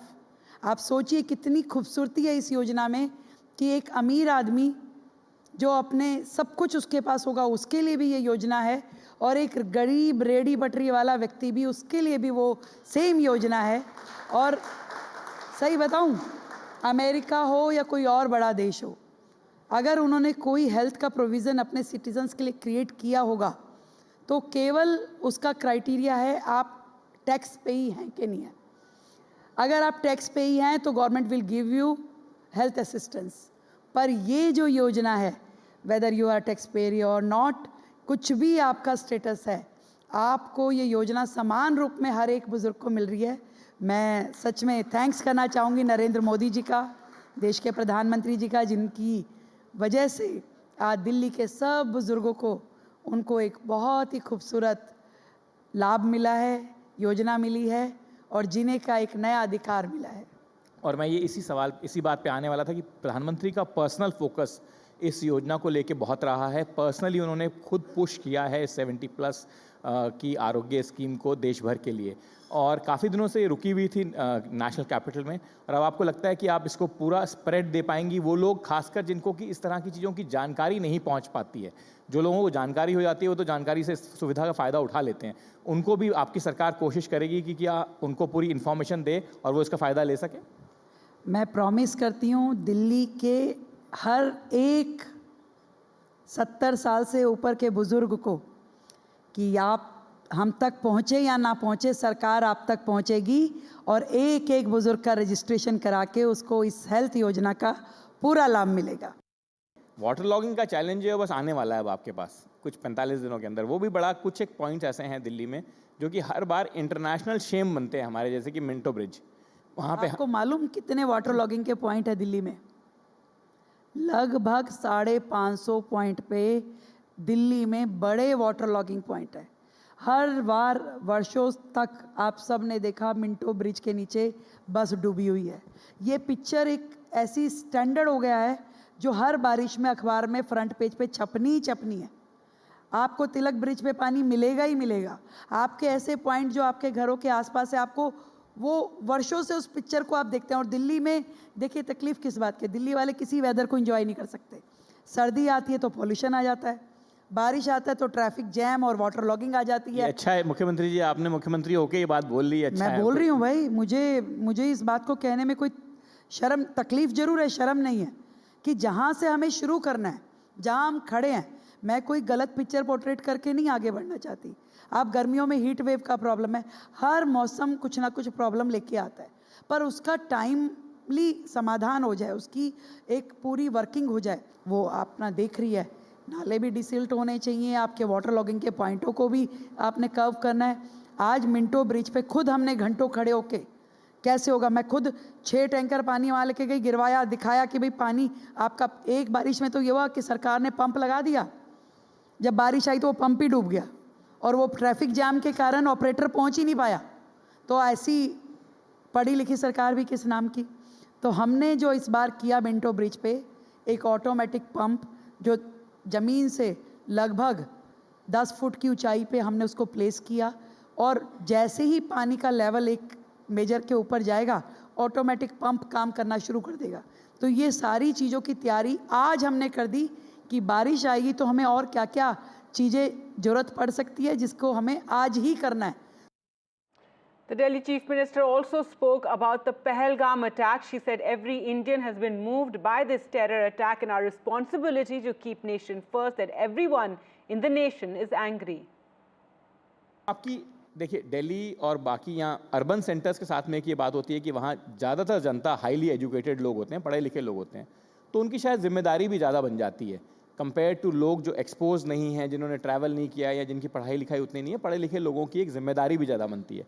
As a Delhi chief minister, as a chief minister of the national capital, as a lady chief minister, आपका दिल्ली वालों के लिए क्या कहना है कि दिल्ली वालों को दिल्ली में रहते हुए या आते जाते समय अपनी किन जिम्मेदारियों का सबसे ज़्यादा ध्यान रखने की ज़रूरत है, ताकि उसी कोलैबोरेशन से लोग ऐसा फील कर सकें कि दिल्ली एक्चुअली एक वर्ल्ड क्लास ग्लोबल सिटी के रास्ते पे है। आपका दिल्ली वालों के लिए क्या मैसेज है?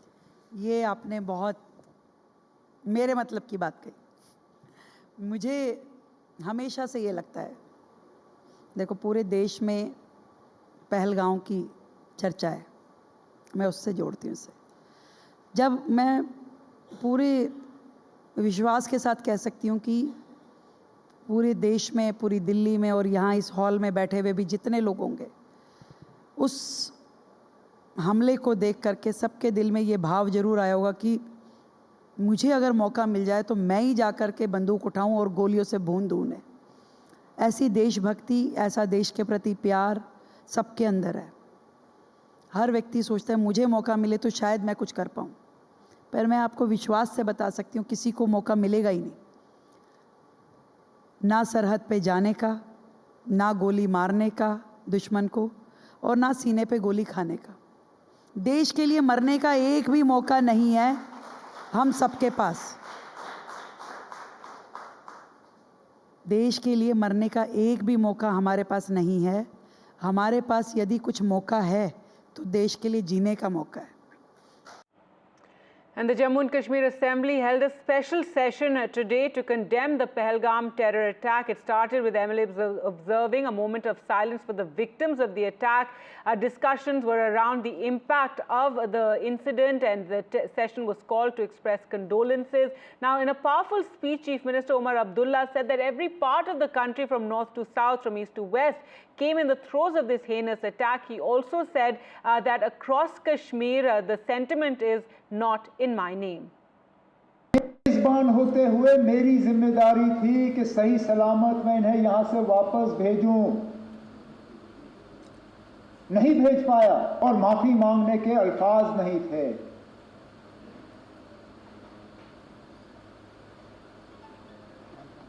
क्या कहता हूं उनको,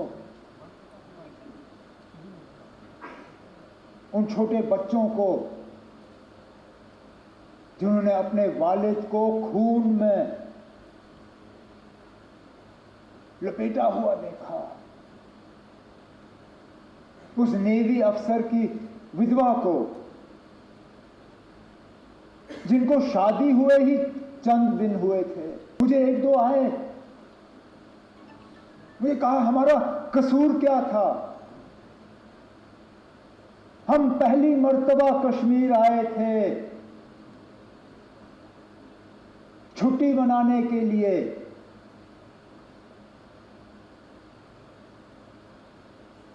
और इस छुट्टी का जिंदगी भर अब हमें खमियाजा भुगतना पड़ेगा।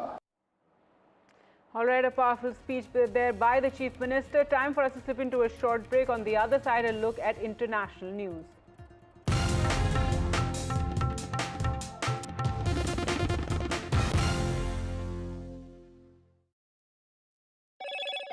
Hello, Moto. Motorola, India's leading AI smartphone brand. Market surge over 1%. The Sensex reclaims 80,000 mark. The Jammu and Kashmir Assembly holds a special session to condemn the Pahalgam terror attack. Chief Minister Omar Abdullah says Kashmiris are united in protesting the attack, saying not in my name.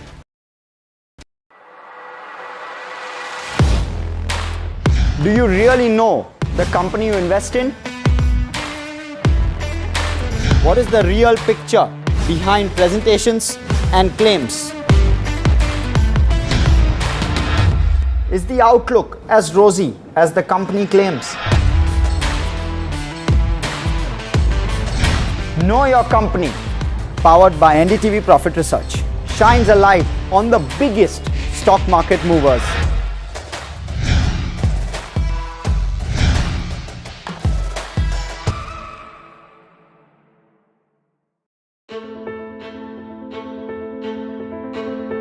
News is not just headlines, it is what impacts you. And news should never be mistaken for noise. What matters is the reality. Accurate, in-depth, and with the right perspective.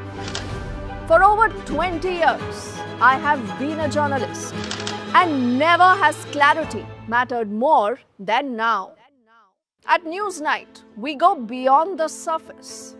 We dissect the details, challenge the narratives, and bring you the unparalleled clarity you deserve in a world clouded by misinformation. We are bold, we are direct. Newsnight, for the news in your interest. Only on NDTV 24/7.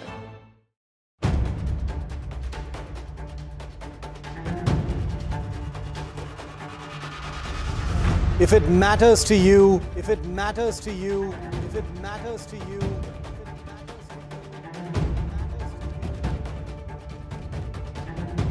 it matters to India. It matters to India. It matters to India.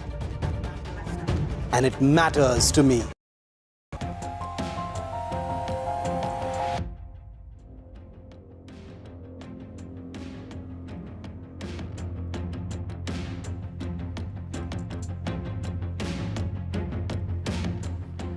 A very good afternoon. You're watching NDTV's very special coverage of 100 days of Trump's administration that will start, that in fact starts today. 100 hours of non-stop coverage of the 100 days that have really shaken up the world. I'm Gauri Dwivedi, and over the course of the next 30 minutes, we'll first talk about the big hits and misses of the 100 days of Trump 2.0. And also the big focus today in this episode will be on foreign policy, the changes that Trump 2.0 has made when it comes to America's foreign policy, from Russia to Iran to China to Ukraine. We'll cover all of that. But first up, we talk about, in just 100 days, President Trump has redrawn the map of US foreign policy, fueling trade wars, challenging NATO, and even threatening territorial claims from Gaza to Greenland. As global alliances fracture and tensions flare, we take a look at the chaos, or some would say the consequences, of Donald Trump's bold return to power. Up, hits and misses of Donald Trump's 100 days in power. Let's put that up for you viewers. The graphics that are now on your screens. The big hits as far as Trump 2.0. Well, he did get the two sides talking, didn't he? That was the big thing that he made in terms of the change. Initiated talks when it came to Russia and Ukraine, a war that had been going on for almost 3 years, and at least the two sides are now willing to create some sort of a peace deal. Next up, the other big hit of Donald Trump's administration was the fact that he did secure the border. Illegal immigration has been his big plank, and something that his voters, his supporters feel that he acted upon. Now the illegal immigration through the southern border has all but stopped, something that is a big hit in President's scorecard. Quickly, let's now take a look at the other aspect, which is that there's also been a huge fillip when it comes to the US-based investment plans. There's now global companies looking at coming back to America, producing more. The whole Make in America campaign has now got a big hit and a big fillip with President Trump's policies. We'll talk on that in a bit. But the fact is, American companies want to come back to America. Let's take a look at some of the misses that are there as far as President Trump's scorecard is concerned. Signalgate, one of the biggest miss in terms of the impact this has had as far as the credibility of Trump administration is concerned, especially when it comes to war plans, planning, and such detailed impact when it comes to such sensitive national security related issues. Tariff war. He has initiated a global tariff war. Global markets are rattled, and there is now concern across the world when it comes to security and investors as to what will be the future. All right. Some of the other misses, of course, being the fact that there's been hiring, rehiring, hiring again, given the fact that DOGE has pretty much missed the intended objective with which it was formed. Let's now quickly take a look at, and wrongful deportation being the other big miss that has been talked about, is also landed in courts as well.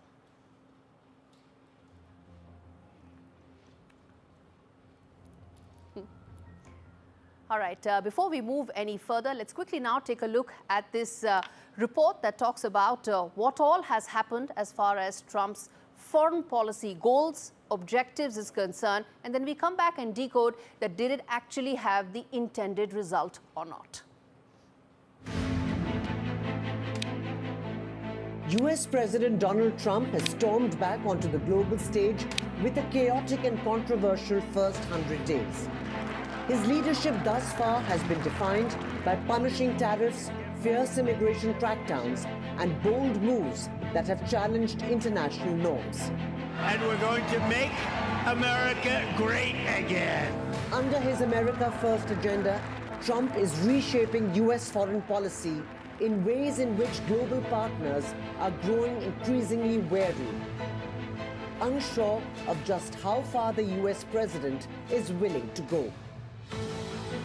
At the center of his agenda is a full-scale trade war. Trump argues the US has been exploited for decades and is now taking action, imposing tariffs that have jolted global markets, dragged down the dollar, and sparked warnings of a possible recession. But his trade first is just one part of a broader shift. Trump has taken a sharp turn on Ukraine, which led to a heated Oval Office clash with Ukrainian President Zelensky. Trump's approach to Russia has raised concerns for Kyiv and Europe regarding loss of territory in exchange for better ties with Putin. The EU is on edge too. Trump's ongoing criticism of NATO, accusing its allies of not pulling their weight, has strained transatlantic relations and cast doubt on America's reliability as a security partner. Adding to the chaos, Trump has floated radical territorial ambitions, threatening to annex Canada, seize control of Greenland and Gaza, reclaim the Panama Canal, and even having renamed the Gulf of Mexico as the Gulf of America. Meanwhile, his decision to dismantle US aid has disrupted humanitarian efforts worldwide. Trump's tumultuous first 100 days in office has witnessed a greater focus on addressing the China challenge. You've been my friend for a long time, and congratulations on having done a great job. Thank you.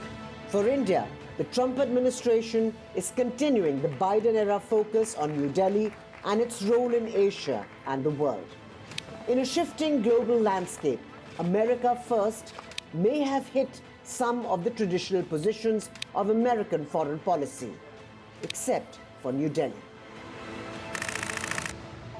With Samia Afsar, Bureau Report, NDTV World. And we discussed this in greater detail.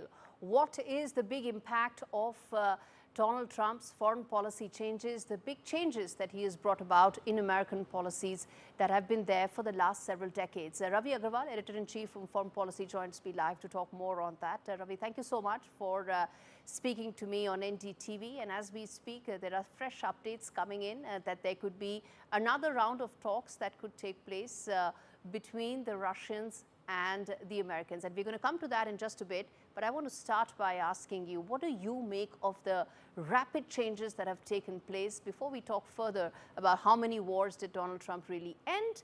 Do you think that the departure from the previous positions is something that you got to give him credit for, that at least he's trying to shake things up? It's had a pretty dramatic impact, Gauri. Over the last 100 days, there have been several surprises, especially when you compare Trump's foreign policies to his first term. The most important of these is that Trump has surprised all of America's allies by taking some of his toughest actions against them rather than against American adversaries. So, for example, on Europe, trying to favor, to some degree, Russia instead of Ukraine, a massive break from US foreign policy, and also from the policies espoused by many of Trump's advisors. Some of the toughest initial trade tariffs were put on Canada and Mexico, two US allies who had a free trade agreement with the United States, which was renegotiated by the Trump administration the first time round. So those are some of the more surprising things. I think the tariff policy overall is the one that has really roiled markets. It has really shocked investors, which has led to a lot of loss of faith in America itself, a decline in the dollar. There was turmoil in the bond markets, as you're aware. So a lot of turmoil, a lot of bluster. There's a refocusing, clearly, in terms of trying to be tougher on China than any administration has in the past. But even there, we're seeing the Trump administration signal that it might rein in some of its proposed tariffs on China. So I would define the first 100 days mostly by confusion and chaos for now. So while you do mention confusion and chaos, I have to put that caveat, Ravi, that to his supporters, to a lot of people around the world, this shaking things up in Washington is something that is being viewed as a big success for the Trump administration. I want to come to the China aspect of it because it impacts India as well, which we'll probably dwell deeper into later in the show. China has been identified as the biggest challenger, the one with whom the trade war is still on. It's escalating at some levels. How do you see the China policy of the Trump administration? So it's very clear that the Trump administration, and one of the things that most of its key advisors agree on, is that China is the preeminent challenge and maybe even a threat to the United States in the 21st century. The question is how to deal with it. Now, the Biden administration before this had similar views, by the way, but it focused on dealing with China by making it harder for China to access the highest end semiconductors, but also by stitching together a network of alliances, mostly among democracies, Western democracies around the world. The Trump administration has tried to do that first part by making it much harder for China to acquire semiconductors, much harder for China to export goods to the United States, but it has also roiled relations with its allies. So it's trying to have it both ways, pick fights with everyone all at once, which is not something that's going to work out well with China, because as we're seeing, a lot of countries around the world are now beginning to look to China as the reliable partner, as a potential option to strike other trade deals that may bypass the United States. So you're seeing many Latin American leaders have been visiting China in recent days. Xi Jinping also toured Southeast Asian countries, Cambodia, for example, Vietnam, which are all beginning to look at alternatives to the United States. So even though the Trump administration has zeroed in on China,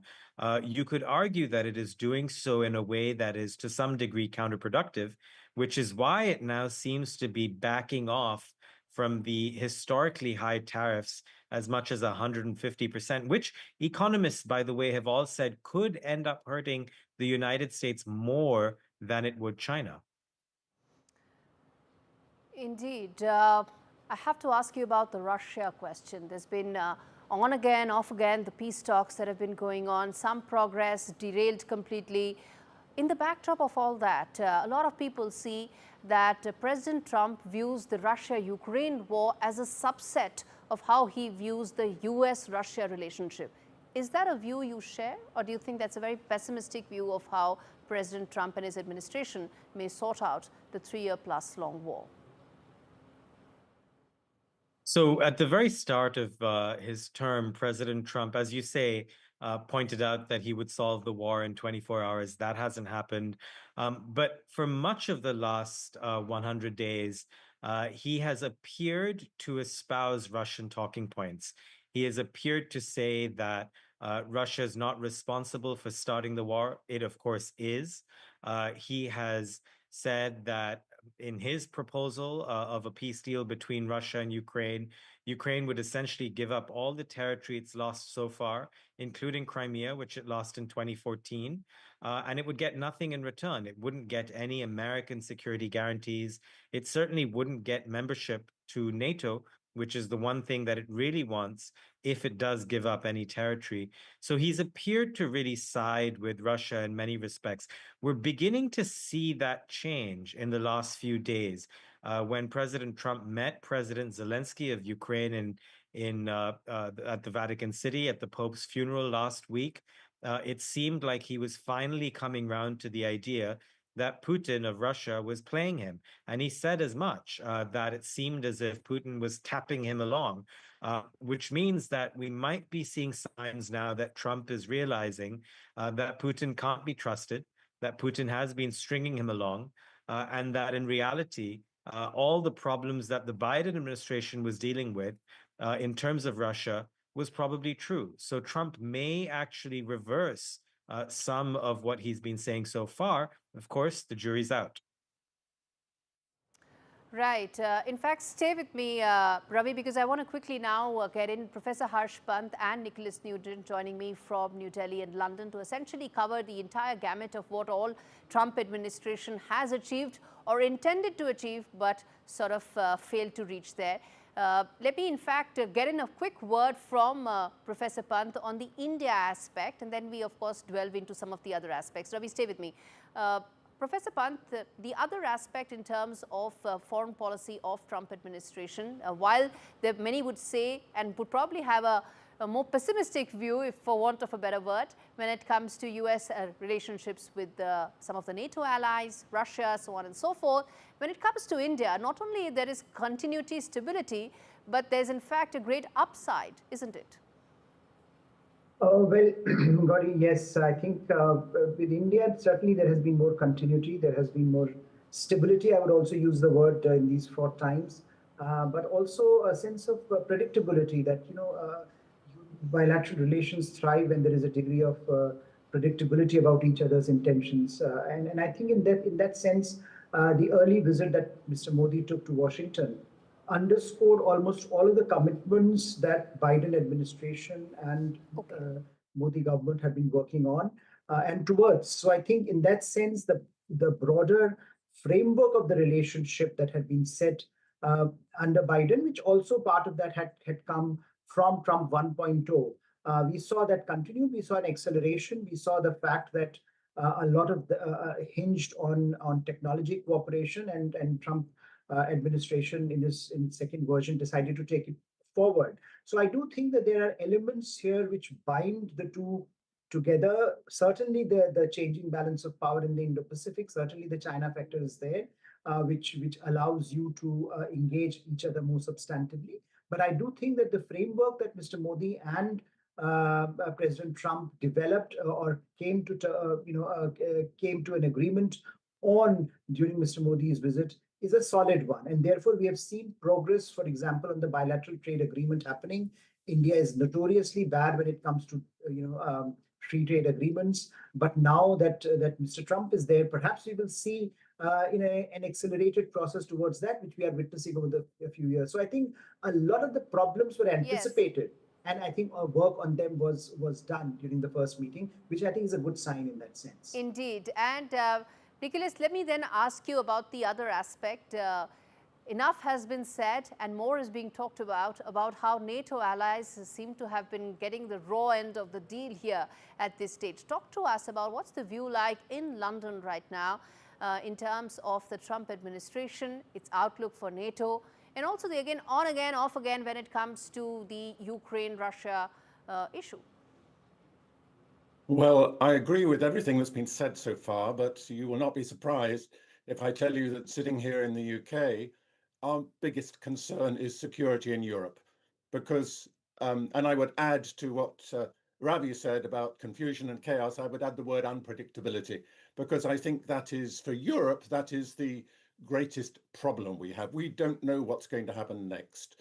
Our fears are that NATO, that has kept the peace in Europe since the Second World War, has lost its backbone, because Mr. Trump is clearly not committed to NATO in the way that European member nations are. And indeed Canada, I might add, is also on side with Europe. So we really don't know what's going to happen next.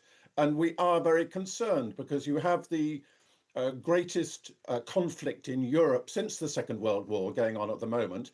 And our hopes were that Donald Trump, as he promised, would solve it, would bring peace very shortly.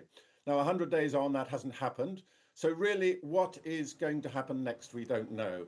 I take on board what Ravi was saying about we are just seeing some signs that possibly Mr. Trump is changing his tune a little bit and getting rather more suspicious about Russia and its objectives. In fact, he said Vladimir stop, didn't he? He said that exactly 3 days back, and probably the harshest tone one could have heard when it comes to how he views the situation to be more complex, with probably lesser answers than what the administration would have ideally had or wanted to. I'm going to slip into a very short break, come back with lots more on the other side, including what it means in terms of the outlook and road ahead going forward. Stay with us.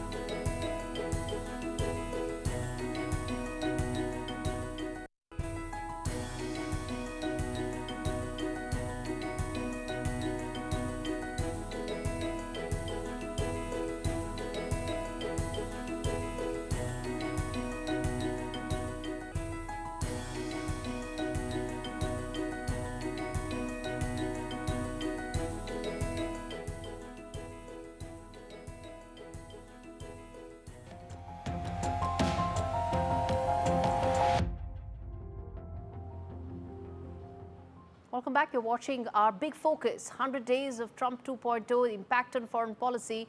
And more importantly, viewers, we now ask what lies ahead. And that's one thing I want to ask all the three panelists. Professor Pant, let me ask you that in terms of what could be the future roadmap in next 100 days, the next 200 days for President Trump and his administration. Wars haven't ended, neither has been some sort of a nuclear pact or arrangement with Iran. How hopeful or optimistic are you that at least some of this would actually be done?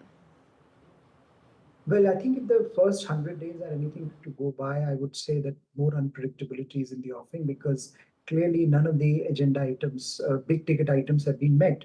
So I think a lot of the energy would certainly now be focused of the Trump administration on trying to conclude some of the big aspects of his agenda, because that's something that is really needed for him to claim that he has had some success.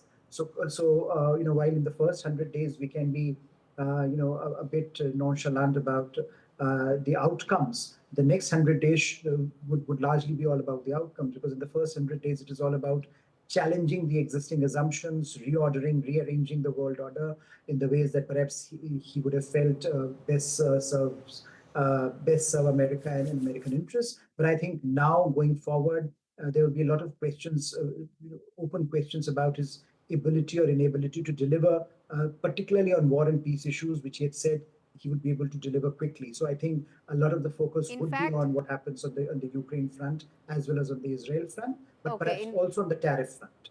Yes, absolutely, on the tariff front. In fact, CNN says they say that 52 times the president had said that he's going to end the two wars in 24 hours. Nicholas, let me ask you the other question, which is the Iran aspect of it. Something that there has been a lot of expectation that there could be some forward movement. How hopeful are you that that could probably be the one big outcome over the next couple of months for Trump administration? Well, I'm hopeful, of course. I'm hopeful that all these problems will be solved. I mean, we could say that internationally, President Trump has taken on three issues. One is the Ukraine-Russia war, two is the Middle East war, Gaza war, and three is Iran. Which is great. People are talking. I mean, that's all very positive. But then I look back to Trump 1, his first outing as president, and there the negotiations that went on, notably with the Taliban in Afghanistan and with North Korea, didn't lead to any results. So he frankly doesn't have a very good track record on that. But I am with you, or with the question, in saying that yes, a deal with Iran is very rightly on the top or near the top of the agenda. I just hope we're going to get some outcome on Iran, on Gaza, and most of all on Ukraine. We leave it there, gentlemen. Thank you so much for speaking to me. A lot of ground to cover, but I guess that it's also telling that just how much an American president needs to focus on, and his 100 days did touch upon a lot of things, but outcomes have been far and few. On that note, completely timed out on this special edition of 100 Days of Trump 2.0. We focused on foreign policy, but there's more to focus on. Economy, immigration, what happens to some of the other big ticket items, and Donald Trump's ratings that have plummeted. What will he focus on going forward? All that you will find only on NDTV World and its rolling coverage of the biggest global story that's happening around the world.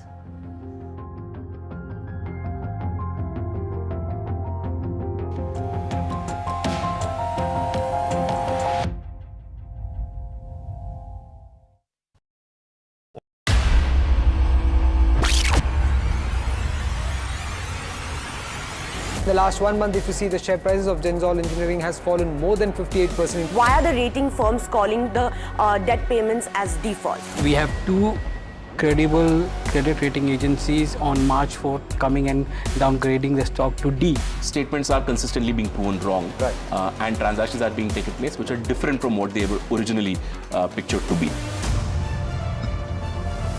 The company claimed it would roll out 6,400 electric vehicles.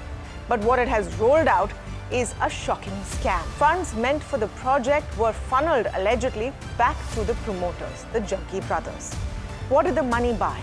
Not EVs, of course, but a lavish flat in Gurgaon's luxurious DLF Carmelias,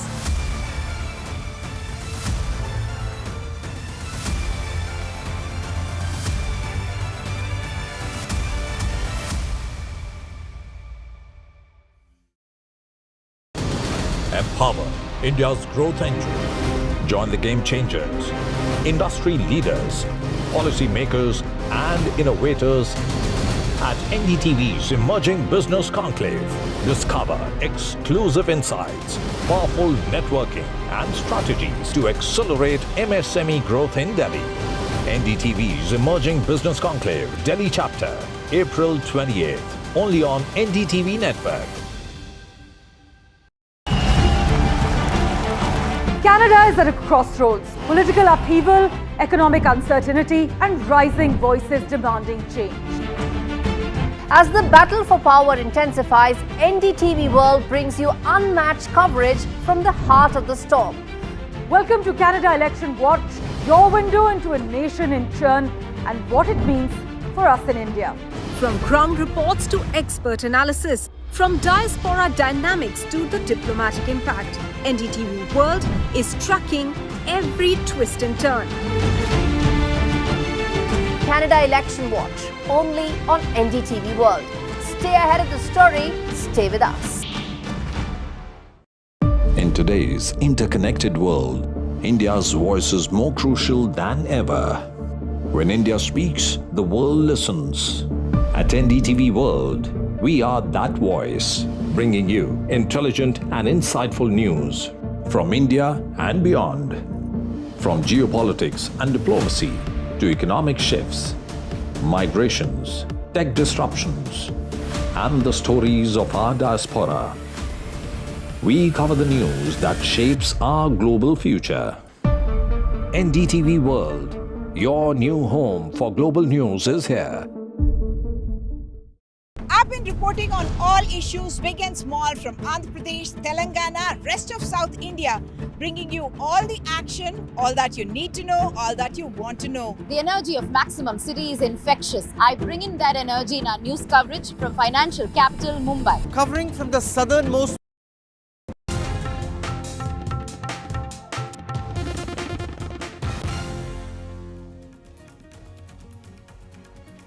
Hello ladies and gentlemen, you're watching NDTV. India signs a very important Rafale deal and Jammu and Kashmir has held a special assembly session today on Pahalgam terror attack. All this and more coming up, but first, the headlines. Delhi Chief Minister Rekha Gupta exclusive to NDTV. Every Indian is moved by the Pahalgam attack, she says to NDTV. At the NDTV conclave, the Chief Minister has also said that it's our responsibility to keep nation first always. उस हमले को देख करके सबके दिल में ये भाव जरूर आया होगा कि मुझे अगर मौका मिल जाए तो मैं ही जा कर के बंदूक उठाऊं और गोलियों से भून दूं.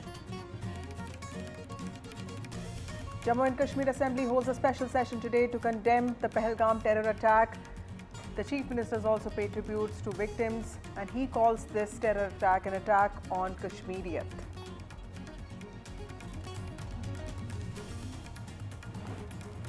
(2611) plotter Tahawur Rana's remand ends. NIA has asked for a 12-day custody for Tahawur Rana.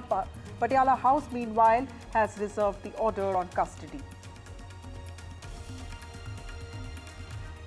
An important development today, India-France signed ₹63,000 crore deal for 26 Rafale M jets for Indian Navy.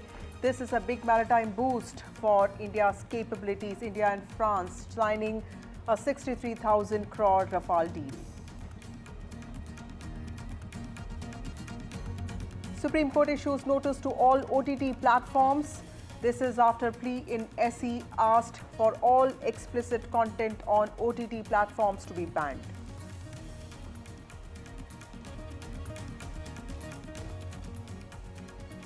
As Donald Trump is all set to complete 100 days of his second US presidency, Americans view his performance as deeply negative so far, giving him the lowest approval rating for any US president in the last 70 years.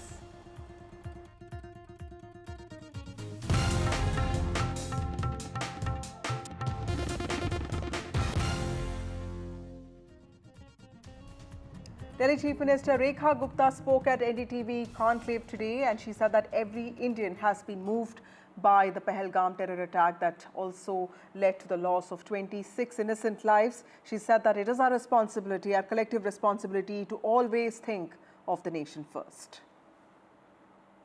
आपकी देखिए दिल्ली और बाकी यहाँ urban centres के साथ में एक ये बात होती है कि वहाँ ज़्यादातर जनता हाईली एजुकेटेड लोग होते हैं, पढ़े लिखे लोग होते हैं, तो उनकी शायद जिम्मेदारी भी ज़्यादा बन जाती है कंपेयर टू लोग जो एक्सपोज नहीं हैं, जिन्होंने ट्रैवल नहीं किया या जिनकी पढ़ाई लिखाई उतनी नहीं है। पढ़े लिखे लोगों की एक जिम्मेदारी भी ज़्यादा बनती है। As a Delhi chief minister, as a chief minister of the national capital, as a lady chief minister, आपका दिल्ली वालों के लिए क्या कहना है कि दिल्ली वालों को दिल्ली में रहते हुए या आते जाते समय अपनी किन जिम्मेदारियों का सबसे ज़्यादा ध्यान रखने की ज़रूरत है, ताकि उसी कोलैबोरेशन से लोग ऐसा फील कर सकें कि दिल्ली एक्चुअली एक वर्ल्ड क्लास ग्लोबल सिटी के रास्ते पे है। आपका दिल्ली वालों के लिए क्या मैसेज है? ये आपने बहुत मेरे मतलब की बात कही। मुझे हमेशा से ये लगता है, देखो पूरे देश में पहलगाम की चर्चा है, मैं उससे जोड़ती हूँ इसे। जब मैं पूरे विश्वास के साथ कह सकती हूँ कि पूरे देश में, पूरी दिल्ली में और यहाँ इस हॉल में बैठे हुए भी जितने लोग होंगे, उस हमले को देख करके सबके दिल में ये भाव जरूर आया होगा कि मुझे अगर मौका मिल जाए तो मैं ही जा कर के बंदूक उठाऊं और गोलियों से भून दूं उन्हें। ऐसी देशभक्ति, ऐसा देश के प्रति प्यार सबके अंदर है। हर व्यक्ति सोचता है मुझे मौका मिले तो शायद मैं कुछ कर पाऊं, पर मैं आपको विश्वास से बता सकती हूँ किसी को मौका मिलेगा ही नहीं, ना सरहद पे जाने का, ना गोली मारने का दुश्मन को, और ना सीने पे गोली खाने का। देश के लिए मरने का एक भी मौका नहीं है हम सबके पास। देश के लिए मरने का एक भी मौका हमारे पास नहीं है। हमारे पास यदि कुछ मौका है तो देश के लिए जीने का मौका है। Well, NDTV is at Kashmir's most hostile crossing, NDTV at Shopian Pulwama crossing, and here's a special report on the Special Operations Group's fight against terror in J&K.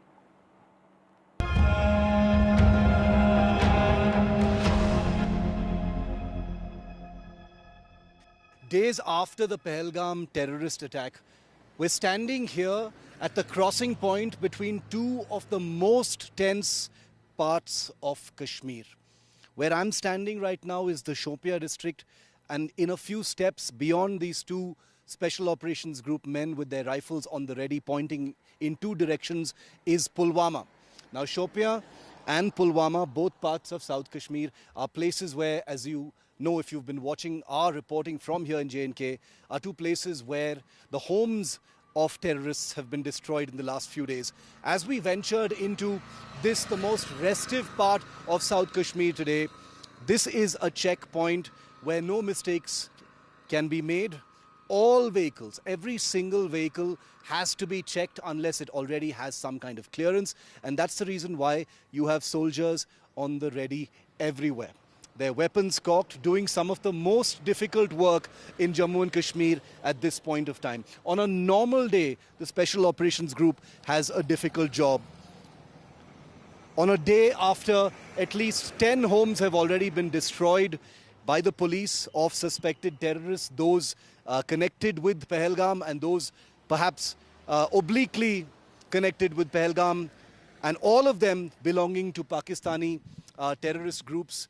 These are the men here stationed who have perhaps the most difficult job. We're on the road right now because they are constantly on alert. They do not have the luxury of resting for even a moment. They've got their orders because, as you know, even though 10 homes have been destroyed, not just here in, now I'm standing in Pulwama, a few feet that side is Shopian. Remember that none of those terrorists' whereabouts is known. 10 homes have been destroyed, but where are those terrorists? That is not known just yet. And that's the reason why here at checkpoints like this, it is very important that all cars are checked. Those are terrorists who most definitely had local support. They are capable and trained of mingling with local populations very easily, and it is possible that they have been able to meld into travel groups, not the ones that you're looking at right now. This, of course, is just procedural searching that's taking place right now at this particular Naka. But once again, it is very clear that no chances can be taken when it comes to security here in J&K. Each and every one of these soldiers carrying fully armed rifles These are not for show. This is an actual Naka and checkpoint where search is taking place. People are being questioned. It may look like an inconvenience, but here in Jammu and Kashmir, the fact is it is precisely every little checkpoint like this one where the possibility of a terror attack is pushed to the side. Remember, when a terror attack happens, there are frequently questions about intelligence failures or not enough checking or lapses in terms of the chain of command. And I can tell you that at Nakas like this one, where we've been given special access, mind you, not everyone is being allowed to film from here because this is an operational point. The point is that many of these men are deterring terrorists on a daily basis and perhaps even diffusing terror plots through thorough checking. We'll never hear about those, but you will hear about lapses that take place, and rightfully so. But these men have perhaps Jammu and Kashmir's most difficult job at this time. Days after the Pahalgam terrorist attack, we're standing here at the crossing point between two of... So this is, of course, a joint Naka and a joint patrol by the CRPF and the Jammu and Kashmir Special Operations Group. At this particular Naka, which could probably be described as the most dangerous crossing point on a real road in Kashmir, they have these bunkers with sandbags on both sides of the road which serve their own purpose. We're just stepping in for just a moment to show you what it's like inside here. There is a soldier here armed with his weapon, eyes trained on the highway at all moments. This is an extremely difficult job because not for a moment can your attention slip, because down this highway, this man here is the first line of defense. He is, of course, connected using an electronic device with people far ahead. And if any information comes early about a suspicious vehicle coming in, he has the mandate to actually engage and fire at that vehicle. So that's the first line of defense. You've seen how tiny that little bunker is. It's got sandbags enabling it to absorb bullets in case it comes under attack. Obviously, that particular shift rotates very, very often, but it remains a very, very difficult job. When your muscles are flexed, when your alertness levels are at their highest constantly, it can be physically very, very draining. But that's the job that needs to be done when terror doesn't rest. Well, Jammu and Kashmir Assembly today held a special session to condemn the Pahalgam terror attack. The legislators observed a moment of silence to pay respects to all the victims of this terror attack, and also in a powerful speech, Chief Minister Omar Abdullah said that from Kathua to Kupwara, there's no town or village in Jammu and Kashmir where people have not protested against this brutal attack. They said, "Not in my name." He also said that this may mark the beginning of the end of terror in the valley. मेजबान होते हुए मेरी जिम्मेदारी थी कि सही सलामत मैं इन्हें यहां से वापस भेजूं, नहीं भेज पाया और माफी मांगने के अल्फाज नहीं थे।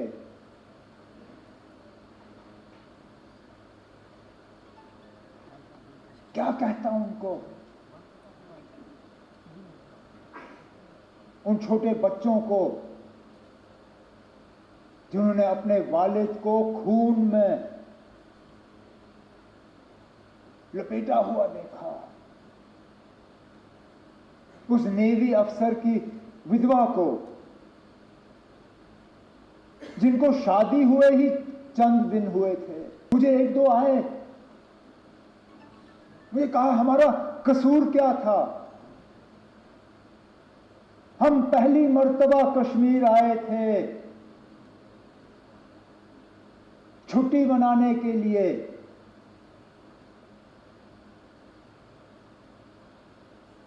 और इस छुट्टी का जिंदगी भर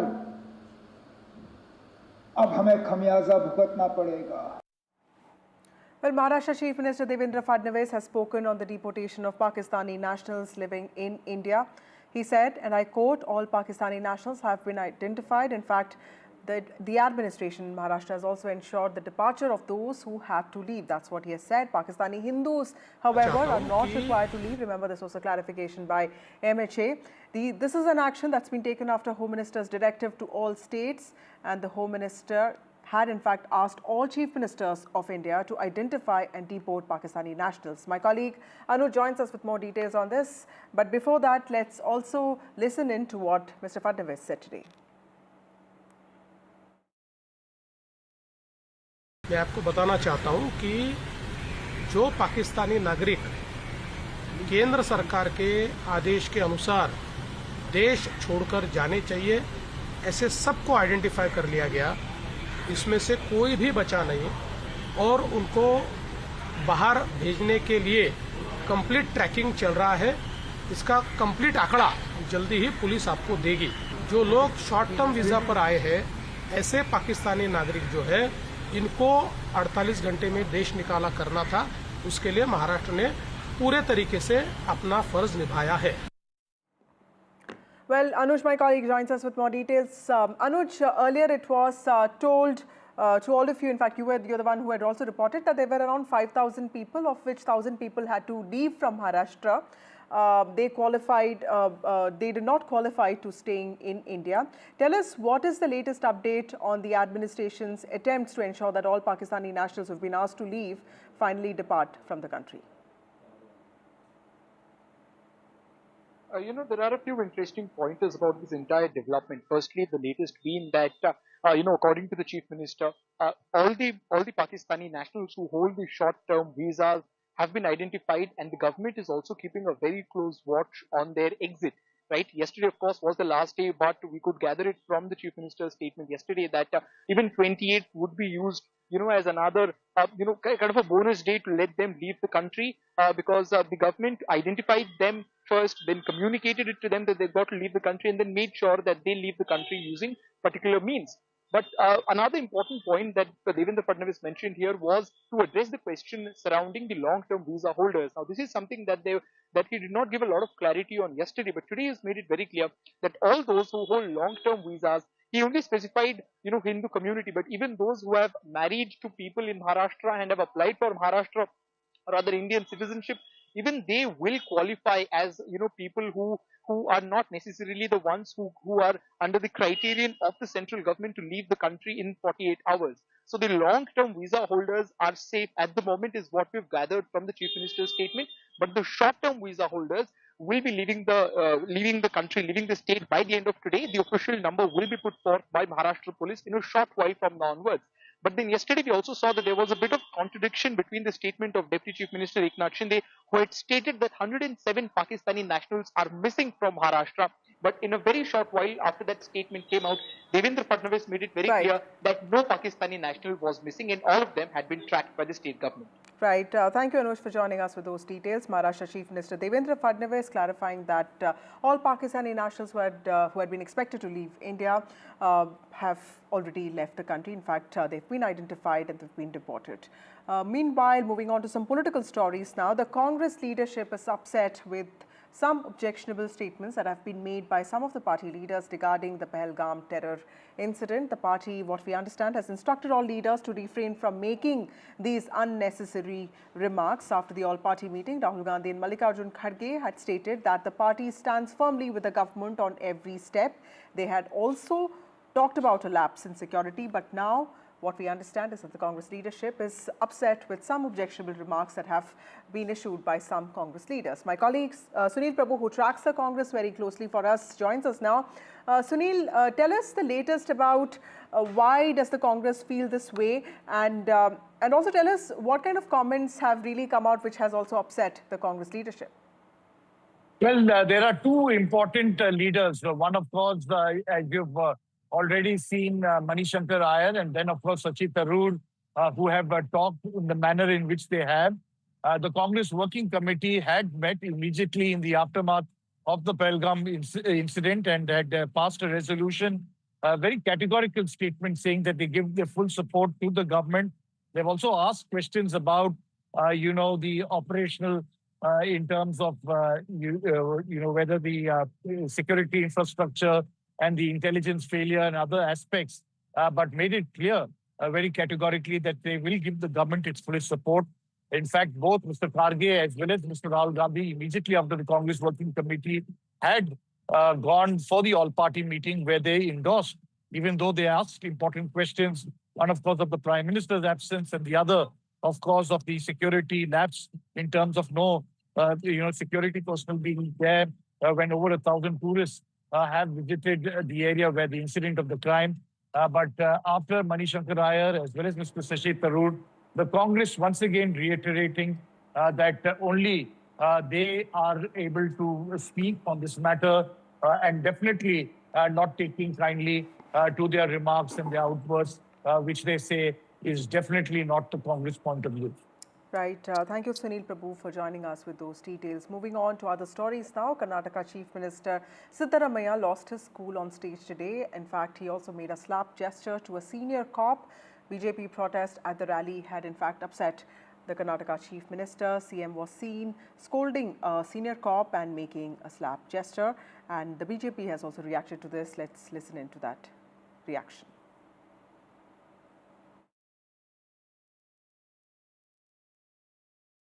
कर्नाटक के मुख्यमंत्री कांग्रेस नेता सिद्धरामैया ने कहा है जंग जरूरी नहीं है। 26 अप्रैल को भारत के खिलाफ उन्होंने कहा कोई जंग की जरूरत नहीं है, हम इस जंग के हक में नहीं है, हमें सख्त कदम उठाने चाहिए। चीफ मिनिस्टर है ना, और पाकिस्तान इसको पूरा प्ले कर रहा है। जो कांग्रेस के नेतागण यहां बोलते हैं, कांग्रेस सरहद के पार पाकिस्तानी टेलीविजन चैनल और उनके जर्नल्स इसका उपयोग करते हैं कि भारत का व्यू है। He is the Chief Minister of an important state of India. Well, my colleague Deepak Bopanna joins us with more details on this. Deepak, either gestures or statements, Siddaramaiah has been making a lot of news today. Tell us what is the latest thing that he has done?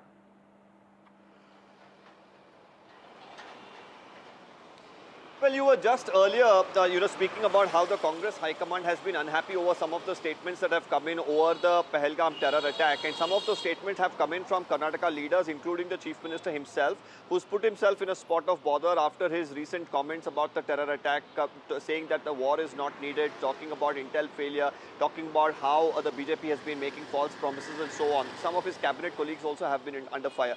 Today, while the Congress was staging a protest in Belagavi over price rise against the centre, a few karyakartas of the BJP happened to be inside the venue, then waved black flags and then shouted slogans against Mr. Siddaramaiah for his recent comments about the terror attack. This didn't go down too well with him. He then calls the additional SP who was on stage there, points at him, asks him to come closer, and then he asks him, where is the SP and what are you people doing? And then lifts his hand, gesturing in a way to almost slap him. This has now drawn a lot of criticism, whether this was actually something that was needed. Now, yes, there was somewhere the security situation should have been handled better by the police department, but on the dais in full public view, to yell at a police officer like that, making that sort of a gesture, that probably was not the best way for a chief minister to react. The BJP is condemning this because very recently we had a situation a few months ago where the chief minister had lost his cool against an IAS officer, and here a senior police official, being yelled at, and these gestures being made at that senior police officer probably will draw more flack from the opposition party here. Right.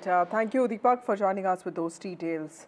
Moving on to other stories now, India has signed a very important 63,000 crore deal to buy 26 Rafale M fighter jets from France. In fact, the deal was signed today and all set to dominate the skies from the aircraft carriers INS Vikrant and INS Vikramaditya. These advanced jets will bolster India's maritime power capabilities and also counter threats in the Indian Ocean. In fact, the Rafale M is widely considered amongst the most capable fighters of its class in the world, and it is operated, it's in fact only operated presently by the French Navy. My colleague Vishnu Shom has more details on this. So India has signed that critical 63,000 crore plus rupee deal with France for 26 Rafale M fighters. Let's give you a couple of details on why this is such an important development. Let's roll that footage of the fighter itself. It's a 63,000 crore rupee deal. These are the fighters that the Indian Navy will be acquiring. The first jets will be entering service in a couple of years from now, but I expect it'll be only about 2031, 2032 before all 26 are deployed. This is the exact jet that India is getting, filmed on the French aircraft carrier. France is the only other country that operates this variant of the jet, which is considerably more advanced than the MiG-29K that the Indian Navy operates.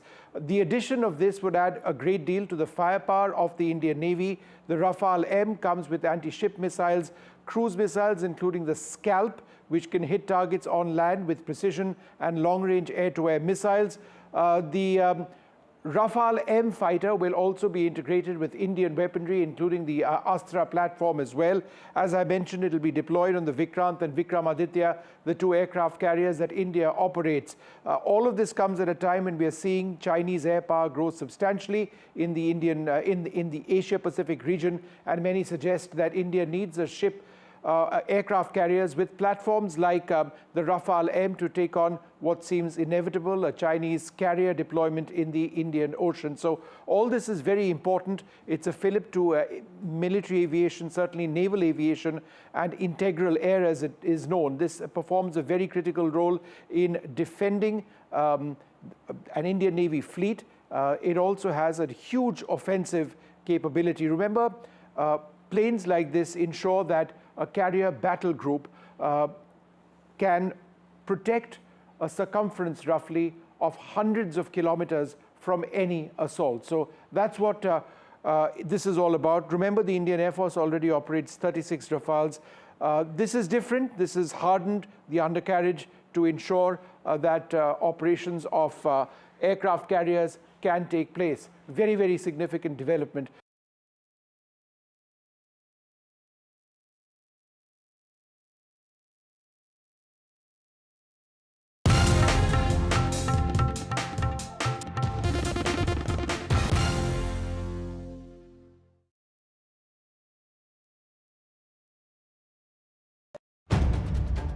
If it matters to you, if it matters to you, if it matters to you,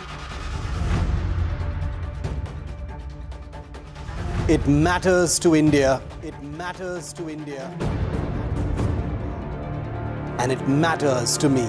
And it matters to me.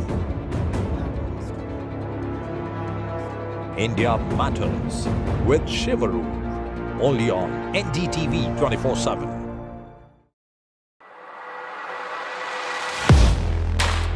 Do you really know the company you invest in? What is the real picture behind presentations and claims? Is the outlook as rosy as the company claims? Know Your Company, powered by NDTV Profit Research, shines a light on the biggest stock market movers.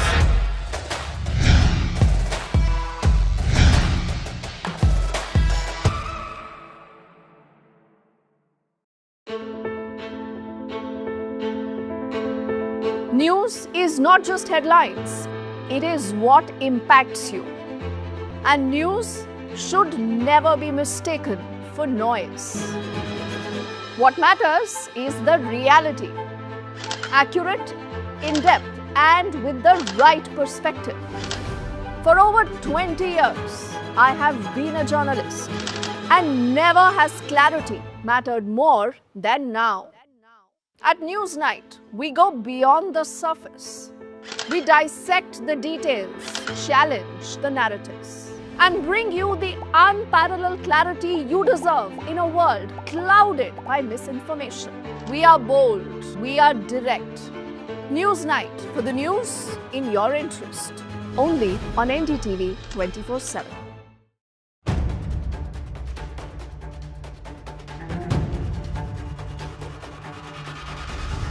If it matters to you, if it matters to you, if it matters to you,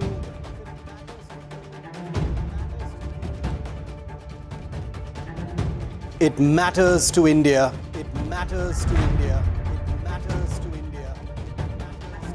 And it matters to me. And it matters to me. Hello, Moto. Motorola. India.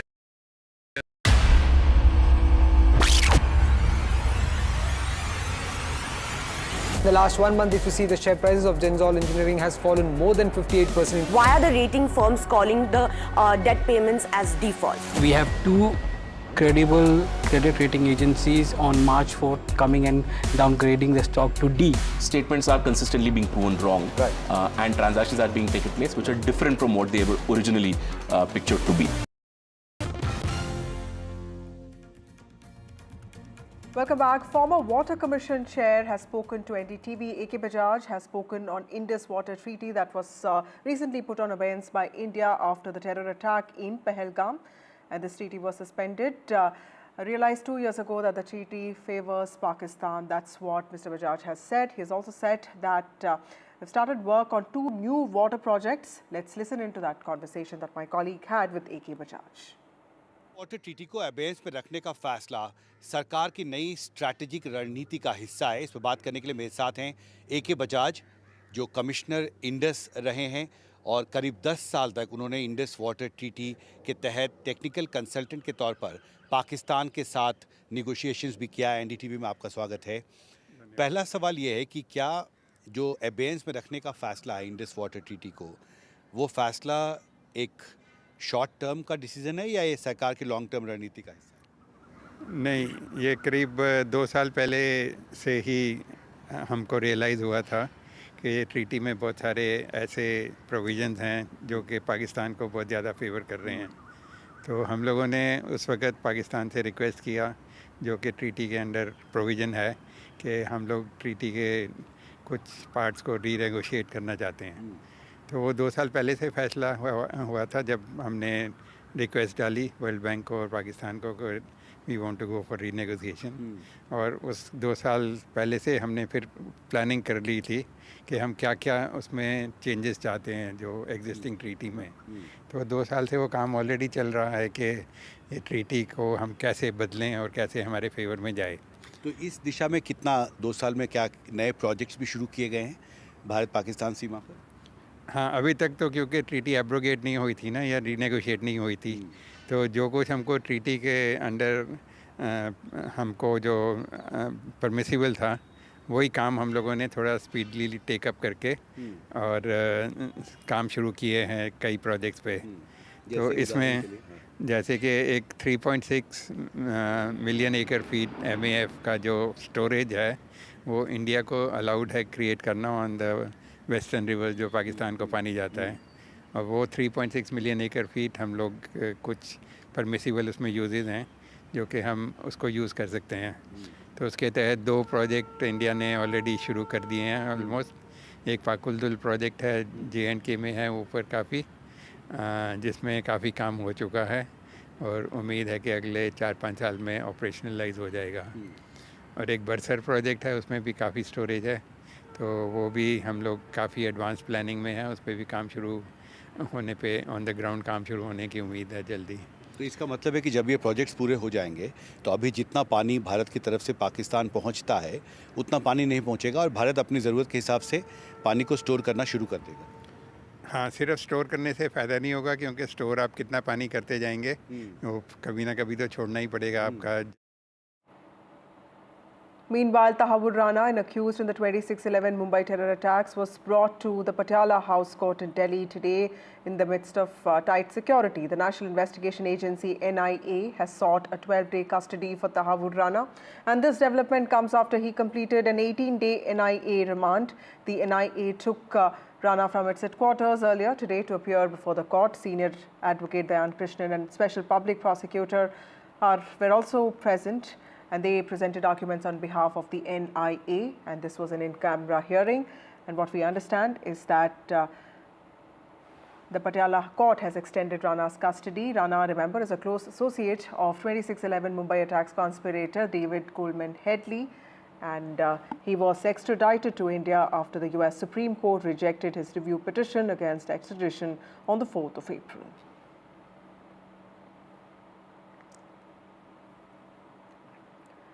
Remember, Tahawur Rana's NIA remand ended today, and he was produced in the Patiala House Court. It's a 12-day NIA custody for Tahawur Rana now, and he is a close associate of 26/11 Mumbai attacks conspirator David Coleman Headley. My colleague Anushka joins us with more details on this. Anushka, tell us what are the main takeaways of Tahawur Rana's presence today? Was he brought in person? And also, what has the court decided? That's right, Vasudha. The NIA custody that would take in had brought Tahawur Rana for an in-person proceed to the NIA to the Patiala High Court today. Delhi High Court has in fact also now given the order that been given for 12 more days. Now remember, after it will become a 1 month long custody of Tahawur Rana, senior advocate Dayan Krishnan and special public prosecutor Narendra Mahan representing NDA and in-state proceedings. Tahawur Rana has so far not cooperated with any of the investigation that was going on.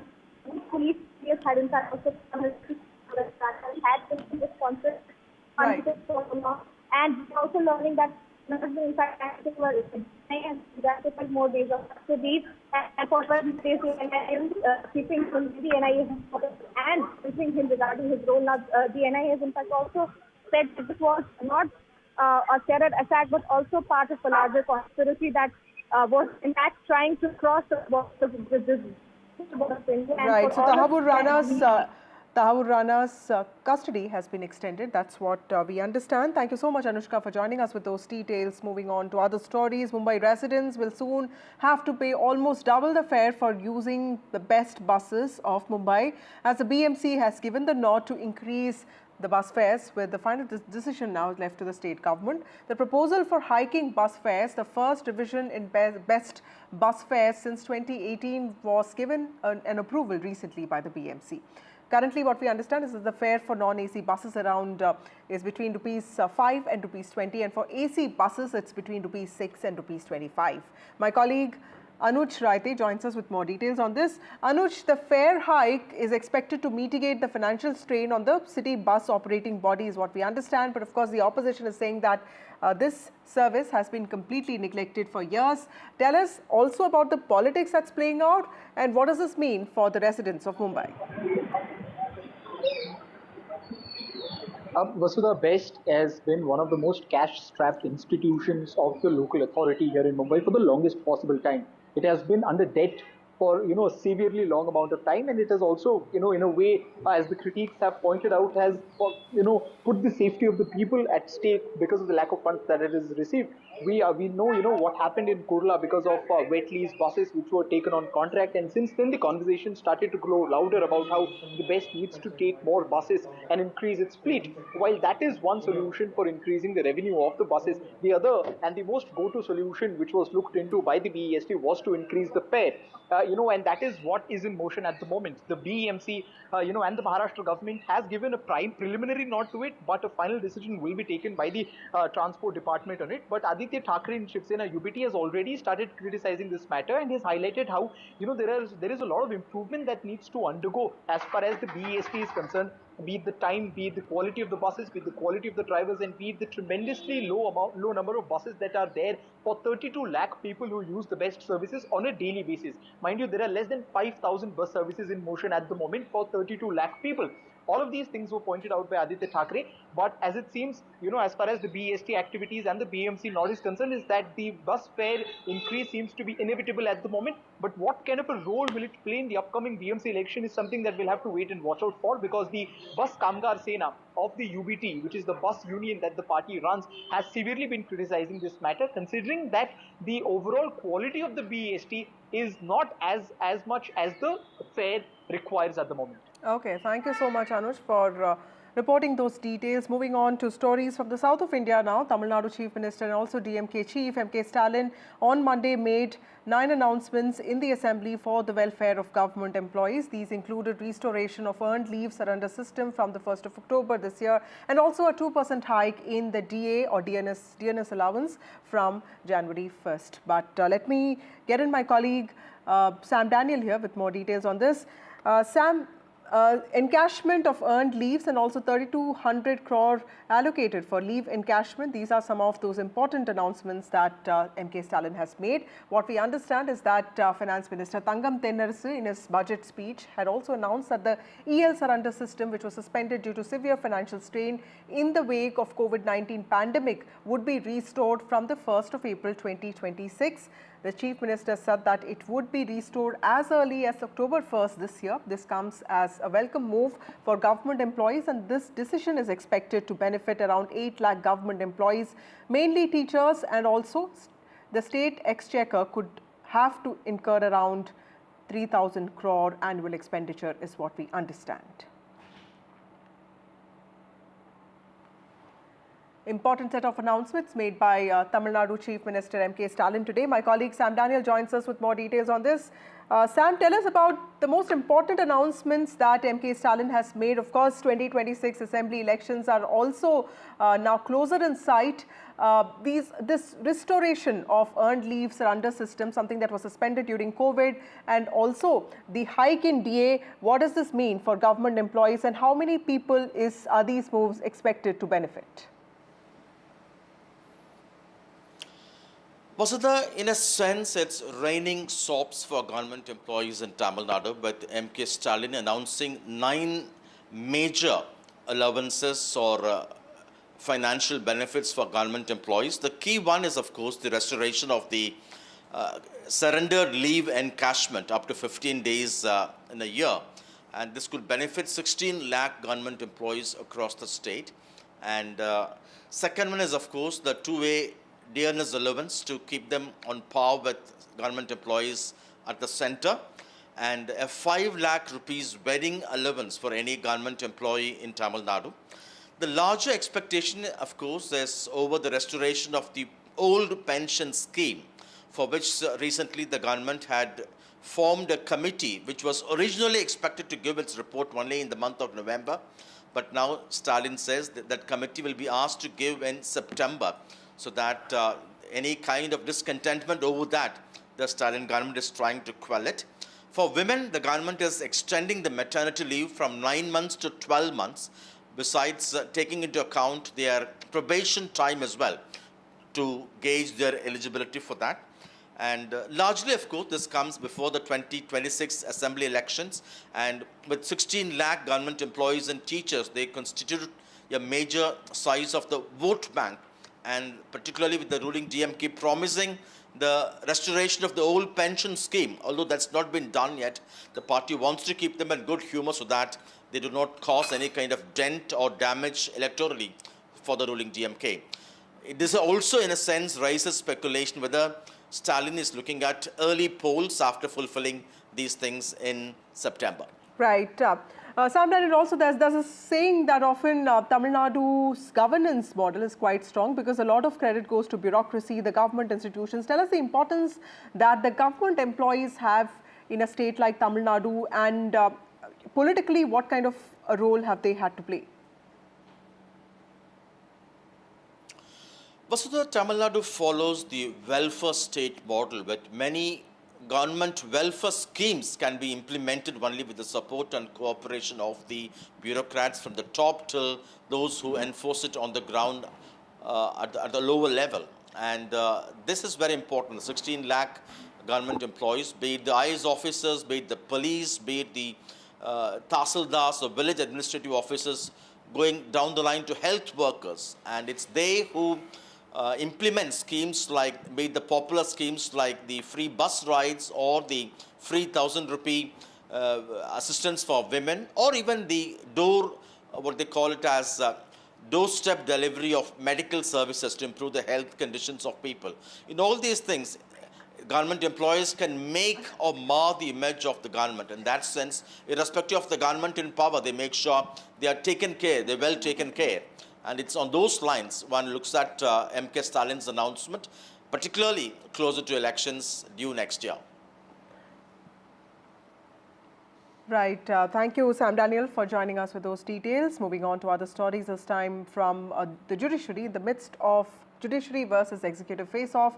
The next CJI, the incumbent CJI, has reiterated his old remark facing allegations of interfering. Justice B.R. Gavai's big comment, and this was during an OTT hearing in the Supreme Court. Remember, the Supreme Court has also asked for explicit content to be removed, and this is either for legislature or for the executive. As it is, we are facing allegations of encroaching into legislative and executive domains. Anyways, we will issue notice. That's what Justice B.R. Gavai said. This is the second time he has made this statement. Remember, earlier in a case pertaining to Murshidabad violence, he had made a similar remark. Remember, there's already a judiciary versus executive debate that is going on, and B.R. Gavai has reiterated his comments saying that we haven't focused on this, and it was during the OTT hearing at the Supreme Court today.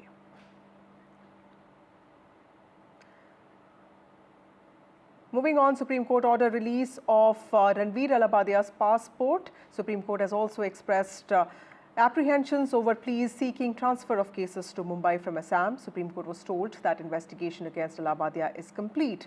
Alabadia will appear whenever required. Supreme Court has permitted Ranveer Alabadia to apply for release of his passport from Maharashtra Cyber Cell, and Supreme Court has said that he must be returned his passport. My colleague Nupur Dogra joins us with more details on this. Nupur, this can be seen as a relief to Ranveer Alabadia. Tell us, what else did the court say today? Well, this is a sort of relief to him now as far as considering the permission to travel abroad is concerned. He has been requesting the court from past 2 occasions to grant his passport. The court has allowed release of his passport on certain conditions, taking note that most of the investigation regarding him is complete, and has, however, asked him to comply whenever called for investigation. Secondly, the court, however, it is not a complete relief for Alabadia, as the court today expressed its apprehension about clubbing or transferring the ongoing FIR, the case in Assam to Maharashtra. Remember, the YouTuber has moved the top court seeking the clubbing of FIRs or moving all the cases that have been filed against him across the country to Mumbai. Today, Justice Suryakant, while hearing this case, said that he's not very sure about allowing this transfer to Mumbai, as the Assam case involves particular apprehensions that are particular to Assam. So it is not a complete relief to him, as his main prayer stands in it stands to seek in front of the top court. It will be coming up for hearing next week as well, and it will be important to see how this turns out further. Right. Thank you, Nupur Dogra, for joining us with those details. Moving on to other stories now. In a major update in accordance with the National Education Policy 2020, the NCERT now has revised its Class 7 textbooks. The curriculum for English and social science subjects have now been updated to focus more on Indian culture and current national issues, is what NDTV has learned. Now, under this, portions of Mughal dynasties and also Delhi Sultanate have been removed from the Class 7 NCERT textbooks, and instead there have been additions of sacred dynasties, including in some organizations and some events such as Mahakumbh, and also flagship government initiatives such as Beti Bachao, Beti Padhao, and also Atmanirbharta, Make in India. Now, BJP has called all of this an effort to showcase all eras and also the nation as a whole, and has also said that this is to ensure that there's no repetition in syllabus, to which Congress has said that this is nothing but erasure of history and will only create further religious divide. New national education policy, as per which has revamped the NCERT syllabus for the class 7th. Now, what has been added and what has been removed from the syllabus? First off, the Delhi Sultanate as well as the Mughal rule has been completely excluded from the syllabus this time. Dynasties like the Tughlaqs, the Khiljis, Mamluks and Lodhis, which were earlier at least portions of which were included in the syllabus and portions were omitted. Now the syllabus finds it completely removed and off the new textbook. So there are no references to the Delhi Sultanate altogether. What has been added to the syllabus is a chapter called How Land Becomes Sacred. Now, this chapter focuses on sacred pilgrimages across India and outside to other religions as well, in Islam, Christianity, Judaism, Hinduism, Buddhism and Sikhism. Now, this chapter that is introduced focuses, or rather the concept is based on sacred geography. So, new concept of sacred geography has also been introduced, and these pilgrimage sites have been talked about, such as the 12 Jyotirlingas, the Dham Yatras, the Shakti Pithas as well. Now, this chapter details completely on Indian tradition, Indian ethos, and this is kind of what the focus of the new national education policy is as well.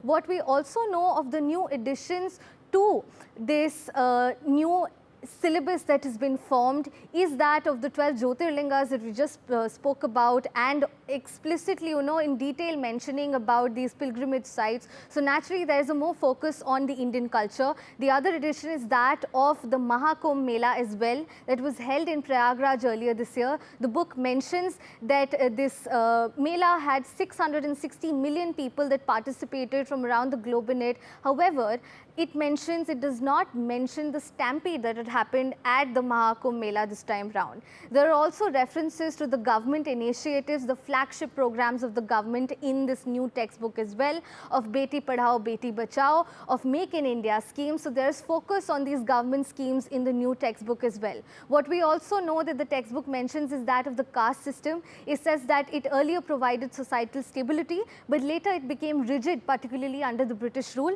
leading to certain inequalities. While the NCERT and the centre say that these changes are just to avoid any repetition, the opposition claims that this is an erasure of history from education.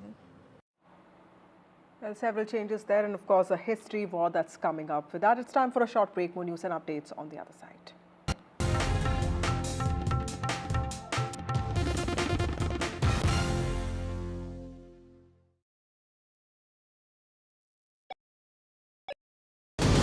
Empower India's growth engine. Join the game changers, industry leaders, policy makers and innovators at NDTV's Emerging Business Conclave. Discover exclusive insights, powerful networking and strategies to accelerate MSME growth in Delhi. NDTV's Emerging Business Conclave, Delhi chapter, April 28th, only on NDTV Network.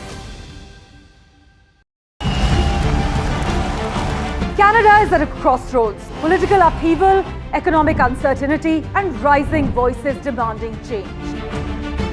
As the battle for power intensifies, NDTV World brings you unmatched coverage from the heart of the storm. Welcome to Canada Election Watch, your window into a nation in churn and what it means for us in India. From ground reports to expert analysis, from diaspora dynamics to the diplomatic impact, NDTV World is tracking every twist and turn. Canada Election Watch, only on NDTV World. Stay ahead of the story, stay with us. In today's interconnected world, India's voice is more crucial than ever. When India speaks, the world listens. At NDTV World, we are that voice, bringing you intelligent and insightful news from India and beyond. From geopolitics and diplomacy to economic shifts, migrations, tech disruptions, and the stories of our diaspora. We cover the news that shapes our global future. NDTV World, your new home for global news is here.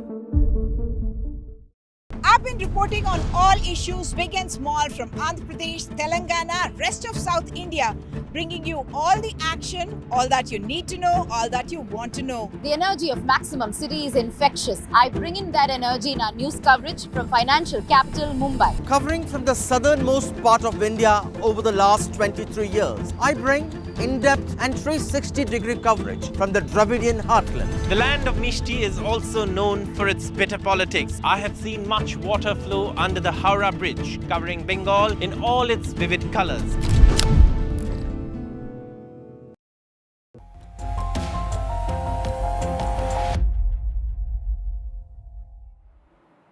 Welcome back. US President Donald Trump has come out racing out of the gates in his second term in his office, slashing government agencies, launching trade wars with friends and foes alike, and even taking on the judiciary over immigration crackdown. Now, the Republicans' approval rating has sunk since returning to the White House, but his supporters could not care less. My colleague Gauri Dwivedi, who joins us with more details on this. Gauri, there has been tumultuous 100-day period of Donald Trump. How are his supporters looking at this? And also tell us a little bit about his approval rating, because those are being seen as lowest in the last 70 years. Indeed, Vasudha, his approval ratings as per CNN is at a 70-year low for any president in the last 70 years. They haven't faced this kind of a rating. The debacle that President Trump faces. When you speak to some of the supporters of President Trump, they say, well, these are the same folks who got the election wrong as well, just about a couple of months back. So they take it not with a pinch, but with a bucket of salt.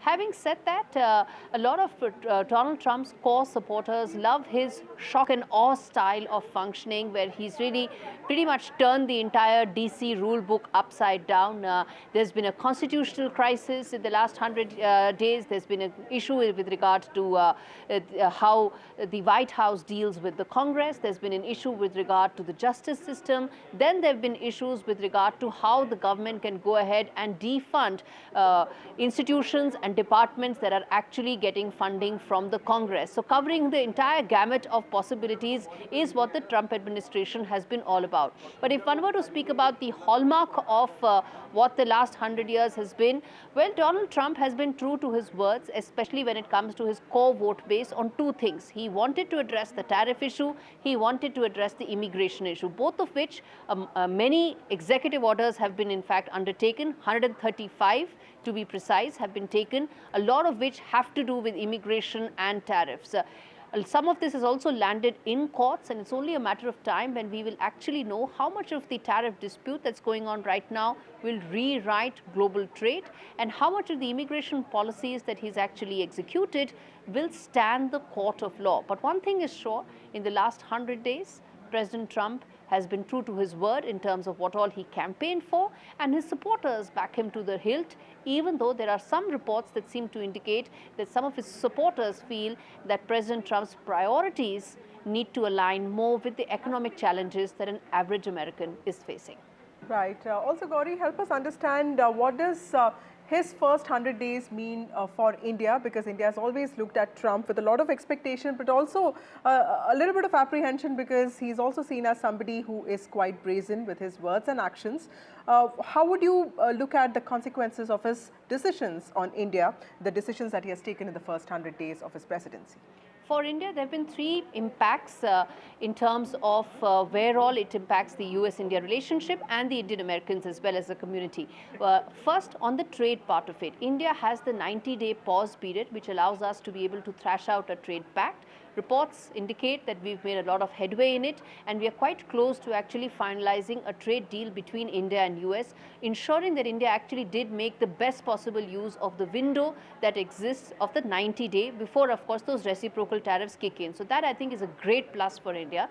Second, the impact of the Trump administration has been on the immigration factor. Immigration has been a mixed bag for us, because we've been impacted, both the Indian students as well as the H-1B visa holders, which is the techies, have been impacted. There are some who also indicate that senior citizens who spent more than 180 days outside of US are facing trouble going back. So that's a mixed bag for us that we need to probably wait and watch for in terms of getting more clarity, because some of this, as I said, also landed in courts. The third other impact has also been that Donald Trump has said in unequivocal terms that China is the biggest challenger for the US, something that they face, and that is the biggest priority of his administration as well. Though India has opened up, made progress in terms of some of the thaw that Beijing and New Delhi talks have seen, but nevertheless there is a trust factor that remains. And given that Trump administration is quite focused on the China challenge, I think it's likely to have an impact on New Delhi's relationship, or at least perspective, when it comes to how to go ahead further with Beijing. Right. My last question to you, and very quickly, if I were to ask you the top three highlights of 100 days of Trump 2.0, Gauri, would you say, apart from, of course, tariffs and immigration, what would be the third point? And of course, what do you think are the biggest takeaways? I think Signal Gate is one thing that really came very close to rocking the boat, Vasudha, for Trump administration. Pete Hegseth, the defense minister, if we were to say defense minister, defense secretary of US, was almost, his neck was on the line, given that Yemen war plans were being discussed and leaked, not just on chat groups, but also to journalists, to friends and family. So that, I think, has been a very remarkable achievement that he has survived after that big controversy. Beyond that, the big hit, I think, for the Trump administration has also been the fact that they've opened lines of communication with regard to Russia and Ukraine. Those lines were frozen during Biden era. Whether that leads to a peace deal, how quickly, what will be the terms, that is a separate conversation. But the fact that those lines of communication opened up, I think that again is a big win and a big hit for Trump administration. Right. Thank you, Gauri Dwivedi, for joining us with those details. With that, it's time for a short break. More news and updates on the other side.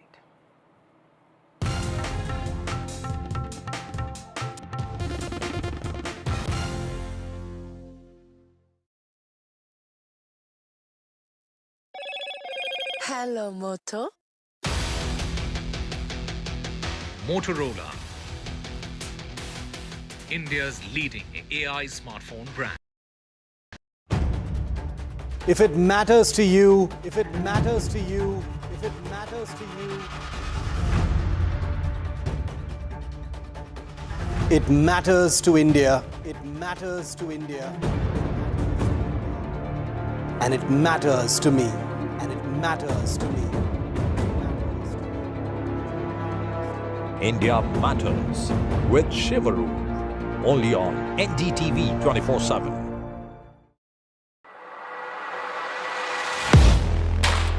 Do you really know the company you invest in? What is the real picture behind presentations and claims? Is the outlook as rosy as the company claims? Know Your Company, powered by NDTV Profit Research, shines a light on the biggest stock market movers.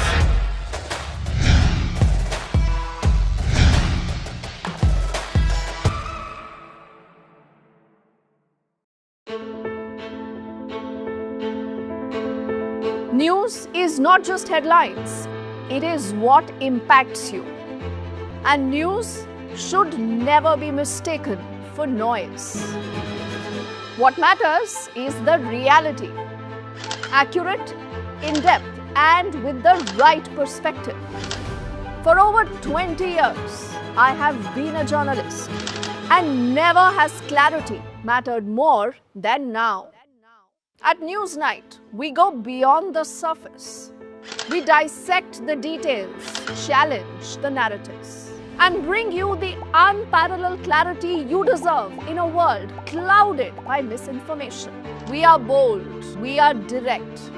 Newsnight, for the news in your interest. Only on NDTV 24/7.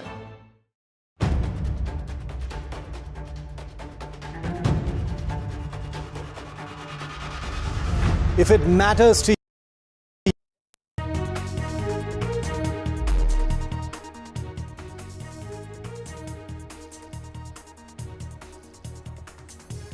hello and welcome. You're watching NDTV. I'm Gargi Rawat. Stay with us for the top news stories of this hour. Let's take a look at the headlines we're tracking. A Delhi court grants the National Investigation Agency 12 more days of custody of 26/11 Mumbai attacks accused Tahawur Rana. There's partial relief for YouTuber Ranveer Allahabadia. The Supreme Court has ordered that his passport be released, but he will be required to appear whenever he is summoned.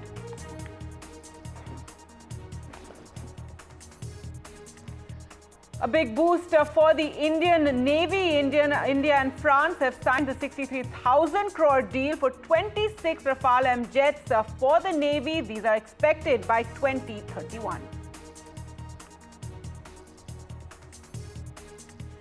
Delhi Chief Minister Rekha Gupta appears on NDTV's event and speaks on the Pahalgam attack, says every Indian has been moved by this terror attack and it's our responsibility to keep the country first. तो उस हमले को देख करके सबके दिल में ये भाव जरूर आया होगा कि मुझे अगर मौका मिल जाए तो मैं ही जाकर के बंदूक उठाऊं और गोलियों से भून दूं। The top leadership of the Congress upset with objectionable statements being made by various party leaders, and all have been instructed to refrain from making any unnecessary remarks.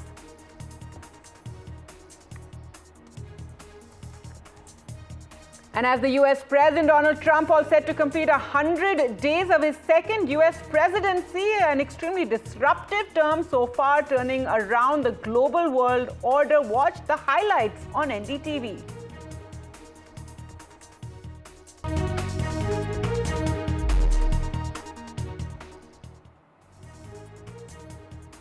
All right, our top story now. In a Delhi court today granted the plea of the National Investigation Agency, who is seeking custody of 26/11 Mumbai attacks accused Tahawur Rana for 12 more days. He was produced before the special NIA judge after the 18-day NIA custody had expired. This was amid very tight security and with his face covered. There you can see Rana being produced at the court. Now his advocate Piyush Sachdeva was representing him. He, remember, Rana, a close associate of 26/11 Mumbai attacks conspirator David Coleman Headley, was extradited to India after the US Supreme Court rejected his review petition against extradition on April 4th. Well, let's find out more, and let's go across to NDTV's Anushka. And Anushka, tell us, give us more details of what happened in court and what the NIA, what was the arguments they made to have their custody extended.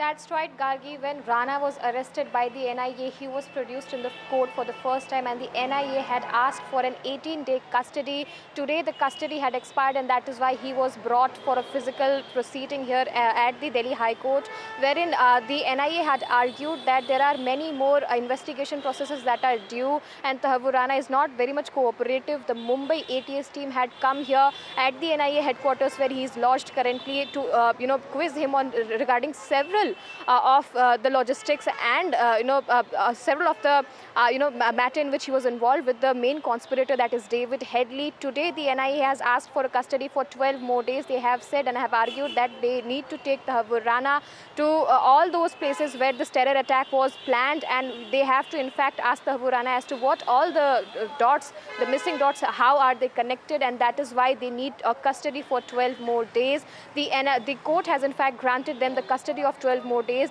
with tight security. Tahawur Rana was brought here. His face was covered, and after the proceeding, he was taken out, amid high security. He has once again been sent to the NIA headquarters, and there more of the investigation will be taking place. Several of the Mumbai police ATS branch will be coming here and will be taking him to several different locations, is what we are learning from our sources, to recreate the scene of 17 years ago of the dastardly attack that took place. The NIA has said that it was not just a terror attack, there were larger conspiracies that were planned, and Tahawur Rana was the person behind the logistics and the financing of the whole terror attack. He was the person behind providing logistic and finance to David Headley, who was operating under the name Dawood Jilani, and Tahawur Rana is in fact right now being quizzed regarding all of that. A thorough investigation is in fact going on at the NIA headquarters, where Tahawur Rana is not giving much of the details, but yes, the NIA is in fact investigating upon the whole matter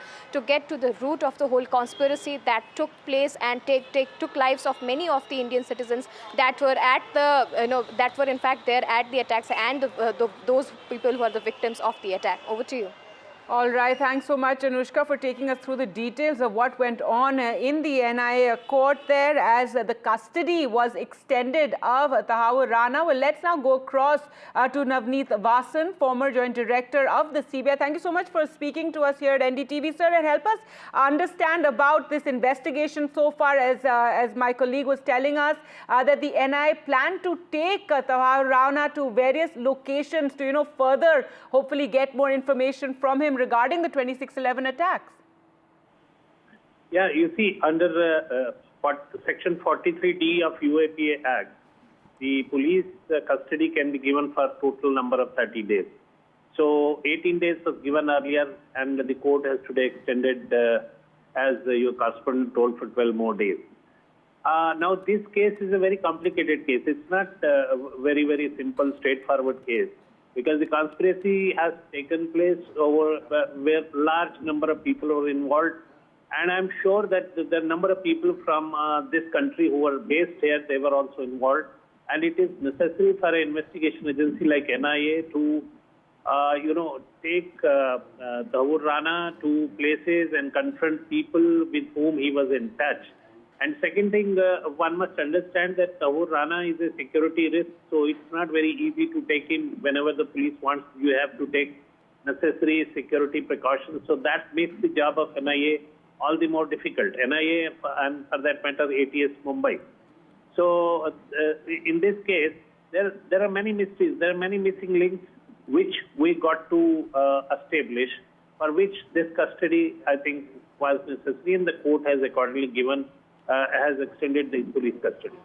That's right, sir. And also at a time when, India has once again has faced a terror attack, the Pahalgam attack, we really need to see some justice done in the 2011 attack. And that's why getting Tahawur Rana's custody has been so key. Yes, absolutely. I agree with you. And we are not letting any stone unturned to chase other terrorists who have caused havoc in this country, and our government, our investigation agencies will go all out to see that these. Hello. Yes, do continue, sir. Yes. So those people are chased wherever they are, and they are brought to justice. Right, sir. So one can imagine this is going to be a long, drawn out, like we want justice, but it is still going to take some time. Of course, it's been a long while since 26/11, but even now, the NIA, trying to, speak to him. We have heard from sources that Tahawur Rana has been very reluctant, as one can imagine, or very forthcoming. However, this is, very, very key that one gets to, gets whatever information that one can from him. They are very difficult to investigate. They are not easy cases. And the investigation agency has to, work very hard, because the effort of the investigation agency would be to ensure that all evidence is collected, produced in the court, so that the accused can be brought to book. That is what the public at large will be looking towards the investigation agencies, that these people are brought to justice. All right, Navneet Vasan, thank you so much for speaking to us here at NDTV. Well, moving on to some other news now coming in. Some relief for YouTuber Ranveer Alabadia. The Supreme Court today allowed the return of his passport to enable him to travel abroad for work. A bench of Justices Surya Kant and N. Koteswar Singh relaxed the condition after Assam and Maharashtra government said the investigation against him has been completed. Now, the bench asked Alabadia to approach the Maharashtra Cyber Police Bureau for the return of his passport. So, some relief there. On February 18th, the top court had, while protecting Alabadia from arrest in multiple FIRs that had been filed over his comments during a YouTube show, they had directed him to deposit his passport. Now, Alabadia, who's popularly known as Beer Biceps, had been booked for his comments on parents and sex during comic Samay Raina's YouTube show, India's Got Latent. Samay Raina also facing an investigation. So, some relief there. Let's go across to Nupur Dogra joins us, and Anuj also joining us for more on this. Nupur, first you tell us, what happened in court and some mixed relief for Alabadia. Yes, in fact, when it comes to his passport and permission to travel abroad, it is indeed a relief for Alabadia. The Supreme Court has allowed him to get his passports. Now, however, the case, his petition seeking transfer of the case ongoing in Assam to Maharashtra, which is in fact his first plea that he has moved in the Supreme Court, is still pending with the top court. Justice Suryakant, while hearing this prayer from his counsel, expressed apprehensions in allowing transfer of the case from Assam to Mumbai, as he said that some of the complaints in the FIR are Assam specific, and it is not that the contents of FIR in Mumbai and Assam are same. So it cannot be that the court was apprehensive about clubbing of FIRs and transferring the case back to Mumbai. Now, when it comes to Samay Raina, the top court, if you remember, had last week, while hearing this case, had directed a another foundation, SMA Cure Foundation, to file a separate writ petition, bringing every joke he has made with regards to disabled persons and persons suffering from rare diseases like SMA on record and implead him in that case. Now, the court was it could not be done so far by the petitioners as they did not have access to some crucial details, including his address. The top court has granted the petitioner 1 week to make sure that he, along with others who have been seen making crass jokes against rare diseases and persons with disabilities, are brought to notice of the top court and are impleaded in that separate writ petition by that organization. So all in all, trouble for Rana is still there, looming, and Allahabadia's petition is still pending in the top court.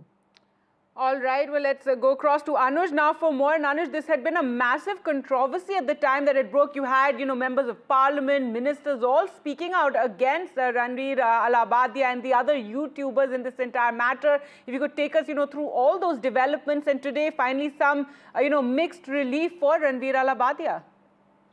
After a long hurdle and a long path of Ranveer Allahabadia and Samay Raina facing, not just in court, but also, the wrath of the politicians and legislators in Maharashtra, we can see that some sort of relief coming, especially Ranveer Allahbadia's way. Firstly, we got to know that, he could operate his own YouTube channel, and now with the permission to travel abroad. But if you remember, there was a huge amount of wrath amongst the political circles, especially from the ruling dispensation, who had gone out and calling him out for the kind of content that he would make. There were also instances of, his older content making rounds on social media and getting criticized for various of its nature.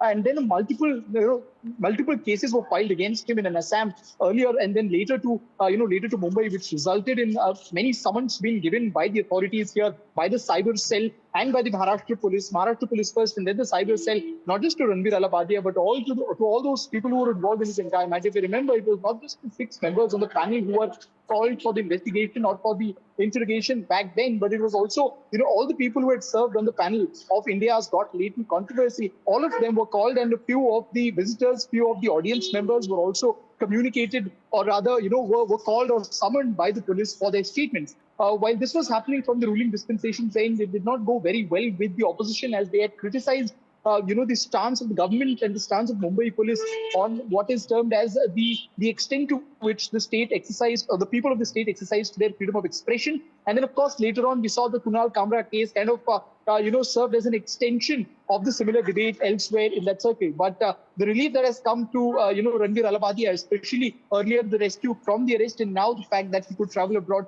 is seen as a major, major point of relief for him at the moment. But, there is still a question looming over the amount of restrictions and limitations that have been put forth as far as, the kind of content they could continue to make. All right, thanks so much, Anuj and Nupur there for joining us with all the very latest developments. Well, some breaking news now coming in big international news, and Vladimir Putin has declared a 3-day ceasefire with Ukraine from May 8th to 10th. This is to mark 80 years since the World War II victory. This is according to a statement that was published by Kremlin. The ceasefire, which was declared out of humanitarian considerations, begins on 8th May at midnight and will last till midnight, May 11th. Remember, this comes at a time that the world is also hoping for a permanent ceasefire, a permanent end to this endless war that has been taking place. But let's go across to Ghazali now for more. And Ghazali, so, some relief there, a 3-day ceasefire declared by Putin. This is to mark 80 years since the World War II victory. Yeah, certainly a big move by Russia, because it has come perhaps after negotiations which Russia had been arranging or engaging in with Mr. Steve Witkoff, the special envoy of Mr. Trump, who has been engaging with Russia and Ukraine for a ceasefire. Now, as per the statement issued by Kremlin, it says that the ceasefire or the temporary truce will be in effect from midnight on May 7th to May 8th until midnight on May 10th to May 11th.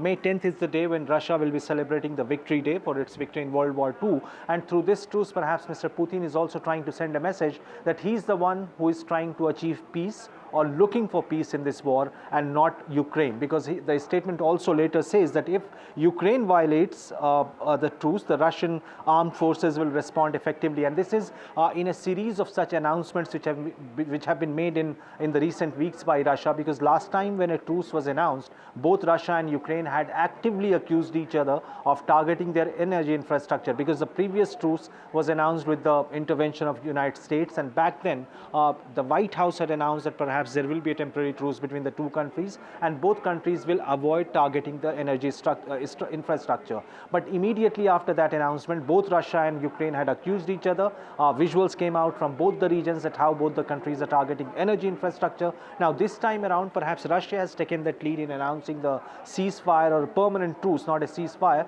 and it has said that perhaps it is just to mark the Victory Day, which Russia will be celebrating on May 10th. And we'll have to see whether for 2-3 days on all those dates which the Kremlin says that the truce will be in play there between both the regions, how Ukraine will react to it, or whether the same kind of accusations will fly against each other, or both sides will have such restraint.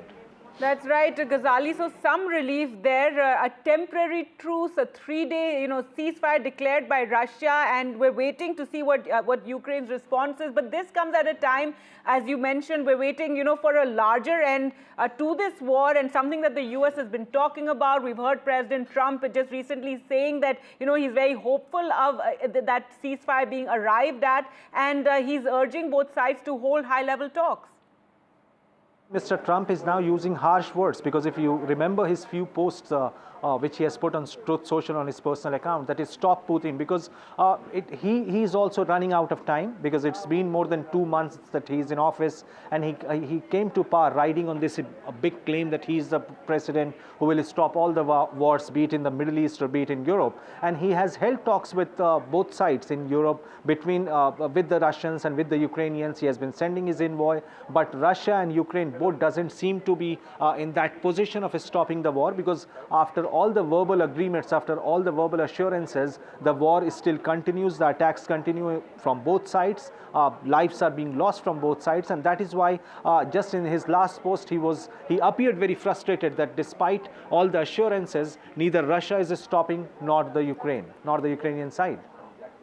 All right, thanks so much, Ghazali, for joining us with all those details. So a 3-day ceasefire has been declared by Putin, and this will be from the 8th of May to 10th to mark 80 years since the World War II victory. In other news, Supreme Court today issued notices to OTT platforms like Netflix, Alt Balaji, as well as social media platforms like Google and Meta. This over a plea seeking regulation to ban explicit content.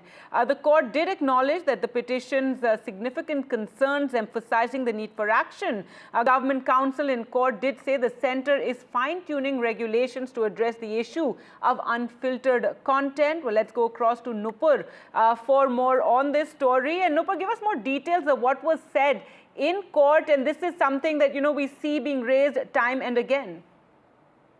Well, this particular petition, came up in the top court complaining that there are several platforms, including OTT platforms like Netflix, Amazon Prime, Ulu app, and in fact, social media platforms, including Meta's Instagram and Facebook. They display several obscene content, which includes pornographic material, and they are in fact accessible to everyone, though even if there is a disclaimer on them that this content is made for 18 plus audience. Despite that, children right now have huge access to them because of social media platforms like Instagram and Meta. And the Supreme Court also in fact expressed concern about this content. However, Justice B.R. Gavai, while hearing this petition, asked the center and in fact reiterated his earlier stance that it is the executive's job, it is the legislature's job to bring in regulation for such content online. It is the judge said that of course the presence of such content is concerning, but would it not then the judiciary is already being blamed for stepping into executive and judicial and legislature's avenue or domain. However, SG Tushar Mehta, appearing on behalf of Centre, said that, of course, he also raised apprehension that there are concerning materials online, and he said that this will not be treated as an adversarial intervention from the top court, and he, in fact, urged the top court to hear the petition. And after taking this submission from Solicitor General Tushar Mehta on record, the Supreme Court has today issued notices to these OTT platforms, including Netflix, Meta, Google, Amazon Prime, Alt, Balaji, and other such apps where it has been found where the petitioner has complained that they have some obscene content, which including child pornography and other pornographic stuff, which is now openly available in their trailers, their premieres on social media apps that are run by Meta. So it has, in fact, raised a genuine concern. The top court also expressed concern about regulating this content. The Centre has also expressed concern about regulating this concern. And Centre has told the court that already some regulations are there, but they are also contemplating for bringing in further regulations to regulate such kind of content on OTT platforms. Now, it will be important to see that how this hearing turns up when it comes up next for hearing. All right. Thanks so much, Nupur, for joining us with those details. And so the Supreme Court also agreeing that something should be done to curb the explicit content on OTT platforms. News now from Karnataka, where Chief Minister Siddaramaiah is in controversy. This after it was seen that the Chief Minister lost his cool and made this slapping gesture to a senior cop. The BJP, in fact, is quick to, capitalize on this and protest at a rally saying that they're protesting over Siddaramaiah's action at a senior cop, where he has scolded the cop and made this slapping gesture. Let's just listen to what the BJP had to say. Today in Belagavi, CM Siddaramaiah almost slaps on police officers when few karyakartas of BJP goes and protest on the tweets of Siddaramaiah as well as on his wordings, as well as on some of the ministers who are insensitive for the people who have lost their life in Pahalgam, showing sympathy towards Pakistan. Similar thing happened with Priyanka Kharge's case. All across Karnataka, whether it is police officers, revenue officials, or mining officials, or anybody else, health officials, they've all been under threat. How insensitive is this? Siddaramaiah should definitely answer for this, and he should have clarity that he is an Indian first, not a Pakistan. ಕಪ್ಪು ಬಾವುಟ ಇಂಥ ಇದು CM ಅವರು ಎಷ್ಟು ನೋಡಿದ್ದಾರೆ, ನಾವು ಎಷ್ಟು ನೋಡಿದ್ದೀವಿ. ಜನರಿಗೆ ಗೊತ್ತಿದೆ, ಯಾವ ಸೋಗುನು ಇಲ್ಲ, ಏನಿಲ್ಲ, ಯಾರ ಬೆಲೆ ಏರಿಕೆ ಯಾರಿಂದ ತತ್ತರಿಸಿದ್ದಾರೆ ಜನರಿಗೆಲ್ಲ ನಾಟಕ ಗೊತ್ತಿದೆ. ಆದರೆ ಇಂಥ ಒಂದು ಸಭೆ ಸಮಾರಂಭದಲ್ಲಿ ಬಂದು ಈ ರೀತಿ ಮಾಡೋದ್ರಿಂದ ಏನು ಉಪಯೋಗ ಆಗೋದಿಲ್ಲ. ಇದು ಅವರ ಹತಾಶೆ ಮನೋಭಾವವನ್ನು ತೋರಿಸ್ತಾರೆ. ಅವರು ಈ ರೀತಿ ಮಾಡಿದ್ದಾರೆ, ನಮಗೂ ಕೂಡ ಮಾಡಲಿಕ್ಕೆ ಎಲ್ಲರಿಗೂ ಇದ್ದೇ ಇದೆ. ಶಾಂತಿಯುತವಾಗಿ ನಡೀತಾ ಇರುವಂಥ ಕಾರ್ಯಕ್ರಮಕ್ಕೆ ಈ ರೀತಿ ಬಂದವರು ಮಾಡಿದ್ದಾರೆ ಅಂದರೆ ಯಾಕೆ ನಾಳೆ ನಮ್ಮ ಕಾರ್ಯಕರ್ತರು ಅವ್ರ ಕಾರ್ಯಕ್ರಮಕ್ಕೆ ನುಗ್ಲಿಕ್ಕೆ ಆಗೋದಿಲ್ವಾ? ನಮಗೂ ಶಕ್ತಿ ಇದೆ, ನಮಗೂ ಮಾಡುವಂಥ ದಾರಿಗಳು ನೂರಾರು. All right, let's go across to Deepak Bopanna now for more. And Deepak, we're seeing those visuals, the Chief Minister really losing his cool on stage, making that slapping gesture, obviously in great anger at that top cop, but the BJP quickly moving in and protesting.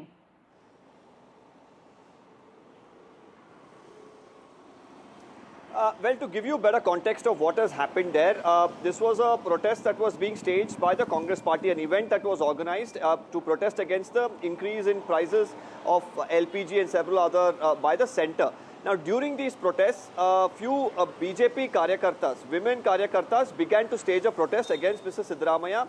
The protest that the BJP workers were trying to stage is over his recent comments about the Pahalgam terror attack, where he had said that there was no need for war. He had questioned the centre about the intelligence failure and so on. Now, immediately after that, Mr. Siddaramaiah, of course, was quite irked. On the stage was an additional SP. He is from Dharwad. He was posted for security around the dais itself. He points at him, he asks him where the SP is and, how are they letting such things happen. He then, of course, makes a gesture which looks like, he's almost slapping him. This has drawn a lot of flack from the BJP. But of course, several questions are also being raised as to how BJP workers were allowed inside this Congress event, and was this the right form of protest even if they wanted to? Right now, you've heard from the BJP spokesperson there mentioning about other instances where, Congress leaders or Mr. Siddaramaiah himself has lost his cool. No response has come in from the Karnataka Chief Minister. We're expecting one very soon. Meanwhile, as far as the protests that were carried out by the BJP, we've seen Lakshmi Heppalkar, the minister in the Chief Minister's and Mr. Siddaramaiah's cabinet, who's gone on to question the intentions behind the BJP making the protest in a peaceful event that the Congress had organized, and also warning that such protests can also happen from the Congress party when BJP holds rallies or events like this. All right, so the Karnataka Chief Minister there losing his cool on stage. Thanks so much, Deepak, for joining us with all details of this entire controversy.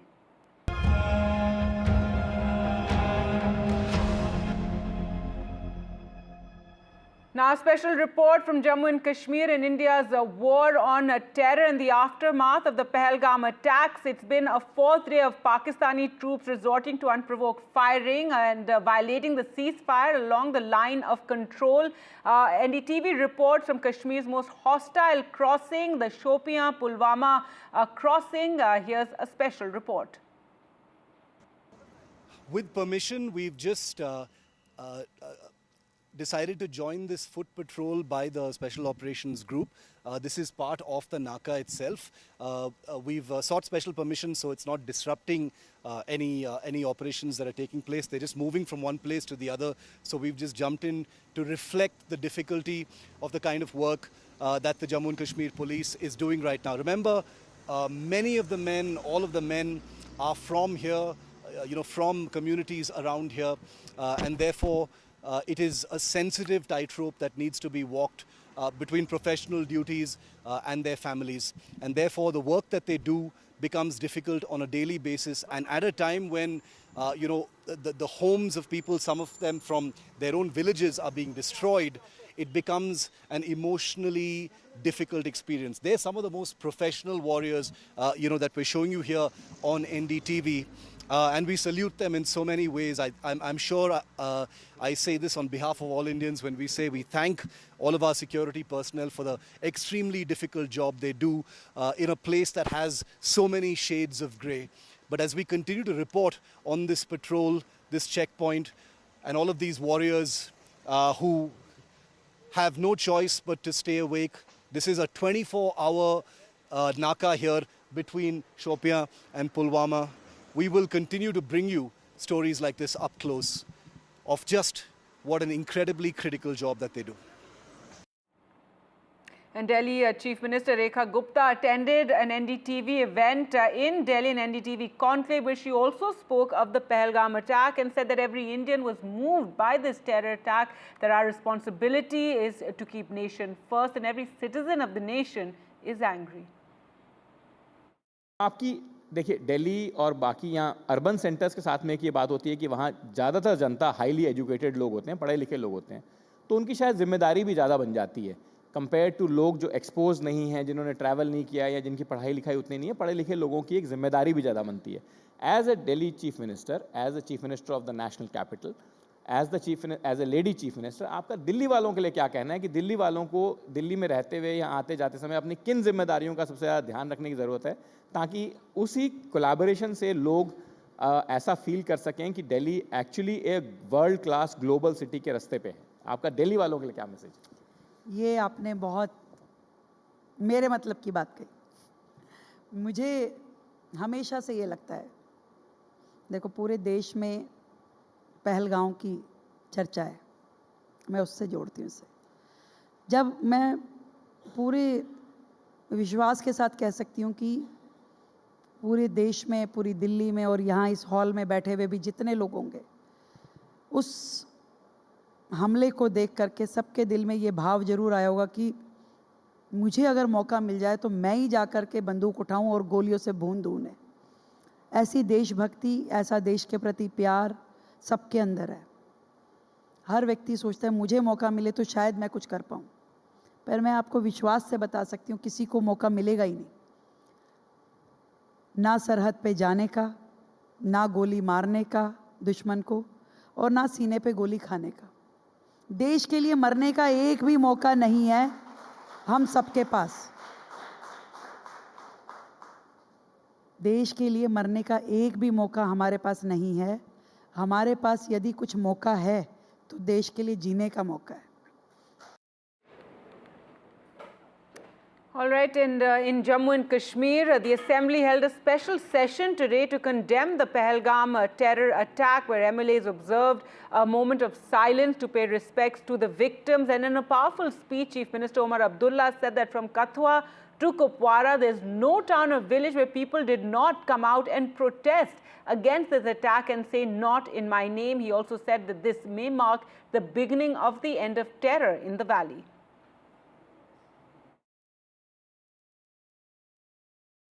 मेजबान होते हुए मेरी जिम्मेदारी थी कि सही सलामत मैं इन्हें यहां से वापस भेजूं, नहीं भेज पाया और माफी मांगने के अल्फाज नहीं थे।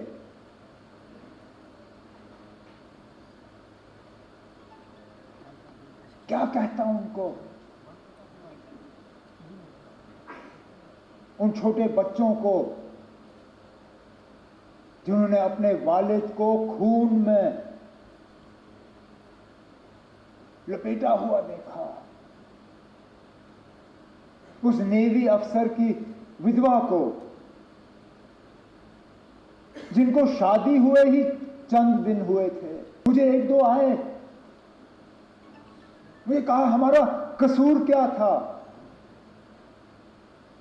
हम पहली मर्तबा कश्मीर आए थे छुट्टी मनाने के लिए,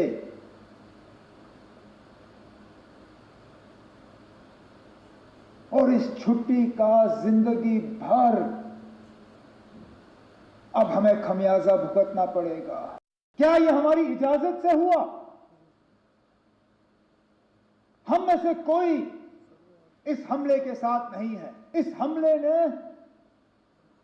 हमें अंदर से खोखला किया, लेकिन इस हमले ने, क्योंकि हर खराबी में कहीं ना कहीं हमें कोई रोशनी की किरण ढूंढने की कोशिश करनी चाहिए। बहुत मुश्किल है इन हालात में वो रोशनी ढूंढना, लेकिन स्पीकर साहब, पहली मर्तबा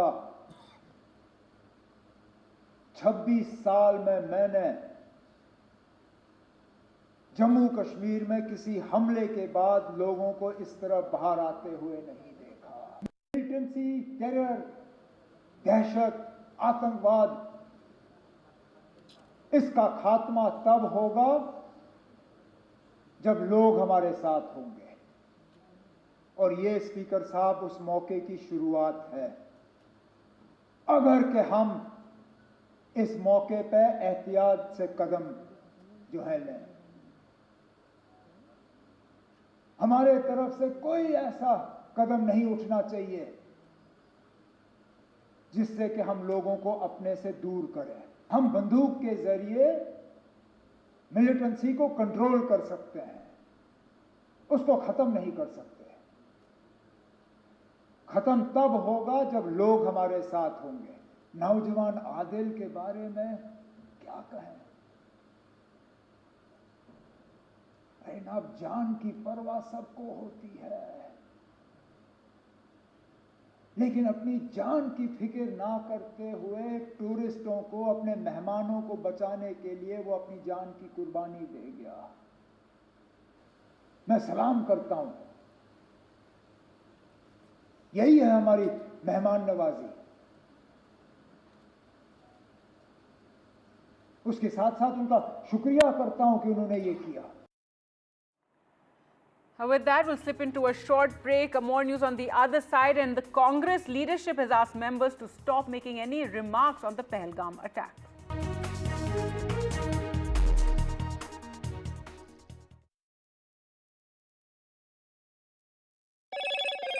Hello, Moto. Motorola, India's leading AI smartphone brand. A post by the Foreign Minister, Dr. Jaishankar said, spoke to Foreign Secretary David Lammy of UK today, discussed the cross-border terrorist attack at Pahalgam, underlined the importance of zero tolerance for terrorism.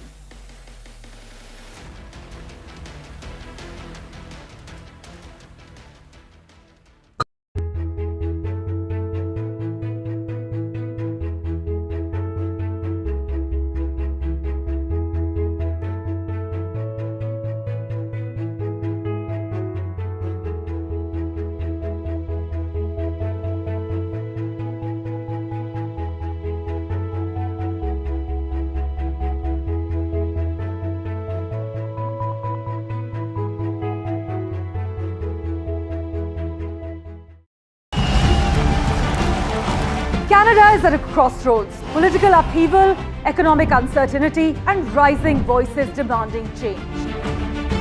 As the battle for power intensifies, NDTV World brings you unmatched coverage from the heart of the storm.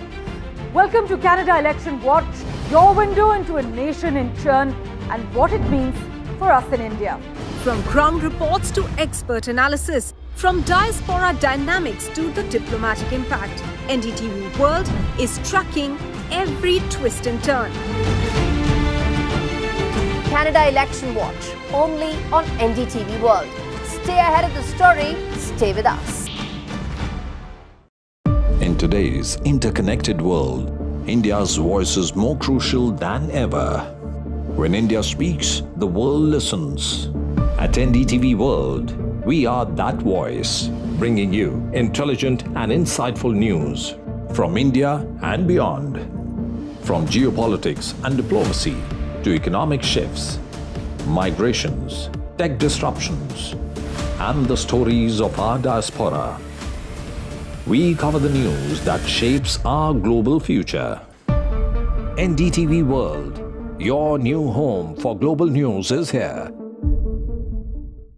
I've been reporting on all issues, big and small, from Andhra Pradesh, Telangana, rest of South India, bringing you all the action, all that you need to know, all that you want to know. The energy of Maximum City is infectious. I bring in that energy in our news coverage from financial capital, Mumbai. Covering from the southernmost part of India over the last 23 years, I bring in-depth and 360-degree coverage from the Dravidian heartland. The land of Mishti is also known for its bitter politics. I have seen much water flow under the Howrah Bridge, covering Bengal in all its vivid colors.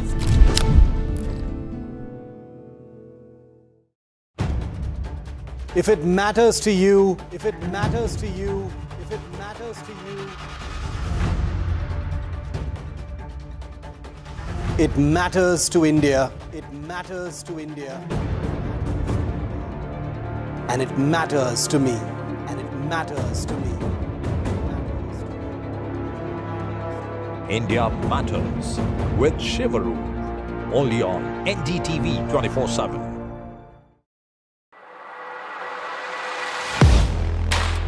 Do you really know the company you invest in? What is the real picture behind presentations and claims? Is the outlook as rosy as the company claims? Know Your Company, powered by NDTV Profit Research, shines a light on the biggest stock market movers.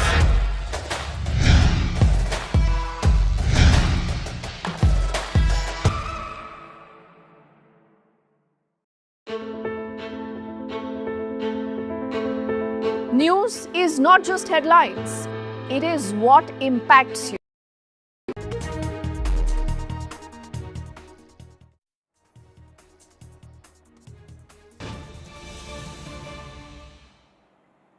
Welcome back. Some breaking news now coming in from Spain and Portugal, where massive power outage has been reported in several of the cities, and this has disrupted critical infrastructure.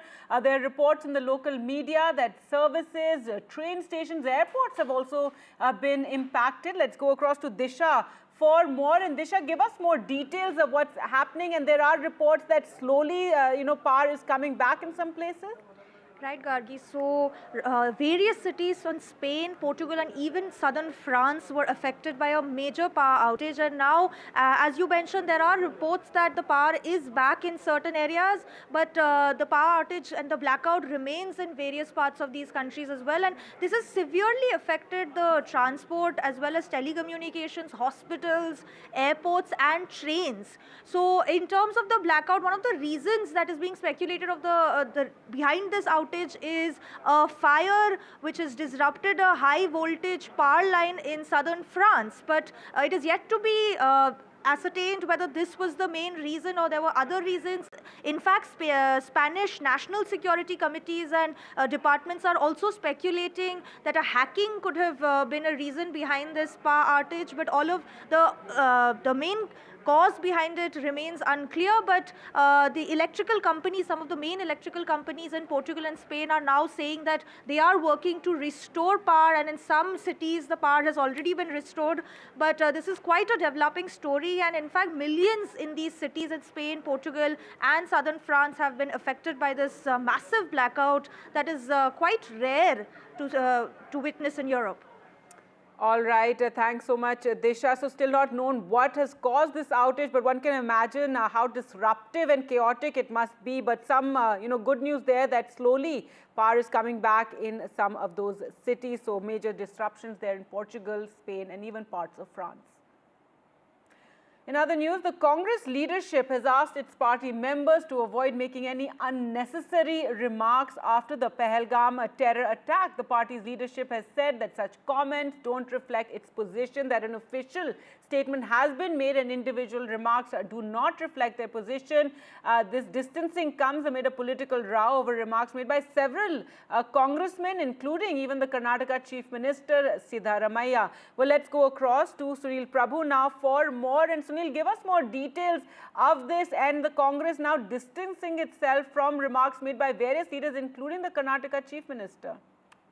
That's right. The Karnataka Chief Minister, Manishankar Raya, Shashi Tharoor, the list carries on.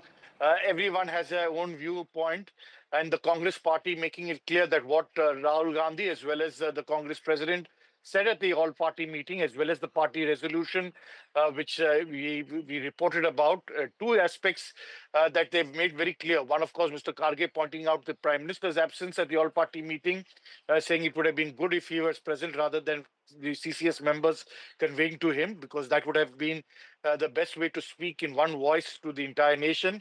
And the second, of course, that they fully support the government in whatever decision they take, irrespective of the fact that the questions they asked about the, in terms of intelligence failure, the lack of security in Pahalgam, where tourists were there, and all those other aspects. So it's in that backdrop now that the Congress has come out very strongly against its own leaders to not, create a situation which is embarrassing for it, and that is why I've made it clear that only the authorized spokespersons will speak on this important aspect.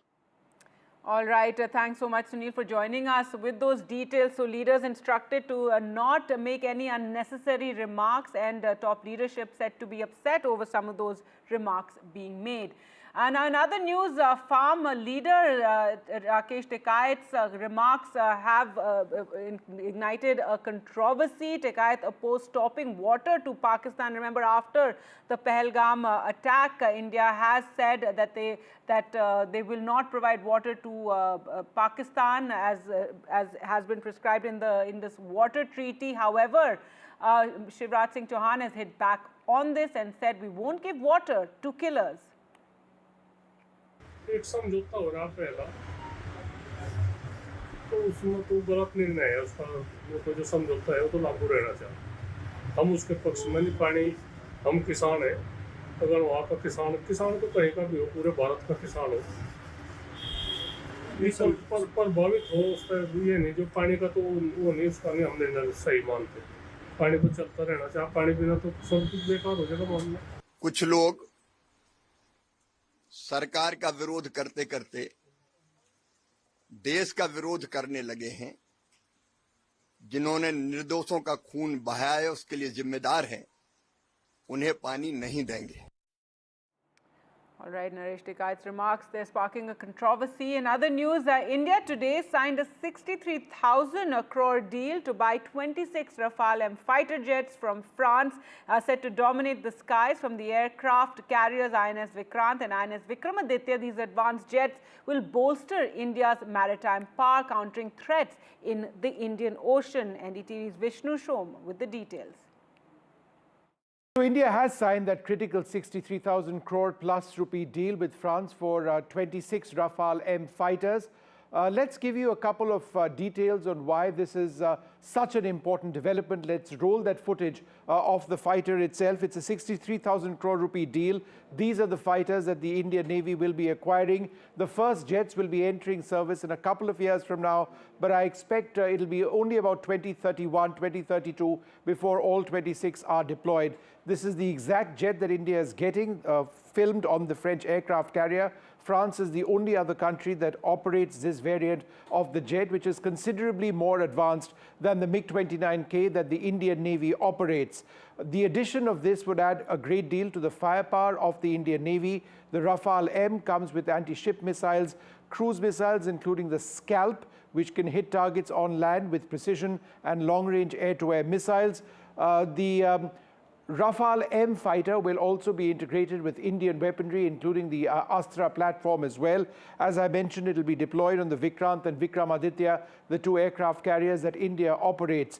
All of this comes at a time when we are seeing Chinese air power grow substantially in the in the Asia-Pacific region, and many suggest that India needs a ship aircraft carriers with platforms like the Rafale M to take on what seems inevitable, a Chinese carrier deployment in the Indian Ocean. So all this is very important. It's a fillip to military aviation, certainly naval aviation, and integral air as it is known. This performs a very critical role in defending an Indian Navy fleet.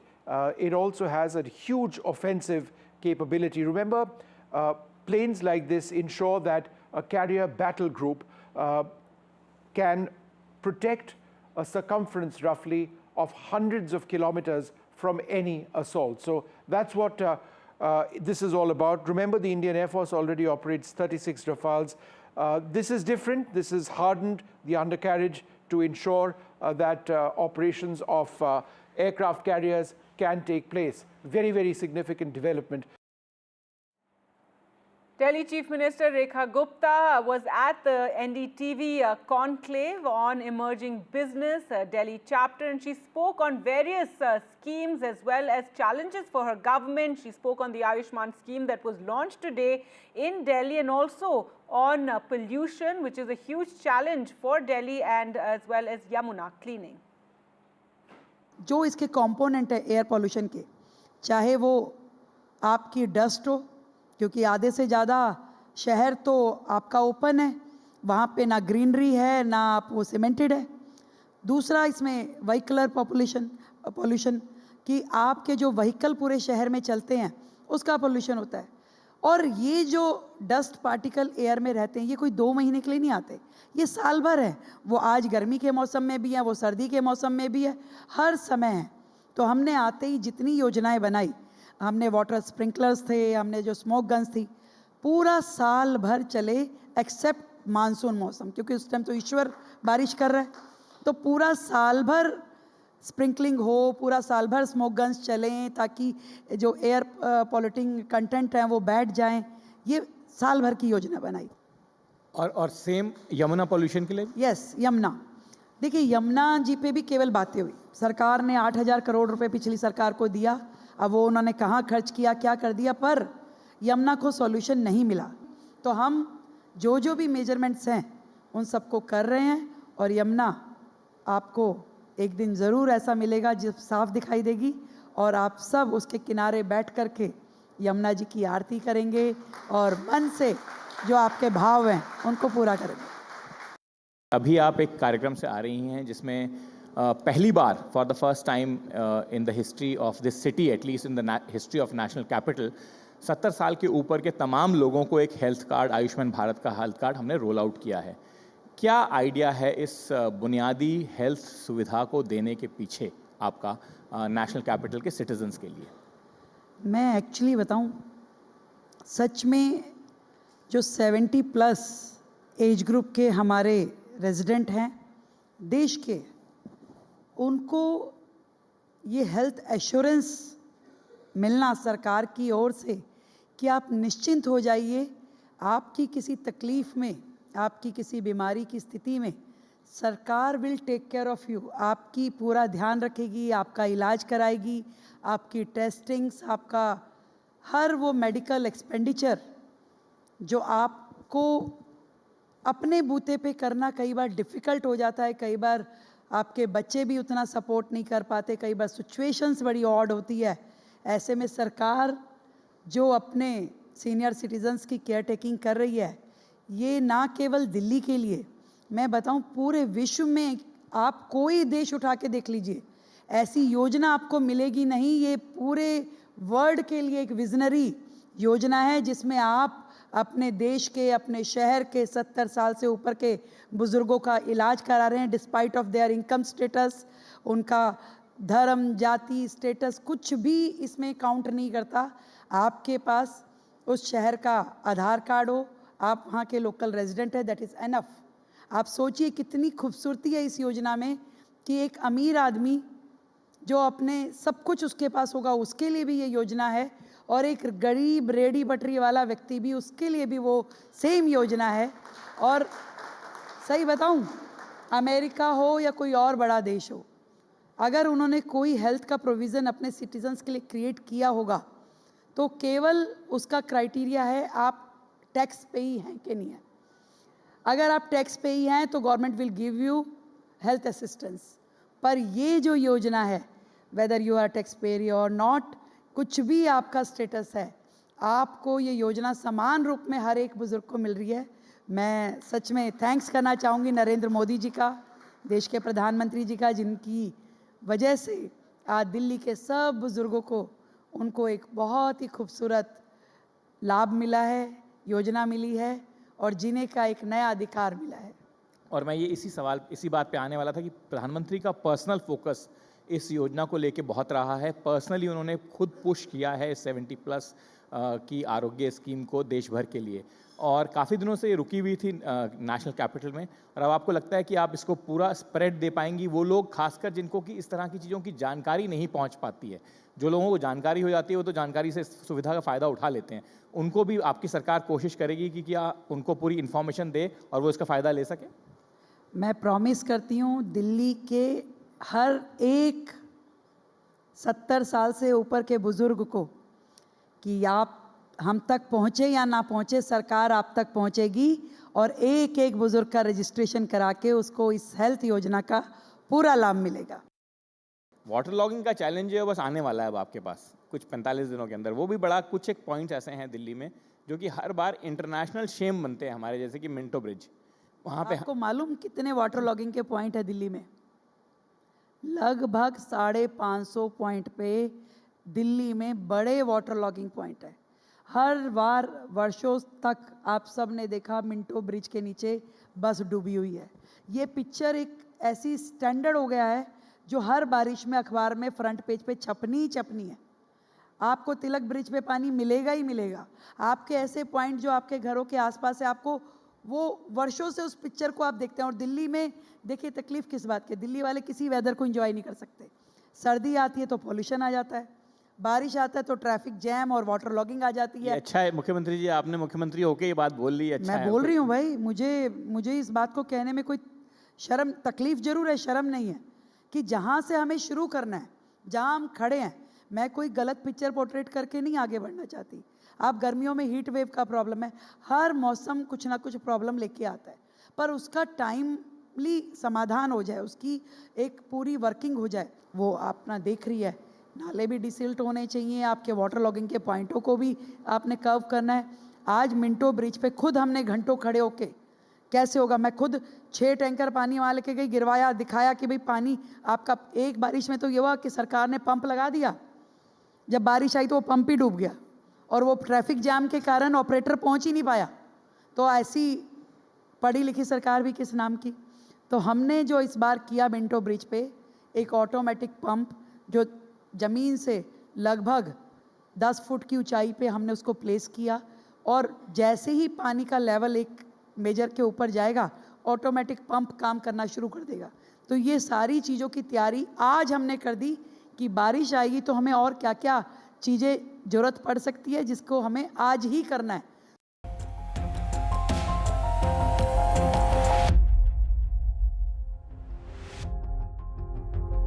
Well, it's been 100 days of Trump 2.0 since Donald Trump took charge for a second time, and it's been quite a tumultuous time. Let's go across to Disha for more as, NDTV special coverage on 100 days of Donald Trump. And I think, Disha, the most disruptive aspect, there have been many disruptions, of course, but most disruptive have been the tariff announcements, isn't it?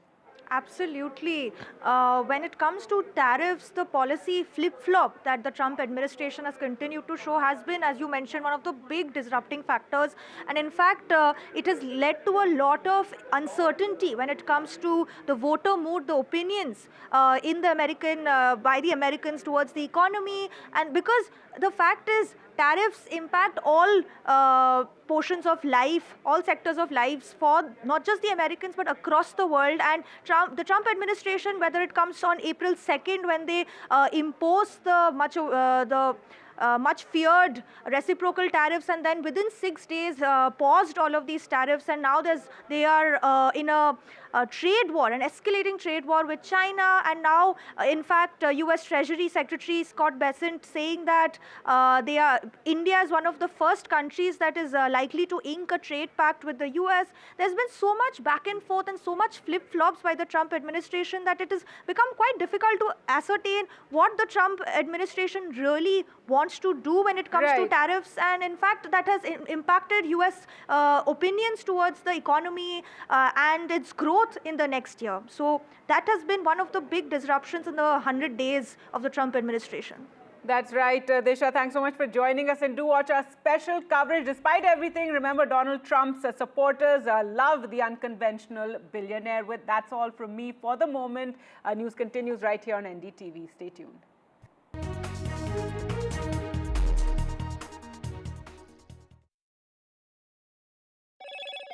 Hello, Moto.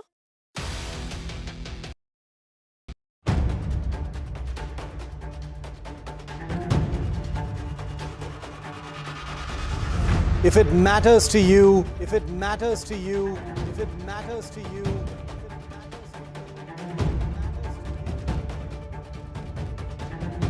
it matters to India. It matters to India. It matters to India. And it matters to me. And it matters to me.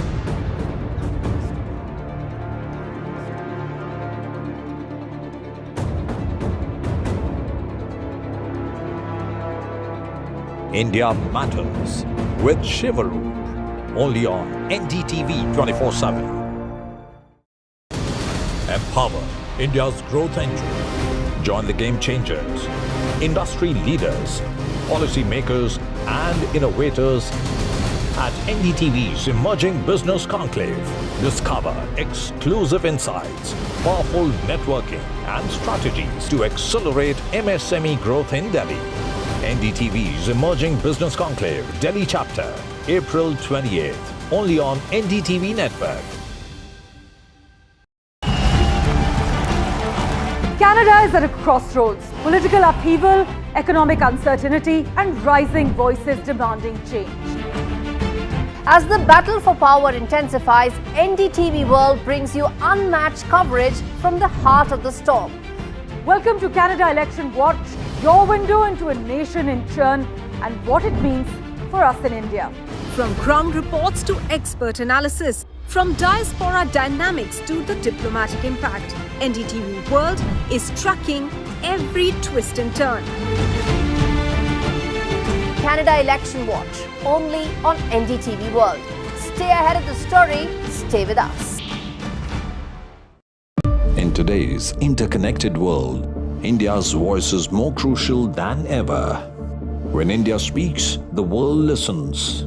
At NDTV World, we are that voice, bringing you intelligent and insightful news from India and beyond.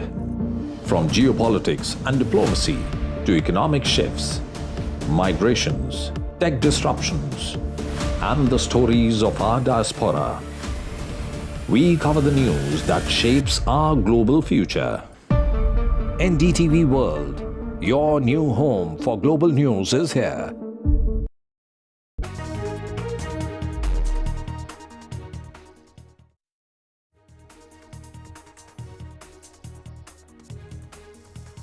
Very good evening and welcome to NDTV. It's 6 p.m. Time for news break, ladies and gentlemen. An action-packed hour lined up for you with the top stories of the day.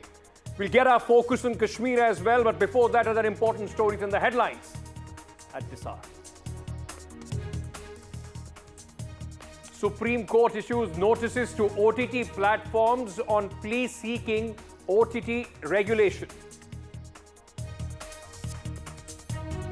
Delhi court grants the National Investigation Agency 12 more days of custody of 26/11 Mumbai attacks accused Tahawur Rana.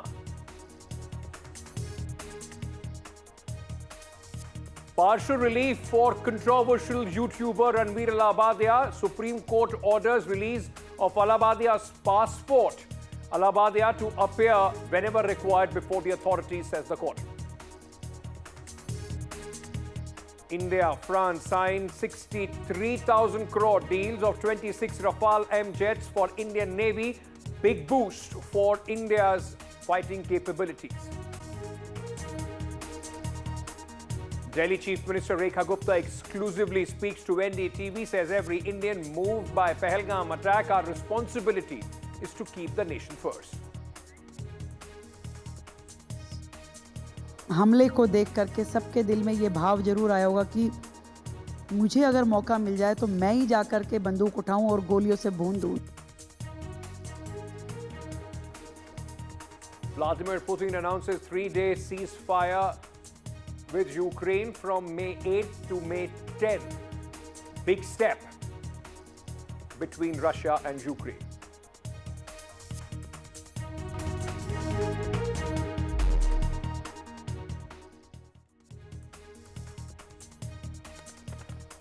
Ladies and gentlemen, the Supreme Court today made some very important observations and also has issued notices to OTT platforms like Netflix, Alt Balaji, and others as well.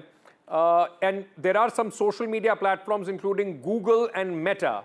The notices of these social media giants, those who are part and parcel of our daily lives, is over a plea seeking regulation and ban on explicit content. Because remember, largely these OTT platforms like Netflix and others, they do not adhere to the same regulations of the censorship or the censor board like the movies and other releases in the country. So for violence and for other explicit content, there is a plea which has been put across, which says that absence of rule leads to sharing of explicit material.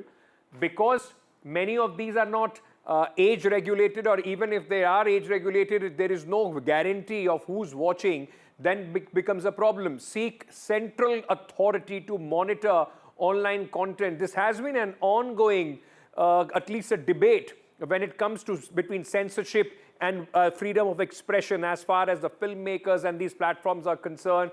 The plea also says that child pornography is being shared through these platforms, may increase crime rate and harm social values, so on and so forth. But the fact remains, ladies and gentlemen, that these shows or the films which are being made, they at least put out a certification of who should watch it and who, in fact, it is suitable for.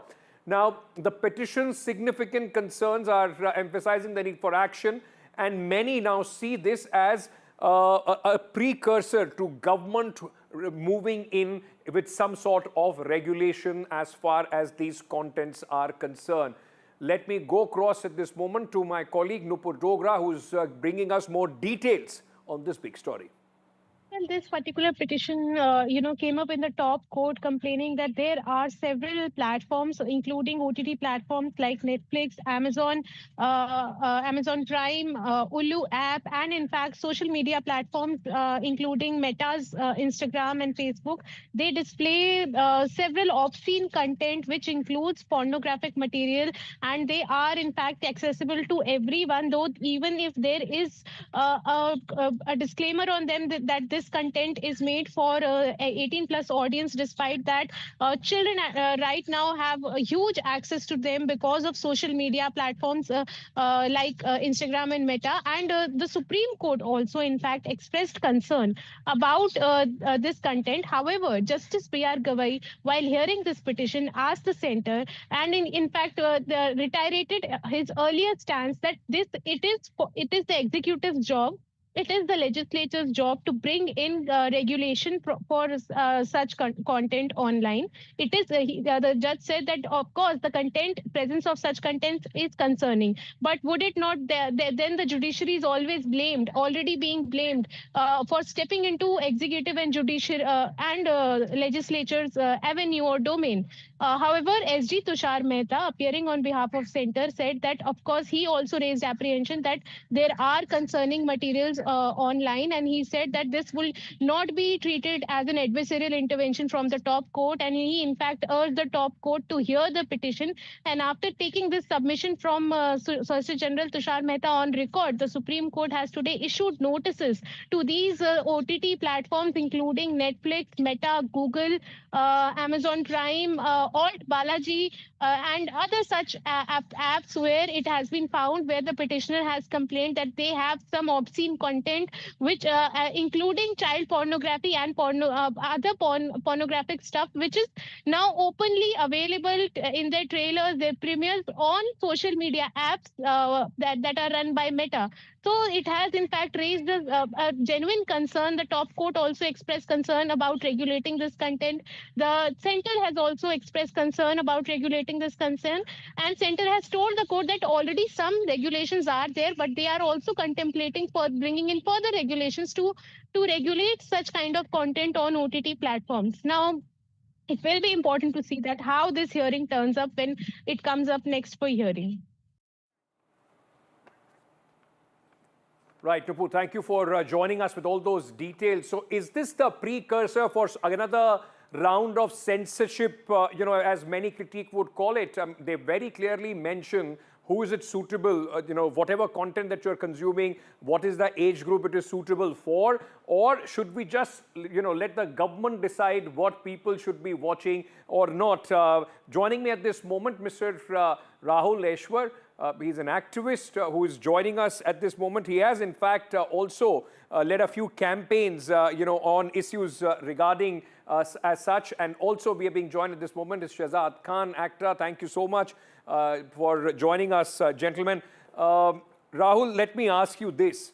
I mean, why should the government decide what I watch? These OTT platforms, whatever content that they create, they very clearly label it, whether it is suitable for adults or over 16 years or over 13 years or 11 years and so on and so forth. As a parent, as somebody who may be bothered whether children have access to all this or not, you have the option of parental control. Why make it a national issue about it?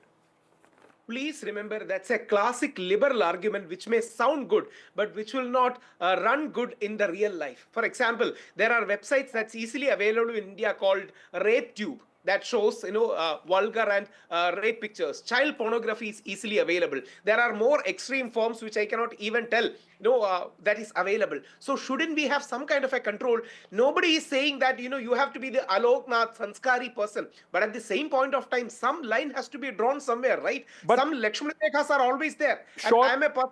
But Rahul, can I, sorry, because you were making this argument that all these are available. But there are already remedies within the law which are available for them. If there is child pornography being shown, then you can register an FIR and that person or that site or whatever is showing that pornographic content will be blocked, will be arrested. So why take it out on these content providers?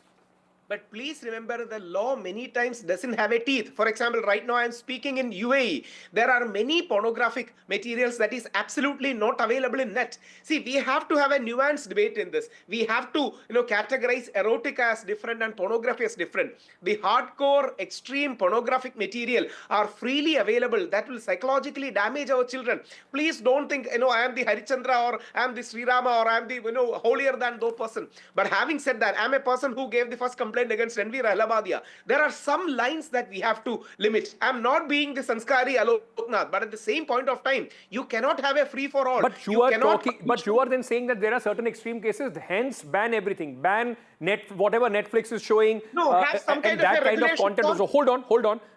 Let me get in Mr. Shehzad Khan on this as well. Mr. Khan, Rahul is saying that freedom of expression of the artist and the makers, sure, but it comes with reasonable restrictions. Thank you very much for having me on your show. I totally agree with you that OTT means over the top, but there should be certain restrictions on it, which the children don't have the accessibility to, and there should be no interference from any government. Saying that you can watch this, you cannot watch this. Okay, there should be censorship. Like in the films, they have a censor board. The same way, they should have an OTT censor board, which should censor whatever they're going to release on the OTT. And I think that should be more than enough for it. Are you suggesting that the censor board should also be involved in the releases for the OTT content as well? I think so. If they're involved in the films, then why not in the OTT content? That will end all this hullabaloo about it, because they're getting so much of money. But how does it make a sense? Like Netflix or Amazon or every other platform does give you the option, if you have a child at home, you can choose the child profile and you can restrict what the child watches. Bad parenting cannot be an example, or at least if the parents do not have the time, that can't be an excuse for others to consume the content that the world is watching. See, what I'm seeing around is that more than Netflix or Amazon or all these renowned OTT channels, there is more vulgarity on Instagram. The amount of vulgarity which is there on Instagram, I think it beats all these Netflix and Amazon and all these apps, all these OTT platforms. The maximum I see, they're showing girls the way they're walking, the way they're dressing, yes. And it's kind of a prostitution which is going on through Instagram and through this X thread and all whatever these. Rahul, where does this tirade end? Because like Mr. Khan is saying, it's true that you are talking about OTT platforms, but there are like in the case of Ranveer Allahabadiya and what happened with India's Got Latent, people were questioning, it's just one program, one platform. Look at the easy accessibility on Instagram, Facebook, this, that and others, on Twitter, of all these kind of pornographic or objectionable content, which is not even age restricted. Absolutely, and that's the reason why, whether it is Instagram or any other content, we need to hire our community standards. There are some standards we should definitely adhere to. Nobody is saying that we should close our eyes and no sexuality should be there. But at the same point of time, the amount of perversion, just go through Instagram. Actually, just go through X and type some words, you will know. So there needs to be some kind of, please remember. We're talking about, aren't we? Are we confusing it? We are talking about two different things. Somebody, promoting porn or any other kind of objectionable material on Instagram or any other, social media platform is different from, let's say, a Netflix releasing a film which is a German movie, which comes with reasonable warnings about what that movie will have, what is the age appropriation for that movie. Why should they both be mixed? But can we have OTT anarchy? The real question is, can we have an anarchy in the OTT world? There should be some kind of regulation. You have to draw a Lakshmana Rekha somewhere. You can. But why? You need to decide what you want to watch, Rahul. If your children are exposed to that, that means that you are. That's the question on you, not on the platform. No, the government should do. The civil society should do. You and me should do. The media should do. Agree. You and I should decide. I agree. You and I should decide what we watch and what we expose our children to. Not the government coming in and saying that, we will decide what you should watch and what should be exposed. See, government is people, right? At the end of the day, government is people. And please remember, some kind of rule and regulation needs to be there. That's the reason why in UAE, there is some kind of authority which decides. In many nations, for example, in Australia, in England, there are authorities I respect your point of view. I respect both of you for your point of view. But let's not compare our country to any other country. When you start talking about UAE, then there, of course, there will be many different things that that country does or does not, which would be acceptable in our own country with our own values and the way our democracy runs. But thank you so much, gentlemen. It's a very important debate that people need to have. We need to talk about, all these issues, because it just can't be a brush stroke saying everything and these are the rules and you can only show this and not show that. In an evolving, globalized society, we need to be exposed to all kind of content which is coming in from everywhere. But yes, regulations need to be on what your children are exposed, and I think the responsibility first starts with the parents at home rather than the government sitting outside. Anyway, moving on, ladies and gentlemen, at this moment, shifting focus to another big story from the Supreme Court. The Supreme Court on Monday allowed YouTuber Ranveer Alabadia's passport to enable him to travel abroad for work. A bench of Justice Suryakant and then Koteshwar Singh relaxed the conditions after Assam and Maharashtra government said that the investigation against him are complete. The bench asked Alabadia to approach Maharashtra Cyber Police Bureau for his passport. On February 18, the top court protected Alabadia from arrest in multiple FIRs filed over his comments during a YouTube show and directed him to deposit his passport when the investigation was on. In fact, when it comes to his passport and permission to travel abroad, it is indeed a relief for Alabadia. The Supreme Court has allowed him to get his passports. Now, however, the case, his petition seeking transfer of the case ongoing in Assam to Maharashtra, which is in fact his first plea that he has moved in the Supreme Court, is still pending with the top court. Justice Suryakant, while hearing this prayer from his counsel, expressed apprehensions in allowing transfer of the case from Assam to Mumbai, as he said that some of the complaints in the FIR are Assam specific, and it is not that the contents of FIR in Mumbai and Assam are same. So it cannot be that the court was apprehensive about clubbing of FIRs and transferring the case back to Mumbai.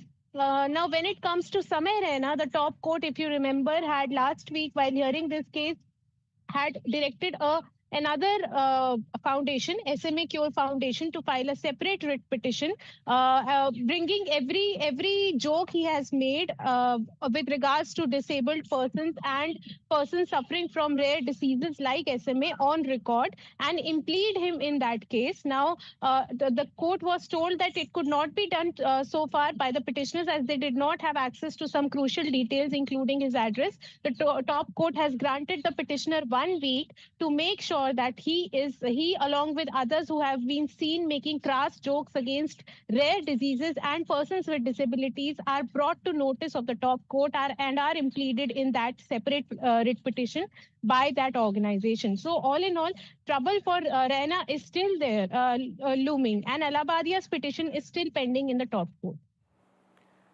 Meanwhile, a Delhi court on Monday granted, the plea of the National Investigation Agency, which is at this moment in custody of Tahawur Rana, one of the key conspirators of 26/11 carnage that took place in Mumbai.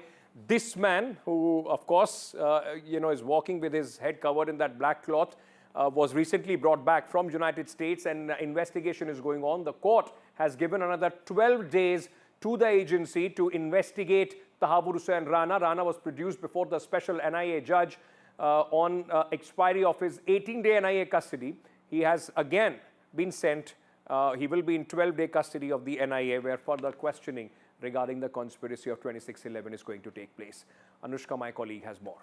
When Rana was arrested by the NIA, he was produced in the court for the first time, and the NIA had asked for an 18-day custody. Today the custody had expired, and that is why he was brought for a physical proceeding here at the Delhi High Court, wherein the NIA had argued that there are many more investigation processes that are due, and Tahawur Rana is not very much cooperative. The Mumbai ATS team had come here at the NIA headquarters, where he is lodged currently, to quiz him on regarding several of the logistics and several of the matter in which he was involved with the main conspirator, that is David Headley. Today the NIA has asked for a custody for 12 more days. They have said and have argued that they need to take Tahawur Rana to all those places where this terror attack was planned, and they have to in fact ask Tahawur Rana as to what all the dots, the missing dots, how are they connected, and that is why they need a custody for 12 more days.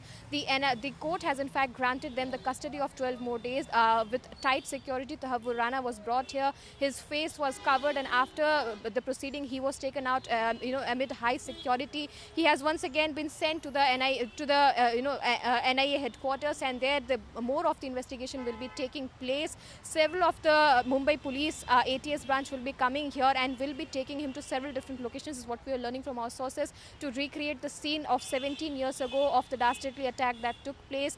The NIA has said that it was not just a terror attack, there were larger conspiracies that were planned.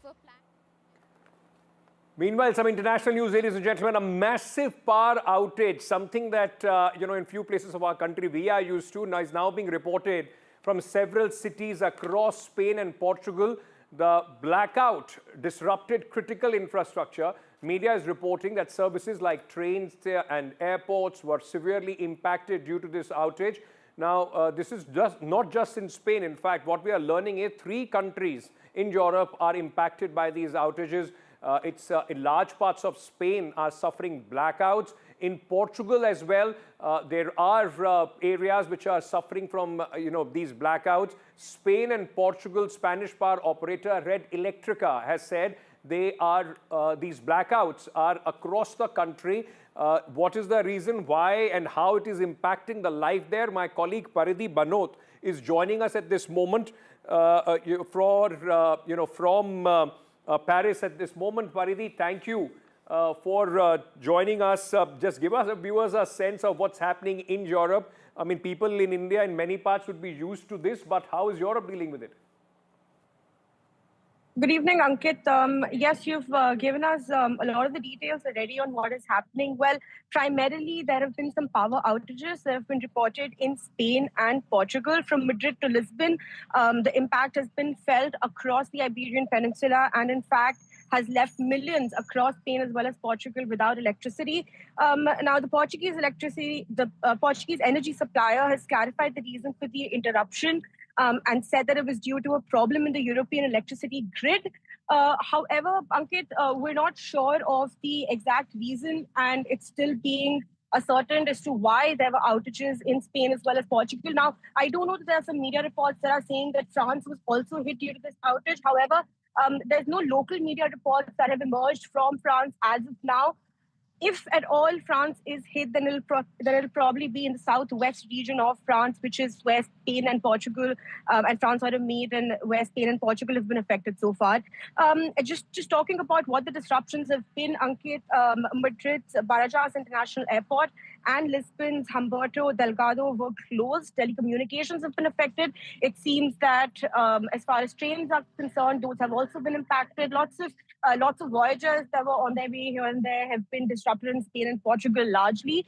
If you talk about the European level, if there's any statement that has come out, well, there is a statement from the European Commission which has come out, and it was released earlier this afternoon, local European time. And it stated, and I'm going to quote for our viewers and for you here, in contact with the national authorities of Spain and Portugal, and trying to understand the underlying cause and impact of the situation. So everything's really uncertain right now, Ankit. There's no exact reason that has been ascertained for this power outage. However, it has left millions without electricity. It's being restored as we speak. Portugal's as well as Spain suppliers have said that they're trying to restore electricity in a phased-out manner as soon as possible. But we're still going to have to wait for more details. It's a developing story, as you've already mentioned. Paridhi, thank you so much for that detailed report on the power outages, at least in 3 countries as it's being reported at this moment. Ladies and gentlemen, with that, we are slipping into a very short break. We are coming back with much more. Kashmir, the fallout of what's been happening after our Pahalgam, exclusive ground reports, all coming up after a very short break. Stay tuned.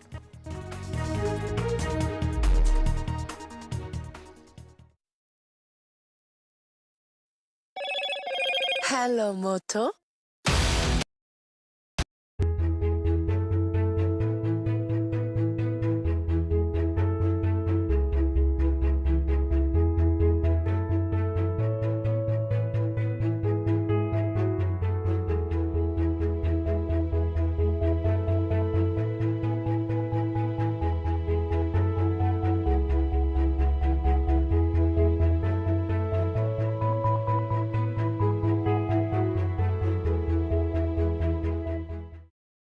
That's huge.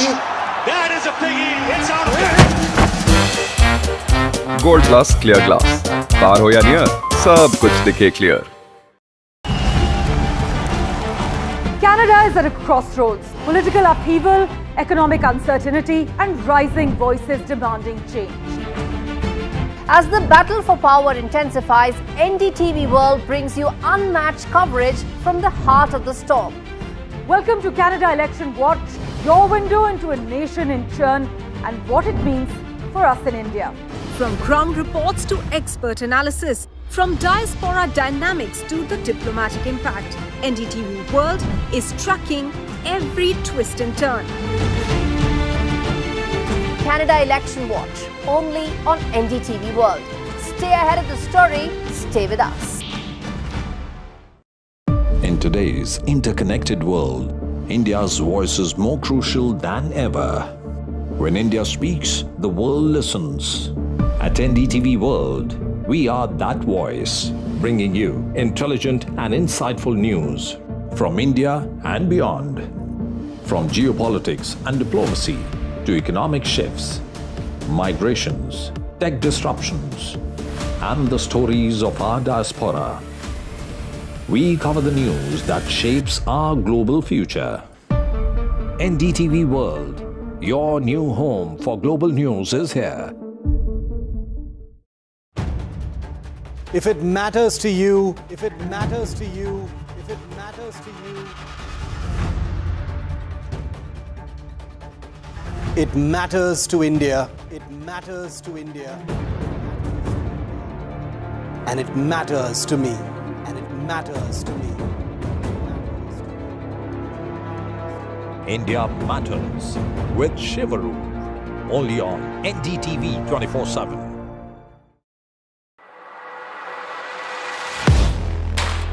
Do you really know the company you invest in? What is the real picture behind presentations and claims? Is the outlook as rosy as the company claims? Know Your Company, powered by NDTV Profit Research, shines a light on the biggest stock market movers.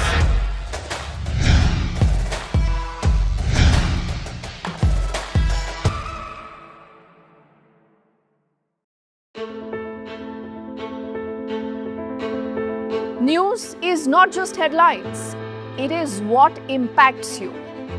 And news should never be mistaken for noise.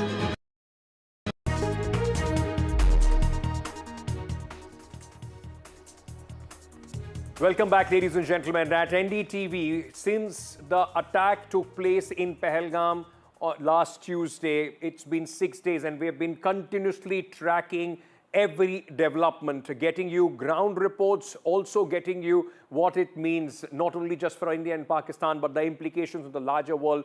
This attack, which many say have crossed the red line as far as the terror sponsored by Pakistan is concerned. Now, a lot is happening continuously, and before I start bringing you the ground reports, there is, of course, this anticipation of what India is going to do. And in that sense, top-level meetings have been happening throughout the day. The Raksha Mantri met the Prime Minister today. There were also, high-level meetings of the defense forces. So there is a lot which is taking place as Prime Minister Modi is being briefed by the Raksha Mantri. NSA Ajit Doval was also part of this meeting. What happens next?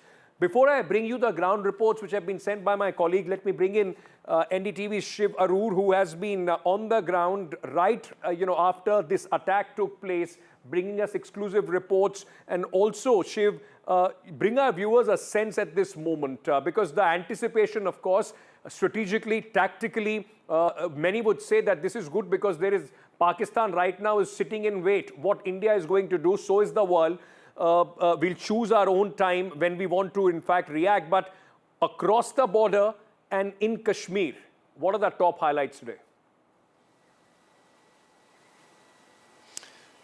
Well, Ankit, like you rightly said, the increasing amount of uncertainty over what India's next move is a textbook definition of time and place of India's choosing. And I think that the security establishment is quite okay with the, with the lack of clarity over what shape or form India's, retaliation, as it were, could take in the days or the weeks going forward. We have absolutely no idea what that's going to look like. There are many different options. And as you just brought out, that meeting between Rajnath Singh, the Defence Minister, and the Prime Minister is only one part of a series of meetings that are perhaps, and we can only conjecture, giving some sort of form or shape to what India's political decision is going to be vis-a-vis Pakistan. Here in Jammu and Kashmir, at the tactical level, there have been ceasefire violations on the line of control. They have expanded since last night south of the Pir Panjal range.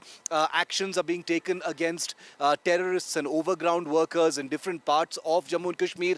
That's continuing right now. I've just returned from Shopian, where there is, the latest is that there is a complete media blackout as far as the demolitions of those houses are concerned, which actually demonstrates, Ankit, the kind of evolving nature of the narrative here. First, they wanted to show you the demolished houses. Now they don't, because they believe it might have some kind of a backlash effect on local populations. But beyond that, there is a palpable sense of suspense and anxiety over what is going to happen next. Like you said, tomorrow will be 1 week since the Pahalgam massacre. There is no word yet on any of the terrorists who were responsible personally, or which groups may have been directly responsible for it from across the border. But that continues to be something that we need to piece together. The intelligence, the investigation, of course, continue as well. Hopefully later this week, there will be a little bit more clarity as far as the investigation is concerned, and especially those terrorists. Let's remind ourselves, only 3 sketches have come out so far. Right, Shiv, before I let you go, at this moment, let me also ask you very quickly. Of course, all options are open for India. When we choose to react, all options will be on the table. What has changed from the Balakot strikes or the strikes that took place, after the Uri attack and so on and so forth? What has changed since then till now? What options have India added to its arsenal? I believe that, the options will be even bigger than what they were, during Balakot post-Pulwama. I think the Indian government knows and believes that after setting a certain benchmark with the Uri surgical strikes, Ankit, and then with Balakot, whatever action is coming up next, given the severity of, murdering tourists in cold blood, has to be something a whole lot bigger, not just visibly, but it has to be something that goes out to the entire world and sends out a message, not just to Pakistan. Since you talked about 2019 and post-Balakot, the information war, as you've been reporting, has already begun. Fake documents of Indian Army preparedness have been viraled in Pakistan. Psychological warfare, those mind games have come out. The Indian Army has just, come out with a statement trying to bust fake news. So one part of me believes that the reactive nature of sections of our establishment is still very much the same, which is a pity to see, because the lessons from the past should have put India on the front foot when it comes to narrative, when it comes to psychological warfare, when it comes to psychological operations and information warfare. That doesn't appear yet to be the case. I may be jumping the gun, but we'll have to see in the days ahead, because as we know, Pakistan leaves no stone unturned, and with Chinese help, Ankit, to getting fake news and misinformation out at a time like this. And the propaganda warfare, not now, for many, many years, Pakistan had some sort of a speciality which we are yet to catch up on. Thank you so much, Shiv, for joining us and sending us all those ground reports from Kashmir. But ladies and gentlemen, let me also give you a sense of what else is happening around this, because this is an important move. And while we are speaking, the hope is that the entire country is together. Like the opposition has said, the government is free to take whatever action it seems fit, and the entire country is backing the government. Meanwhile, today in the Jammu and Kashmir Assembly, a special session was held to condemn what happened in Pahalgam. The MLAs observed a moment of silence to pay respects to the victims of terror. In a powerful speech, Chief Minister Umar Abdullah said, from Katwa to Kupwara, there is no town or village where people did not protest against this terror attack. He said, this is not in my name. He also said, this may mark the beginning of the end of terror in the valley, where it now seems to be losing little ground support that it had. मेजबान होते हुए मेरी जिम्मेदारी थी कि सही सलामत मैं इन्हें यहां से वापस भेजूं, नहीं भेज पाया और माफी मांगने के अल्फाज नहीं थे।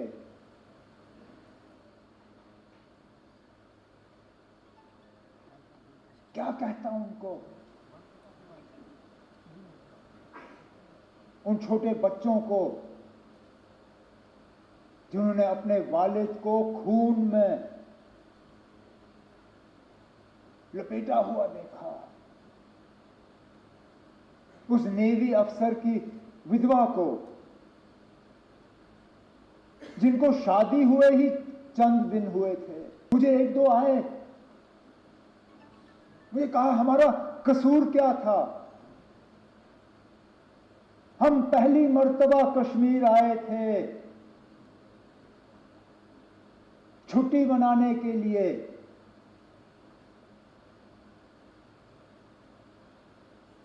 और इस छुट्टी का जिंदगी भर अब हमें खमियाजा भुगतना पड़ेगा। But at a time, ladies and gentlemen, when all of us are looking to our government for the next action against Pakistan, some controversial statements give at least some propagandists, across the border a handle to try and create confusion. And this time, the controversial remark has come from Naresh Tikait, a farmer leader. He has said that he, in fact, has opposed stopping of the water, or at least the government, which has said that its intention as far as the Indus Water Treaty is concerned. Mr. Tikait said that we are against the government's move, and because there are farmers, who will be hit in Pakistan as well, and we sympathize with those farmers. Meanwhile, Union Minister for Agriculture, Shivraj Singh Chauhan, has hit back and has said, won't give water to killers. एक समझौता हो रहा पहला, तो उसमें तो गलत निर्णय है उसका, वो तो जो समझौता है वो तो लागू रहना चाहिए। हम उसके पक्ष में नहीं, पानी हम किसान हैं, अगर वहाँ का किसान तो कहीं का भी हो, पूरे भारत का किसान हो, ये सब प्रभावित हो उस पर ये नहीं, जो पानी का तो वो नहीं, उसका नहीं हमने सही मानते। पानी तो चलता रहना चाहिए, पानी बिना तो सब कुछ बेकार हो जाएगा मामला। कुछ लोग सरकार का विरोध करते करते देश का विरोध करने लगे हैं। जिन्होंने निर्दोषों का खून बहाया है उसके लिए जिम्मेदार हैं, उन्हें पानी नहीं देंगे। Meanwhile, like Shiv and I were talking about the propaganda war, the government has cracked the whip because Pakistan is, there are expert propagandists when it comes to India and what's happening with Kashmir. 16 Pakistani YouTube channels with a total of 63 million subscribers have been banned in India for spreading provocative and communally sensitive content in the aftermath of the Pahalgam terror attack. This is according to the government. The YouTube channels have been banned by on the Union Ministry, Home Ministry's recommendations. Now, this is once again the government, in fact, taking some proactive action to try and win this information war, which is at this moment taking place between India and Pakistan. And they have identified these channels as the source of propaganda and misinformation against India. Let's just give you a sense of, few of these channels, 16 Pakistani channels and YouTubers. So this includes news channels as well from Pakistan, and YouTubers have been banned in India. Now, let's get a sense. They have been banned for spreading communally sensitive posts and videos on their channels. Pakistani channels are spreading misinformation. They are also, in fact, spreading propaganda against India through their platform, which the government doesn't think that it should be allowed at all. Let me give you a rainbow of the channels which have been banned by the government.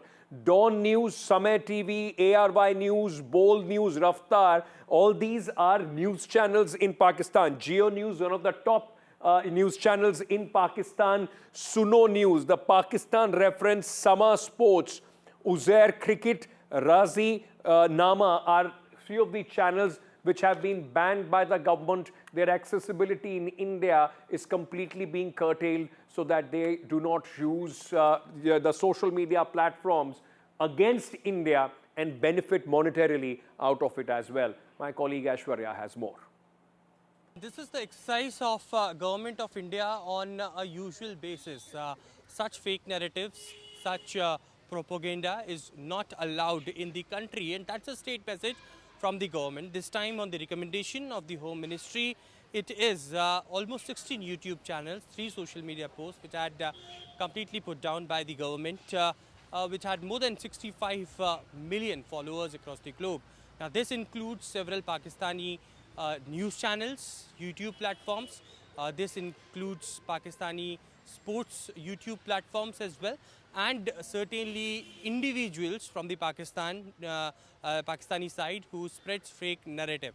Official statement had come out from the Ministry of Home Affairs that stated that this is on the recommendation of the Ministry of Home Affairs, that these YouTube channels for disseminating provocative and communally sensitive content, false and misleading narratives and misinformation against India, the decision has been taken by the Indian government to completely ban that.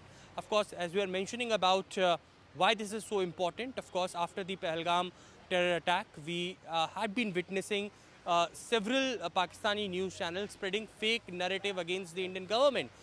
They had been using the Indian opposition to counter their own stand, and they were using our opposition leaders who had already stated in the past that they are completely standing with the government of India at this point of time, and they will be together with whatever action the government of India has been taken. But they were using photographs of Siddaramaiah, photographs of Rahul Gandhi, and they were spreading fake narrative. These action had come out after Pahalgam terror attack, of one of the major action to corner Pakistan digitally.